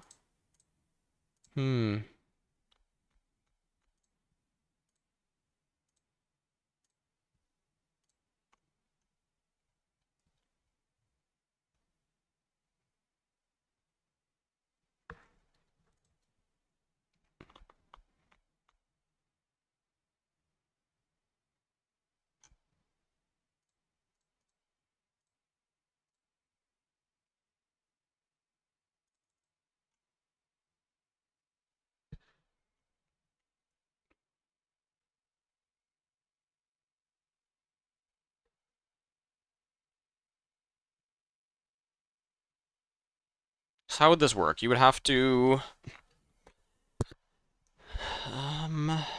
as soon as you have a captain in your trash, you have to play this before you hook. That's not great.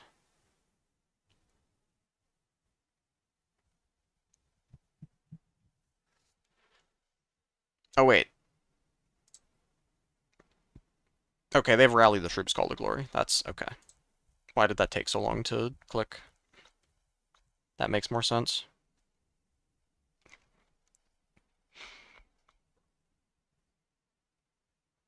That makes Call to Glory a lot better. And then there are new battlefields for this deck. You can run Seat of Power,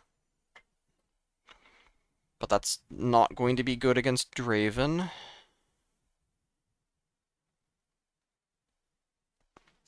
You could do Hall of Legends.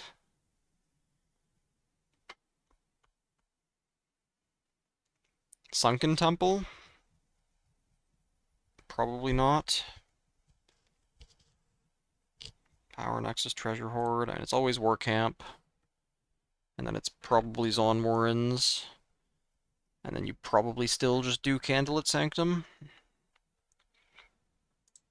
Should be basic. Missed the Ahri attempt. 2-1. Lost to a Kaisa that was drawing insanely well, but that matchup just seems really hard. Death Knell, remembered state.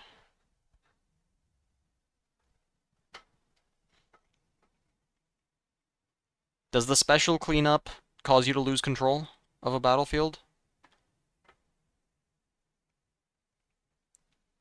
I don't know if the mix... I mean, there's in Zhao. I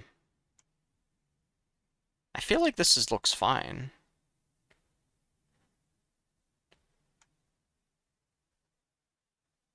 And then play Call to Glory. Like, probably want 2 Call to Glories in instead of something in here. Like the BF sword. Probably being too cute. And then, do we have any red costs? A few, not many. Let's go... We don't have Falling Star either. Yeah, 8-4. Yeah, the deck felt decent. It was still really inconsistent with draws.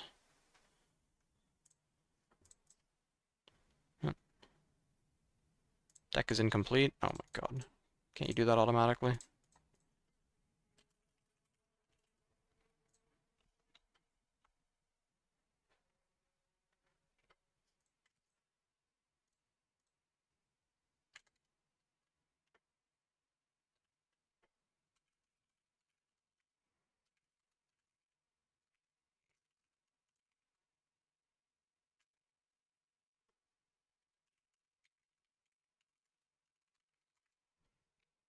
Okay. Not that. Believer that if you're in these colors, you should just be. I mean, I wish I could play against an Annie and take my free Wait, win, is this a puppet? but... I've never even noticed this. Does he have a puppet in this On picture? his altar thing, yeah, it's this little. Like, He's carrying a dummy. Like, what an idiot! Like, God. a dummy. He's just like me, carrying you on the team. This is just ridiculous. Look at this. So stupid. What is this guy, Jeff Dunham? Like, Yeah. Rek'Sai, she would never have a dummy. She would never be carrying this ventriloquist dummy around. So. That deck carries you every day. What are you talking about? Fair enough. That was a good one. I'll acknowledge that. Boom. Can we get a soundboard? So that's a you thing, Mr. Stringer Man. Yeah, yeah. Good luck. You can expect that in 1 to 2 business years. At I best. guess Darius is good yeah, at I mean, playing. it's No, he's not definitely good at 1 second. playing You're able to, like, Forerunner. double drop pretty often. You got 9 He's not any plus better at doubles. playing Forerunner So, than anything definitely else. something Rex can't Controls. do on the draw. You're not dropping 2 guys. Mhm. The BF That's sword supply is pressure. Play efficient units, kill them. This is literally a deck as classic as they come, right? This is classic Riftbound, which not sure if classic Riftbound works in the League of Draven, but you know it's doing some stuff. It's got Playing Thunderstorm Noxian to play around Guillotine is shenanigans. insane. Got the Forerunner to play around some other matchups. You got a lot of really good 4-drops. Yeah, just a pretty low to the ground, mid-rangey aggro deck. Ooh, Yeah, I that's what I'm mentioning. Yeah. I don't know what. Give me a sec here. What are you killing with Noxian Guillotine? That's actually a good trade. Because I don't think you're playing this on your opponent's turn. I guess your best hit is a Draven by himself with a hidden card. Or a Darius by himself with a hidden card. While you read that, yeah, somebody Oh, it's mentioning Draven. win cons and the purple Nocturne decks. Yeah, a lot of them, their win condition is just swarming with dudes and like using fighter flights to push things out if you need to. So there's just no room for a real win condition. To be honest, this color combinations typically don't really have much. I outside of, love- like, Watcher, I guess. So. I love the unique wording on this card. Kill it now. We'll never get that wording probably on a card ever again. So I can really appreciate that. Yeah. Kill it now is Kill it is now. no. Kill it now. Yeah, it's so Yeah. demanding. Mhm. Yeah, I mean, this is like, wait, why is rally the troops in this? Like, how many? You don't even have the The token. Legion card, right? Like Yeah, even but- going second again, you could like rally the troops, use Darius trigger, and then like Make play one a guy. whole It draws a full on card. it, you draw a card. I feel like I if you're mean- playing this, you should be playing the token makers, right? So put the coins on the tokens, right? Like if you have the guy that makes 2, he'll put a coin on it. Yeah, of course. Yeah. Wait, Yeah. what is Rally the Troops read? Yeah, depends on how Is it when we play a unit or play a card? When a friendly When unit friendly units plays- played buff this. it. Yeah. Yes, then yes, it will Yeah. buff, it'll buff all of your tokens as well. Yeah, I do But, agree. I don't know, They- it's just low impact. A decent Legion enabler. It cycles itself. It has some upside if you're legioning another guy out, unless it's the Glory Seeker, obviously. So I Like, mean, this is Mark just an of the all-in. Extra buff on her. Make her mighty. Vomit your hands I do- style deck, like, and if vomit your hands good enough, you win. If it's not, then you lose. Yep. That's really it. Yeah, I really love the sideboard plan of all the good cards and like, yeah, we don't need Falling Star. No, you're just Just all the good cards fine. inside, like, Like, is the Mixologist? That's just a good unit to kill with the hook. It's hard to hit the Under I'd Titan, much rather play Rally Yeah, I Troops mean- and Call the Glory. That's something I think you but can it's do more pretty of cool to decks. be able to I don't know hit how often they're a stratagem off of hook. Another reason Who Rex knows? Ice is the Maybe best. it's. I mean, it's because you can afford to play seals in the deck, whereas Draven really can't because he's so limited on cards. Yeah. Or Darius, rather. I'm fail to see how this deck is like winning in Draven meta. Like even making top is kind of surprising me, but maybe just like spamming the Thundercocks over and over is enough to win the game. These are Yeah, cards at the end of the really day, it like doesn't straight. matter. Yep, It doesn't matter what your Draven matchup is if you never see it. So that is true. plenty of instances of that exact thing happening. So Another Draven deck is standard as they come. This guy's got Piercing Light. There's nothing to talk about Yeah, here. not much to see here. yeah, And, ooh, if you guys want Draven lists, there are about 1 million of them. and this is There's It's Zero pretty is we're seeing the Faithful similar. again, even as a one of. We've got only one call the week. only whoa. Okay, this is just come on, guys. Like Aurelia is a deck you're playing 1 call a week. Like no, this card's good against Draven too. This card's really good against Draven because their boards aren't like super wide a lot. So sometimes you just kill them down to 1 guy, or they have like the Draven that retreats on the Reaver's Row. They got a guy on the other battlefield. You kill that. You call the Draven in the back. Like I actually think kill stocks are at an all-time high right now, especially in a deck like this. But we've got a lot of one of Thwonka, one of Faithful, I'm one not a of ton of Guardian Angel. equipment either. Yeah. Emperor's Equipment Divide. is- I usually at least play GA out of this color combination I as a max of 15. Yeah, I understand and this why. weird 0 split is crazy. I understand why there's only 1 GA in here, and that's because GA can't actually like. You don't want to lose the weapons. You want them to stay on the board, and GA explodes just to save a token that doesn't do anything once it's dead. So I understand a lot of these. Well, no, you players- don't ever equip it to the token. You just wait until you play your Azir that your like actual Azir chosen champion. and then you Yeah, equip it to but a lot of the times the tokens don't do a lot without the weapons on them. You want the weapons on them. Like I'm not saying this card shouldn't go in Azir, but having played against Azir a good amount with our teammate, like I can understand why Guardian Angel is not high on the list for this deck because a lot of the times you want the weapon master to equip the weapon immediately, but you don't want to lose the weapon afterwards. Like I could see where if this was optional, you would play this in the deck. Like you would just equip it to get the +1, so you could run over whatever their 2-drop is, and then when your token died, you'd say, okay, I'll just send it back to the base and I'll keep it till it could do something real. But typically these tokens really need these pumps to actually be able to win fights, and you're using the weapon master to do that. So I'm not saying it's correct. I'm just saying I understand it. I get why it's not in here. The big cards are better than the real ones. I agree. So I just Three At Desert least Call I is was playing for interesting. your eyes, so yeah, he did play for Yeah. yes, That's he did good. play for your eyes. Yeah, the card's obviously pretty good. A man who uses Three Desert Call is Microsoft like an Edge would additional prefer 2-drop. TCS over TCT Arena. yep. Microsoft He's Edge the only nice. one of us that uses Microsoft Edge, by the way. We all call him out for this all the time, so we do doesn't not speak for the rest of us. condone this behavior. No, Microsoft Edge is fine. It's the default browser, and I don't want to go into the setting and change the default browser. I just learned today that F11 full screened. So if you think I'm going to learn how to change the default browser, you're sorely mistaken. We're trying our best, so Yeah, sorry, he needs chat. whatever This is slot what Bill we Gates gotta needs work him. It's fine. on. Yeah. Emperor's Divide, also kind of a cool card. Wait, Just a flash, but Wait, Bill Gates made Microsoft Edge? what? Wait, Made Microsoft. He made oh, Microsoft? Did he? I thought that was. What did you think he did? I don't know. I just thought he was like rich. Yeah. Yeah. That's why. Okay. I thought he made Xbox. Yeah. Anyway, so Now you're just So did trolling. Microsoft. Now you're just trolling. Yeah. Now you're just trolling, Jack. Yeah. still using his Netscape on his 98 gateway computer. I don't know what any of those words mean. He's got the so. he got the 303 dial-up might. sound, Yeah. Yeah. Back in my day, we used to No, have I think it's just good. Sorry, so, someone's asking if we got a Fiora deck coming up. None yeah. yet, Burger King, but I think we might cover one. We'll get to the Fiora deck Wait. at some point whenever we get to that specific event. Oh, my comments are way ahead. That's crazy. So next up is their Fiora deck. No, but we have a Victor deck for you. Now I'm guessing it's Control Victor. Yep. Hot off the market. Not really. What's Definitely Sin's more. out. Yeah. What's the spiciness rating on this? Let's see. We got a 45% spiciness rating. Okay. Yeah. I mean, having actual 2-drops in there, you got the Watcher. As we Two mentioned already, Direction, I like the interesting Watcher's choice. interaction with Bellow's Breath. It gives you another combo piece to combo with the Bellow's Breath, so that you're not just hopefully Yeah, drawing. maybe we should be three. trying that in our Victor deck. That seems crazy. Maybe that's something we missed. We have not tried the Fox. Yeah, I mean, you don't need So Fox to... recommends not to. Like, if you Arise Oh, for really? I 3, do that's not good enough. remember ever saying any of that. No, but if I It tested it, you would have doesn't... said that. So I'm just getting it out of the way.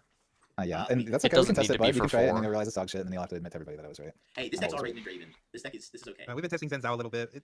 How did that card look like? What do you guys think? It looked okay sometimes. It's been alright. Zinzao's been. I've liked it. It's not a card that I would say. It's a card that will remain in the deck for now. I've played a good amount of Victor with it. Into certain matchups, it's good. It's not great into Draven, of course. But it has its matchups. It has some spots where it's pretty decent. The fake cards are better than the real ones. It'd be really nice if it didn't cost a power, but I've liked it so far. It's not overperforming. It's not underperforming. I've just liked it. It's kind of my summation of it. Card Sharp, however, I did try and did not like that guy. I thought he was very bad. Was not a fan. Would not put him back in the deck, and I don't understand the point of Honest Broker or Plundering Poro. Like, Seems like he wants gold. Card Sharp, Poro, Broker. Yeah. I guess if you want to play all these cards, I would just play the Armory. Like, I just think it's significantly better than any Bit of of an these cards. overcorrection, Yeah. for sure. And, Yeah. yeah. Ron says Colin is the people's champ. Thank you. Yeah, I'm here for the people always. So yeah, I mean, this is Make fine. things interesting. I think this is like Yeah, I mean, I would want to see Armory. Been really liking Armory out of the deck. I do like the Watcher though. I think that's a great choice. Sure. The GP Yeah, I feel like Armory... With this kind of deck, the games feel very differently. The games play out very differently when you have Armory compared to when you don't. Like, one token a turn is not enough. So you either need to be playing more units, or you need to do Blue Victor and make a bunch of tokens with him, or you need Armory in order to actually score points ahead of your opponent. unit's got to go. I agree. Yep, I could this see is trying this is Watcher, Jeff. but If I was to play one of these two reason- things though, it's Plundering Poro. If that's the one you Watcher choose, because that Bellows, one yeah. gets you a gold right away almost always. Imperial That's Decree easier. Bellows, This yeah. only works when you go second. Otherwise, you have to wait and it makes your turn awkward. This one, I just why? Broker also gets one, right? Yeah, yeah, Broker has to I'm fine die. with both of them. Like, I Yeah, but don't the know. Poro Your shit's gonna die anyways, but The, they're like, the problem with these cards is, okay, they both do something on turn 1, and they never do anything after that. They just sit in your hand like fucking bricks. You're better off just making a token for 1 than ever playing these on any turn but 1. That's the real issue with any of these cards. It's like a 1/1 token for 1 is pound for pound better on any other turn of the game. Victor without Jace combo? I don't know how important the Jace is to the Armory. I would bet any money I think it's fine to just play the Armory on turn 3 or I 4. can make 2 guys. Yay! yeah, No, I yeah. I think mean, this is, there's plenty of ways to do that. I think the So. Zinzao is fine, but the rest of these are horsecock, so it's gonna be a no for me on those. But you could, there's no reason not. You're Yeah, playing top 16 now. We can. Oh, sure, we can. Blood I wanted to Money, go Horn deck real quick. and you're playing Wages of Pain already, and you're probably playing a 2-drop that makes gold. So there's no reason not to play 1 or 2 Jaces.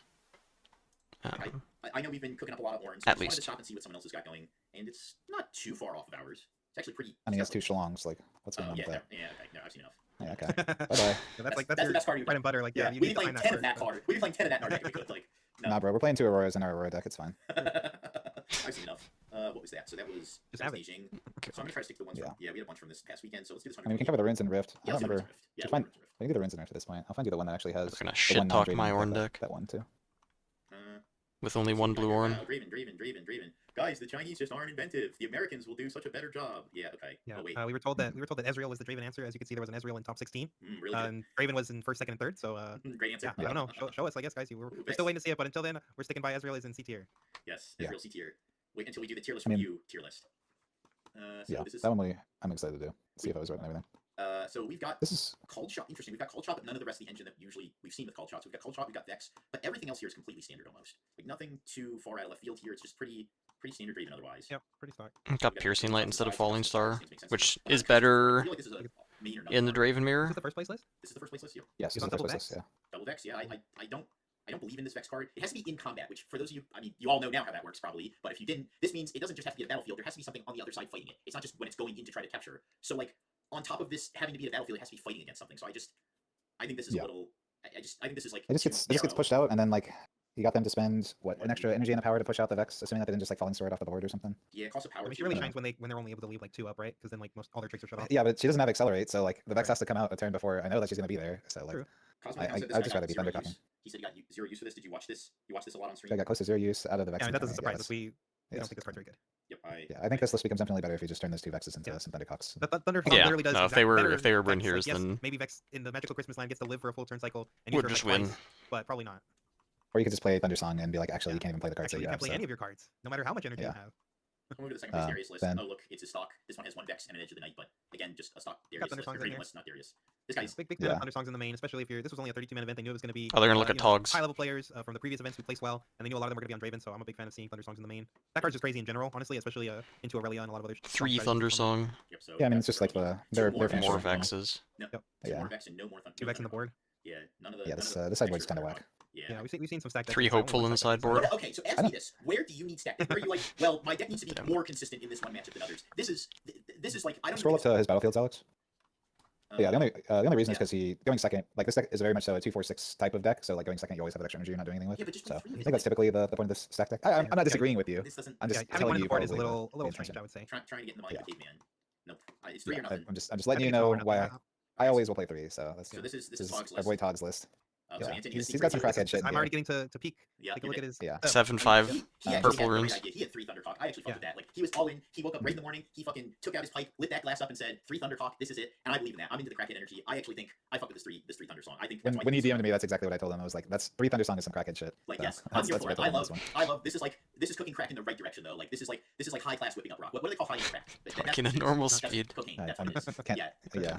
I fuck with this though. So Todd, you've got my vote. Good yeah. job, buddy. Yeah, no Forerunners. Togg's definitely got He's got Forerunners on the the best board, I list. guess. But yeah, I do Yeah. think God Togg's damn it, definitely he the does. best. I can understand why he thinks that this deck is pretty solid into her with triple rebuke in the main. He got outplayed though. Triple Thunder Song.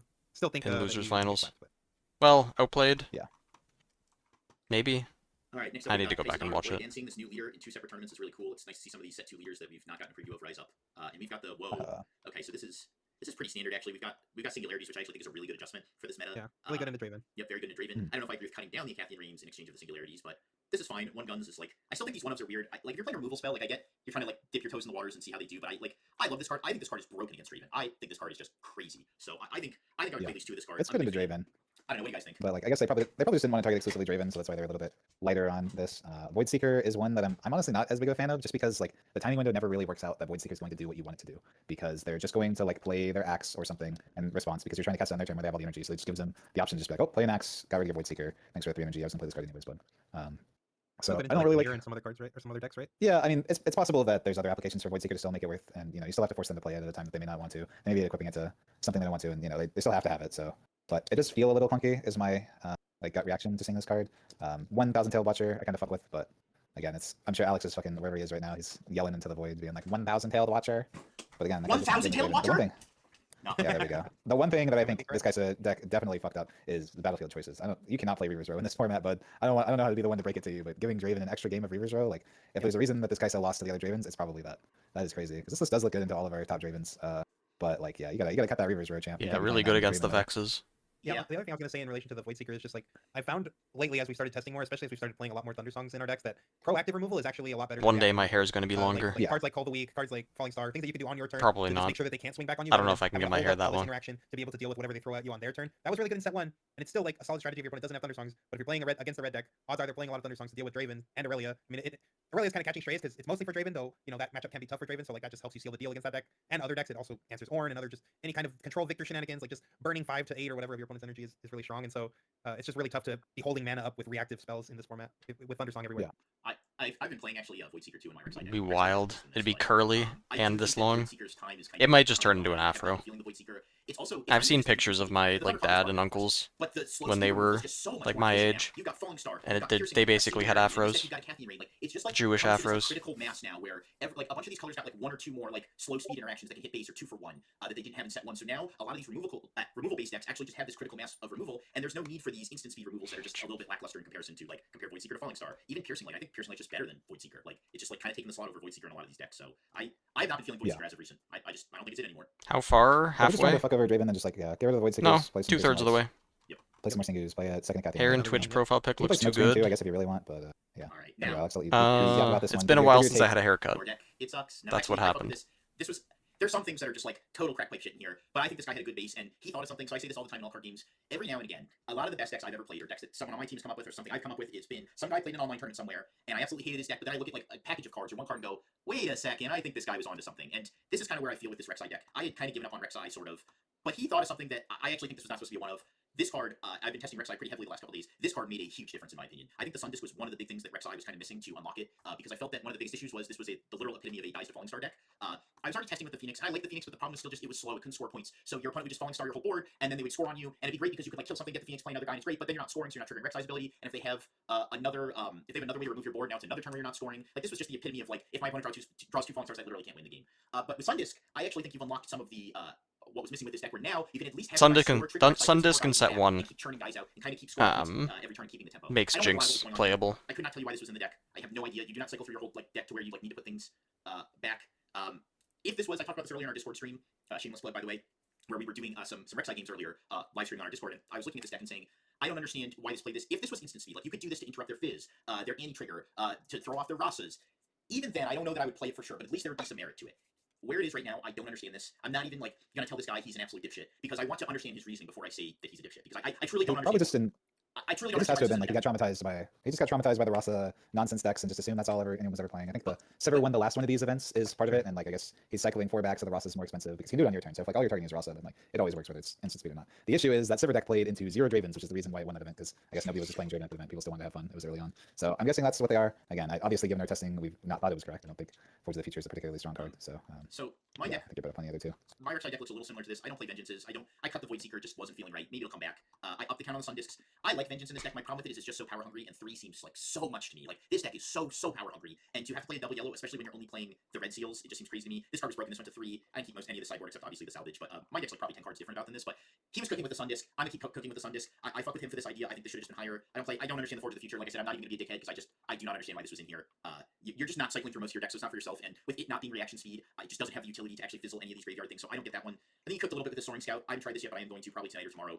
So he might have been cooking a little bit with that one too. I guess this doubles as a turn 1 play too, but I would rather just play a real creature. I guess like playing this off the top doesn't really matter either. So I don't really, I really don't get that. I guess like he makes a creature and gets a bonus effect, but that's gonna be no for me. Did not expect the 5-minute rant on Forge of the Future, but I just can't figure it out. I thought about it like the moment I saw the deck, I'm like, why is he playing? What was it? I tried building this, and it felt mediocre, but I was also playing against randoms on the Runes and Rift ladder. Oh yeah, the Vi was bad. I took out the Vengeances. And then yeah, it should just be Sundisks instead of these bigger units. And go 3 Piercing Light, so take out this, take out them. I feel like 1 main deck salvage is still fine, to be honest. But take out Vi, take out all this expensive stuff, and find some Hextech Rays. And then we have Call of the Week, Hidden Blade, already as unconditional removal. Do we need more than that?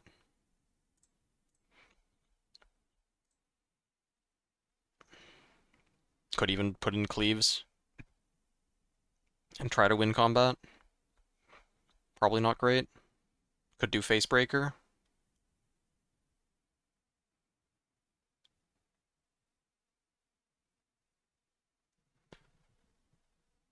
Probably don't do Blood Money.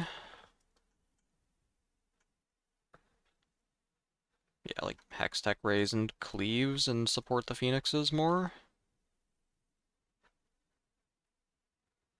Red power cost, hidden cards.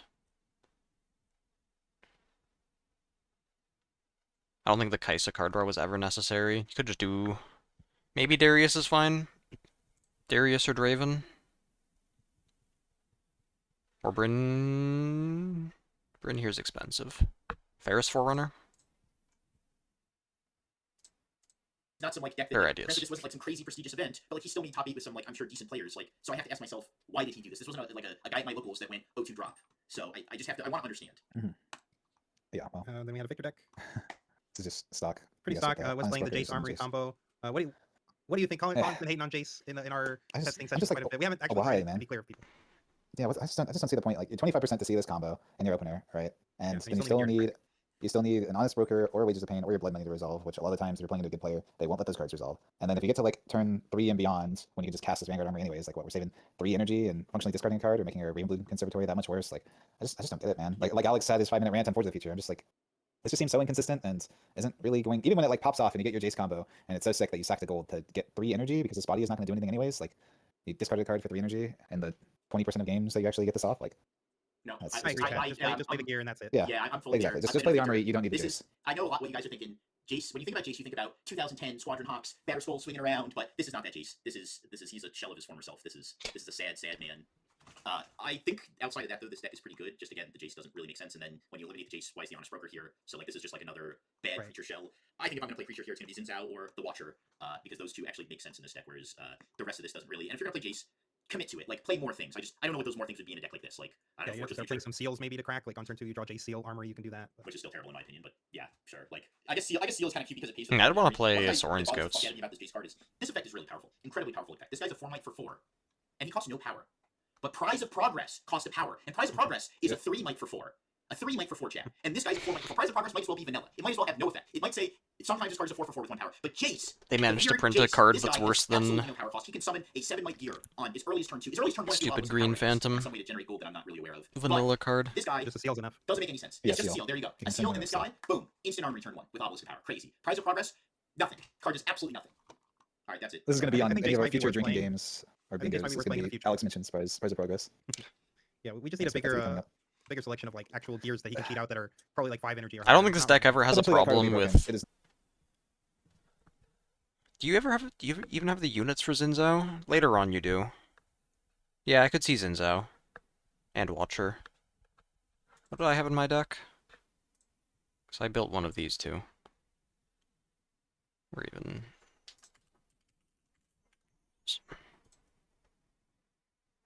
Jace body's not useless? Yeah, that's true. What do I not have that he has in here? I've got too many tabs now. Hold on. bigger selection. Oh, I don't have the Drag Unders. I didn't like those at all. That's what I took out. So yeah, I take out the Jaces, put in the 3rd Soaring Scout, or maybe 2 Zinzaos. An Honest Broker is basically a ramp spell anyway. Yeah, I just did not like Drag Under at all. Of When I like tried actual it, gears it that was he can cheat out way that are too slow. Probably like 5 energy or higher. Not right now. It's Eventually that card will be broken. It is not right now, especially because it's only played in the control deck that can just afford to dirtle around anyway. So like, what's the point? You don't need to go fast and play this Giga Gear on turn 1 for it to do Is something. it better than Once you Jace? win Yeah, the I can see battle, that. Excuse me. Oh, And you yes. he's basically always accelerate. You made a Yeah, token I- last here's my turn, you make a contrast token here. this turn, I then guess, send like, him out. having these guys is good versus like if you're playing against a deck that doesn't have if you're playing against a deck that doesn't have removal, I get why this is kind of nice because she just sits in the back and kind of just like launches tokens at them every turn, which I kind of fuck with that idea. Like that's it's not the worst idea in the world. I don't know if it's deserving of a side slot, but yeah, to each their own. I'm not sure about this rally the troops either. Yeah, I mean, so like, no, this is just crackhead shit because you're gonna trigger like you're gonna get 4 2/2s, but like it doesn't really make sense because like what deck do you need 4 2/2s against? Like I guess Yeah. I don't know. A lot of this is just like this deck is so everything is so core that there's just like nothing you're gonna cut anyway. So probably just put a bunch of sideboard cards there. Like, maybe there's one match if I want this, but I'm submitting. This is the best of one deck. I'm submitting the same 39 every Oh, single this is time. runes Who in cares? right? No, Yes, but like the way that this deck is built Sure. is that it's built as a best of one deck. So like it's Yeah, I win mean, you game could one, I'll do have the sideboard hate for you. you could do You could have sideboard Lucian. Time Warp. Yeah, we've got Illusion, so let's take a look at whoa. Okay, is it mirrors? There are a lot of. I feel like I didn't have to scroll this much. Holy fucking one-ups, Captain! Jesus Christ, is this a fucking? You could sideboard the No, it's worse than Salvage, but Zonpunk. Check. Yeah, One, Watcher is so really good. So 1, 2, 3, 4, 5, 6, 7, 8, 9, 10, 11. My brother in Christ. 11. Holy Wallop? shit. This guy woke up and just went straight to meth. 2 You Warmogs? never know what to play around. Oh my god, Yeah. this is like imagine like how many 2-ups did he have? I'm curious. 1, 2, 3, 4. He had more 1-ups than 2-ups. That like the number of 1-ups put together exceed the total number of 2-ups. That's crackhead shit. Like How that's, many that's bad 2 crackhead drops? energy, though. This is not like Wait, raw, this it's deck crazy. is on 4 2 drops? God, I can't believe I placed worse than this. The hell is that? He's on 4 2 drops. How does he win the game when he's behind on points? He was on the good crackhead shit. This is the bad crackhead shit. This is like doing crack in an abandoned shack in the middle of the desert in Arizona somewhere. This is bad crackhead shit. Holy That's what I fuck. get for Yeah, playing this Ornn. is really interesting. I'm curious if the Rek'Sai was in there for too. I have talked about it many times that Rek'Sai is just one of the best 3-for-3s in the game. Like, Yeah. well, it just like what does it? I guess it's just a 3-for-3 accelerate, and he just thought that was good enough. I mean, and Yeah, that I is a mean- good card. 3-for-3 Yeah, accelerate I guess- with Yeah, assault is a freaking powerful free drop. What this That's fine. I don't know what Weapon really means turn that 1, outside of Lucian just turn obviously being a 2? haster. brother? With 6, I guess. Is that even good? Weapon into Lucian and into get Falling Starred and go next? Do you even want a Lucian turn 2 instead of playing one of your 4s? That you have 6 of? Powerful free drop. What this That's fine. I don't know what it's really doing in this deck though, outside of just I guess you just wanted the haster. brother? What is Haster? one? Yeah. What is one wallop doing in this deck? Explain that to I me, don't please. know. Like I guess This some deck They just want his is fourth first to me. yeah, very it's interesting. his fourth Relentless Pursuit first to me. I get 6 wasn't enough for him. He needed the Does seventh he have one, a I way to guess. buff, or is it he just playing wall up straight up? No, I he's guess just he has playing a wall Warmog No, he's armor. Warmog's. Yeah, he's got Warmog's, so he can. He's got Oh, one God, buff where's and the a Warmog ward. One thing challenge, anymore? one angle shot. If I had to play this guy in open decklist, I'd be fucking sick. I'd be like, dude, this is like, you better have the Swiss Arm. What's the matter? This is terrible. Like, who cares? I hate He's when I playing have to do 13 this. Yeah, one don't play around any of it. cards, 11 one ups, Yeah. Oh my god, who like cares? this is like the Swiss He's Arm. just an deck. EDH player. Kill Let him his have fun. units. Yeah, this list is a pile for sure. Oh Play my around God, punch like, first, and that's I it. don't even know We're a big how fan of the to combo Draven. That's what we like here around our The testing group. We like the convolution, yeah. sorry, yeah, Lucian. We like convolution. Wait, he's a pocket cup in here. I didn't even see Yeah. that. Where's the pocket cup? No, yeah, Oh, nobody ever Nobody sees the pocket cub Yeah, coming. nobody ever sees. That's what they really Yeah. needed. Yeah. Okay, Yeah, yes, then it'd be good if he had the pocket cub, but Should have Yeah, just actually unfortunately committed to the full one of deck and just play Reno. yeah, this is. yeah, exactly. 10 my turn, one brother, plays. 11. Why one Rune Runner, one I young, don't think like you're gonna understand that you're not. one region Lear Guard. I can't even say his name right. Like, oh god, I'm so tilted Yeah. looking at this. One Hex Drinker, one Angle Shot. Like, Yeah. I mean, god, yeah, Yeah. this is just. Yep, it's Like, fine. But he I had sides two some more cards he Rune likes. Runner. He sides two more of the cards that are already one ups in his deck. That's where it gets even crazier. Like, he identified that these cards were sideboard material, but was like, I just want one of them in my deck anyways. This is crazy. Testing what feels good at an Yeah, invitational. Yeah, is, yeah, is invitational good. event. That's the thing. Like, yeah, Yeah. you earn an invite to this event. That's not Yeah. really where you want to be. Also- Also, testing grounds. Also, when you want to test something, Yeah. you play like two. You either play like 2 or 3 of it because you actually want to see the card. You could reasonably go through an entire tournament and maybe draw a wall twice, and both the times you draw it, not see the scenario where it's good because you're not consistently drawing it. Like that's the thing. One ups are Mhm. like because especially with situational one ups, like a Legion Rearguard, for example, is just a 2-drop. So like that's whatever. That's just like a fits all, one size fits all. But things like Ruin Runner, Wall Up, Angle Shot, you're playing situational cards as one ups. So on top of having to draw them for the situation that you need that situation to actually come up. And these are not cards you ever want to test as one ups because the stars kind of have to align. You need to see them and you need to see the situation. So like one ups make more sense, at least in the case of like okay, Wall Up. You could argue like he wanted a 7th first mate and Relentless Pursuit. Miser's Copy. Those things make a little bit more sense. Something like Angle Shot though that has very specific scenarios on top of you having to draw it. That's where you kind of lose me there. Or like Challenge is just a good card. Yeah, challenges. Challenge and Rune Runner are really the ones that hit me young too. Yeah, But, Rune Runner as you too. said, you only allow this many one ups with 4 quarter calling or green sensing anything in your deck. I Yeah, agree. like the Yon It's, is it's not crazy. good.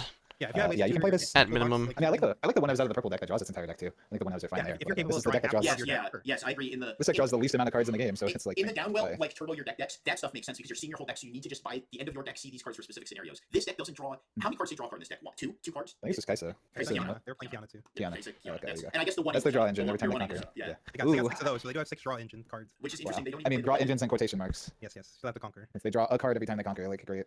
It's just so much Or worse my than great card Draven Draven doing Like, the same thing with it's- Ride the Wind. It's fine out of this deck specifically, but like I mean that really is the thing. If you're not running the combo Skyfall plus Trinity Force, then what's the point of playing Lucian when you could just play Ride the Wind and Draven?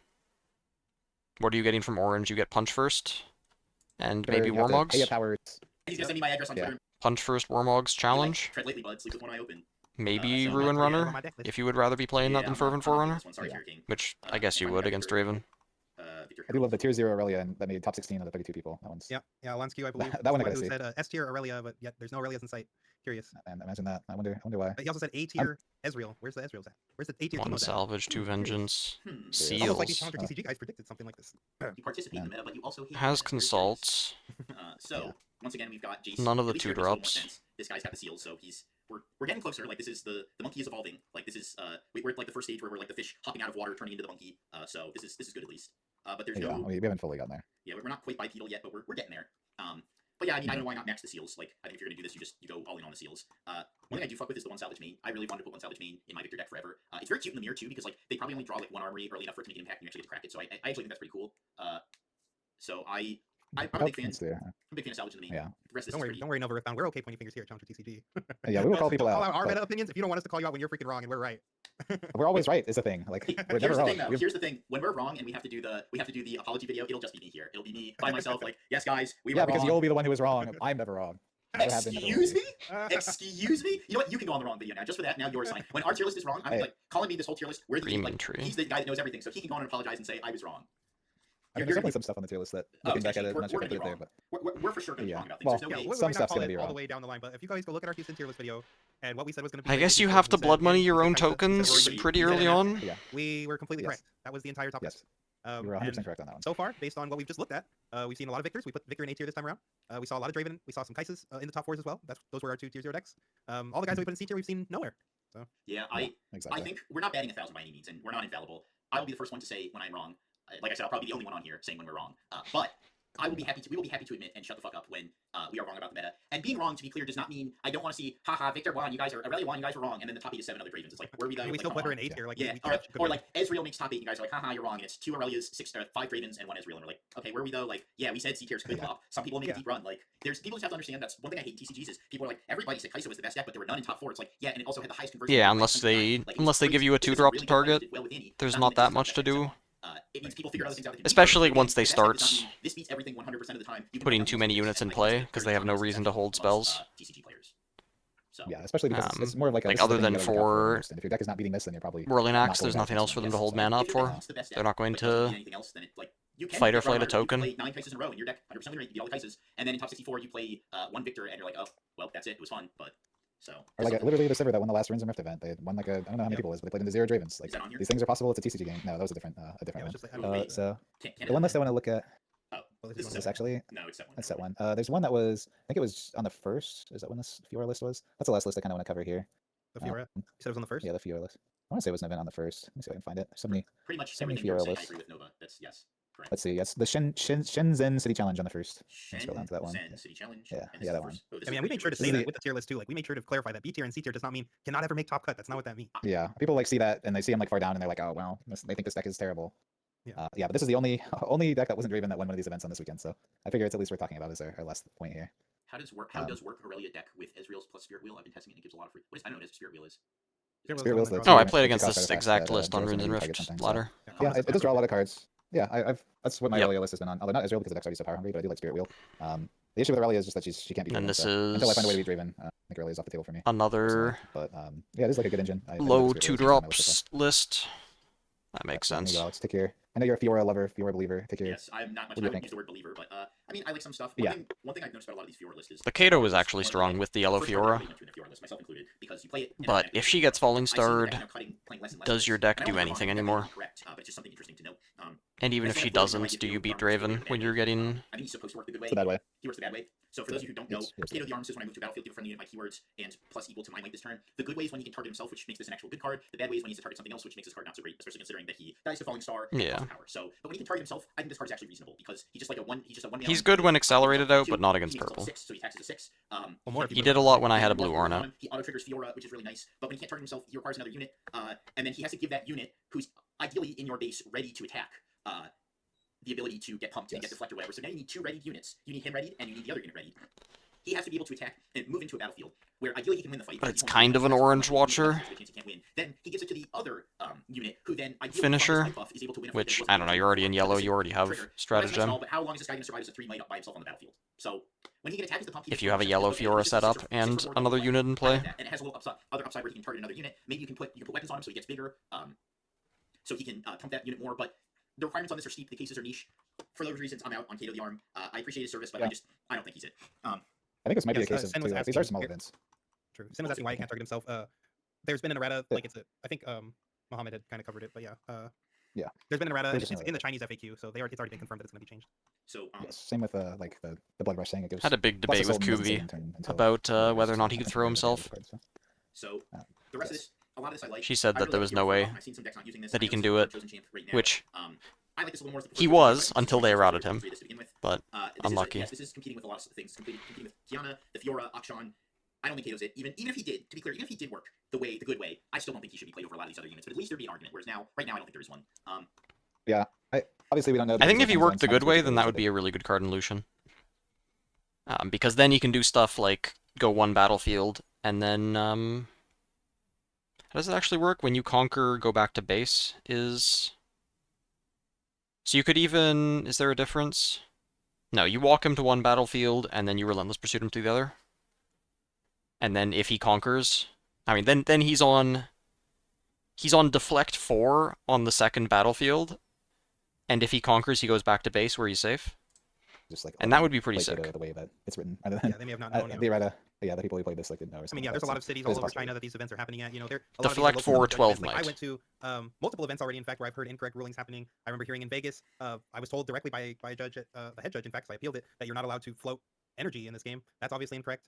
Or that you're not allowed to float power. Sorry, that you're not allowed to float power. Yeah. The 2K I first went to, there was incorrect rulings given. I've heard incorrect rulings given out at skirmishes. So it would not surprise me if these Chinese City Championships, they're playing with some of these cards, thinking that they work the way that they're written.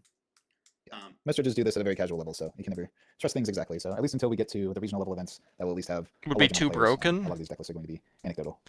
No, that was not happening in Houston. I mean, I have heard other stories from other sources that have said that there were some Maybe. healing issues at Houston, but nothing that happened to me or that I witnessed myself. Yeah. It'd be good against so I think what I Draven. would say about this Fiora deck is some of the spells Or that you decent, probably at use, least this he'd is get right now rebuked on the what first Sabotage. attack. I think 3 Sabotage is actually the correct amount in a Fiora deck, given that you're like you have a lot of power generation. I think you need 3 Sabotage in every orange deck, to be honest. I don't know how you can win as an orange deck if you're not taking the opponent's spells out. I think triple sabotage, triple repost is like the whole reason I wanted to play Fiora, to be quite honest. Her chosen champ is fine. Her champ effect is like okay, like whatever. But repost, now that's a diamond. He might need to be like 2 mites base if he can target himself. If I was playing a deck like this in a meta like this, I want 3 sabotage, 3 repost, and you don't care about the power because so I think what I would do is I think him coming down and threatening to attack for 6 immediately is. How I would consolidate this deck is move the salvage to a sabotage, move the death grips. Maybe it's fine, honestly. I don't know. First. I think the rest of the deck is eliminate these caves, Maybe it's maybe fine. set Maybe it colors, doesn't even maybe matter a few if more. he's. You have like close to enough turn 1 plays, I guess. So this is probably fine. I'd probably go to a third on Sun Hero somewhere. Maybe you don't need 3 Akshan main. That's a little. It's not like super crackhead, but it's a little bit. I think 2 is probably enough. The rest of this looks I would fine think though. that the salvage is probably in there because for like Because Monastery, yeah, those are the good battlefields for Fiora. Yes, this was So that's what why Casa best of Nova 1 build. until top cut. Run over by a hopeful afterwards. Yeah, you do need to protect him. But this is the best healing one. and salvage is fine. This was probably just a flex. Like this guy was like, I'm never gonna make top 8. Draven does just Or maybe he was, put maybe he was his. like, this is like just a half-ass Draven would just put his champion forward, put a hopeful in the back, and say, Yeah, I'm gonna pay the power cost, so you need to send more. And then congrats, you won, and now hopeful goes over top. I don't understand where really this switches the chosen. Show me a punch first. Maybe against Aurora, I guess. No, but you're not even fighting one-on-one most of the time. Yeah, I don't really get that in this meta. Some of this stuff just seems weird to me, but I don't think this deck is terrible by any means. I think you could. It's a little rough around. Does Orange Fiora do anything in this meta? I guess Draven has too many units. And can just get rid of her. And Aurelia can also just purple and get rid of her. I mean, anything that's not purple, Orange Fiora could be a Mundo. This is like totally reasonable. Like I said, just up the Sabo count, up the repost count, probably. Good into Yi, good in Yi. This deck would look pretty good in my opinion, so I don't hate it. Battlefields are pretty good against Yi. Got the Warmont's armor, so I think this is I don't know what Yi does against her. It's kind of bad right now because the color combinations that can play this deck are not very good right now. If only we had someone who could maybe break set with this, like a notable good set player who's known for playing set. Does Yi do anything? I don't think we have any of those. I think the only Yi decks I've seen are like tons of early units and then Triforce. And then topping out with the Bruin Runner. 5 to 6 Seal Jinx, I tried it, it's bad. It's bad.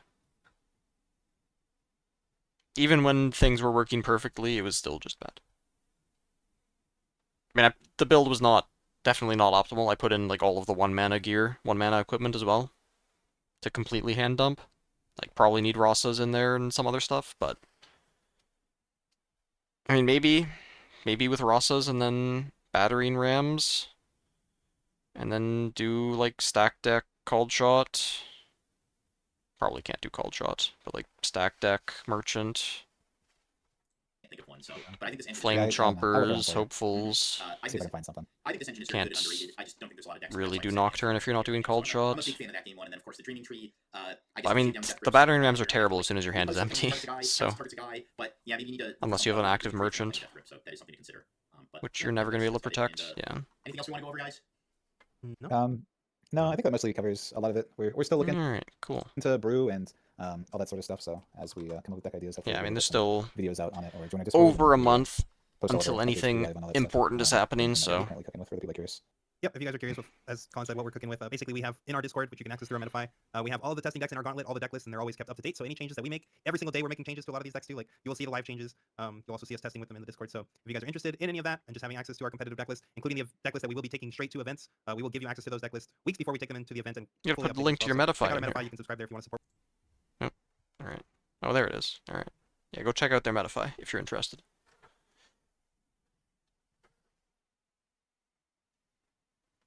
Alright, thanks for watching, Rek'Sai, Phoenix, Rocket package. Rek'Sai.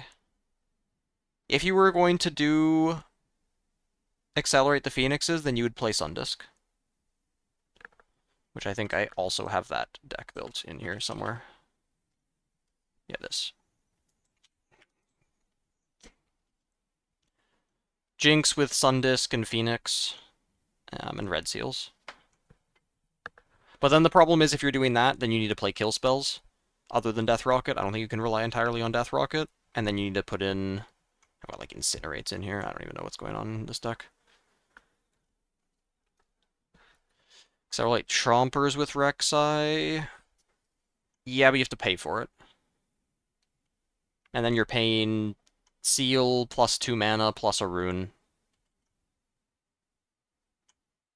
to just accelerate a Phoenix out that you resurrected by playing a spell, which probably also cost you power because you're not playing Purple Ezreal. I mean, if Falling Star didn't exist, then yeah.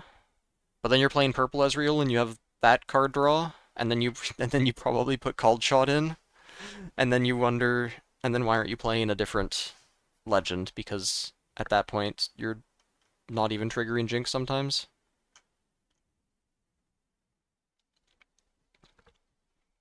Let me see, did I... Where's the other... That's this. Yeah, I think this was the, like, Crackhead 6 seal. Oh, with Doran's Ring was the idea. Oh, I had Ross's in. And I had Sundisks in. No, it was still just bad. I tried it, it was still bad. I had Purple Jinx, which maybe that was wrong. But you basically just draw 2 cards a turn, and you're praying... Like, in theory, you draw 2 cards, you play one, you Sundisk the other, you give it a Doran's Ring, you get a draw off of that, you play a 3rd card. Doran's Ring seems awful. It's good if you empty your hand. And then, like, you give a Longsword and a Doran's Ring, but what really happens is you draw your 2 cards, one of them's a seal, and you brick. Or you draw, like, a seal plus a Doran's Ring, and you brick. You have to draw a double unit every turn or something. It was Metal card good? No, yes. Set 1 Sundisk Jinx with a proper build is decent.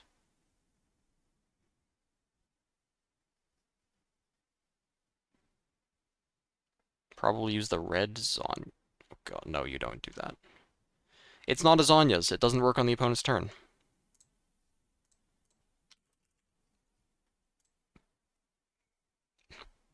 This is just a bad card.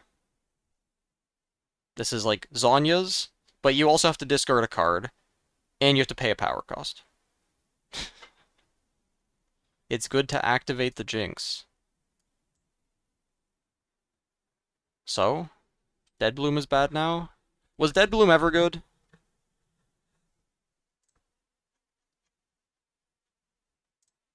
I feel like Dead Bloom... I mean, it's good like the turn you play Aurora, when your opponent's racing points. Only if Jinx dies. So you're telling me you're just playing... You're playing Unlicensed Armory just to be able to discard a card whenever you want to? God damn. No. Stop. Stop it. That's not good.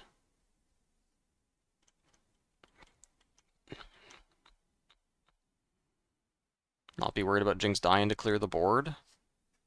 But you're already so much better at attacking than defending. And nobody's holding against you anyway. Good in Yi because it trade on Accelerated Watcher. Yeah, if it doesn't beat Watcher, then it's bad. But I just mean the situations where it can even get played. Well, unless it's Aurora, and unless it's just coming out onto easy targets because they're trying to race for points, and then just saying, like, you have a 1 in 3 chance to hit the Dead Bloom, so I have to take that risk. But in a normal mid-range E deck, they should never really get a free Dead Bloom Predator drop. How much and what interaction? Good luck figuring that out. Because even if you have the perfect amount, you're still going to draw too much or too little. At least half the time. Alright, thanks for watching, everyone.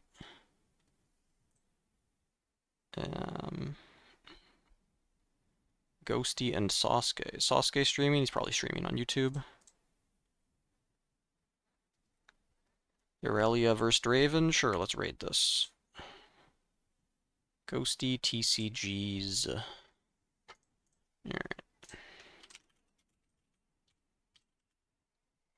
I don't think this is the Ghosty from Hearthstone, which is pretty interesting. Alright, thanks for watching, everyone. I'll be back, I don't know, probably on this weekend to probably not watch, like, full China VODs, or maybe, like, I mean, I'm gonna be at skirmishes, so it'll be either evening after the skirmish or morning before I go to the skirmish. So maybe, like, talk about China a bit, and then maybe watch some VODs from Atlanta, SCGCon Atlanta, something like that. Yeah, thanks for watching, everyone. Ta-ta. Have a good night.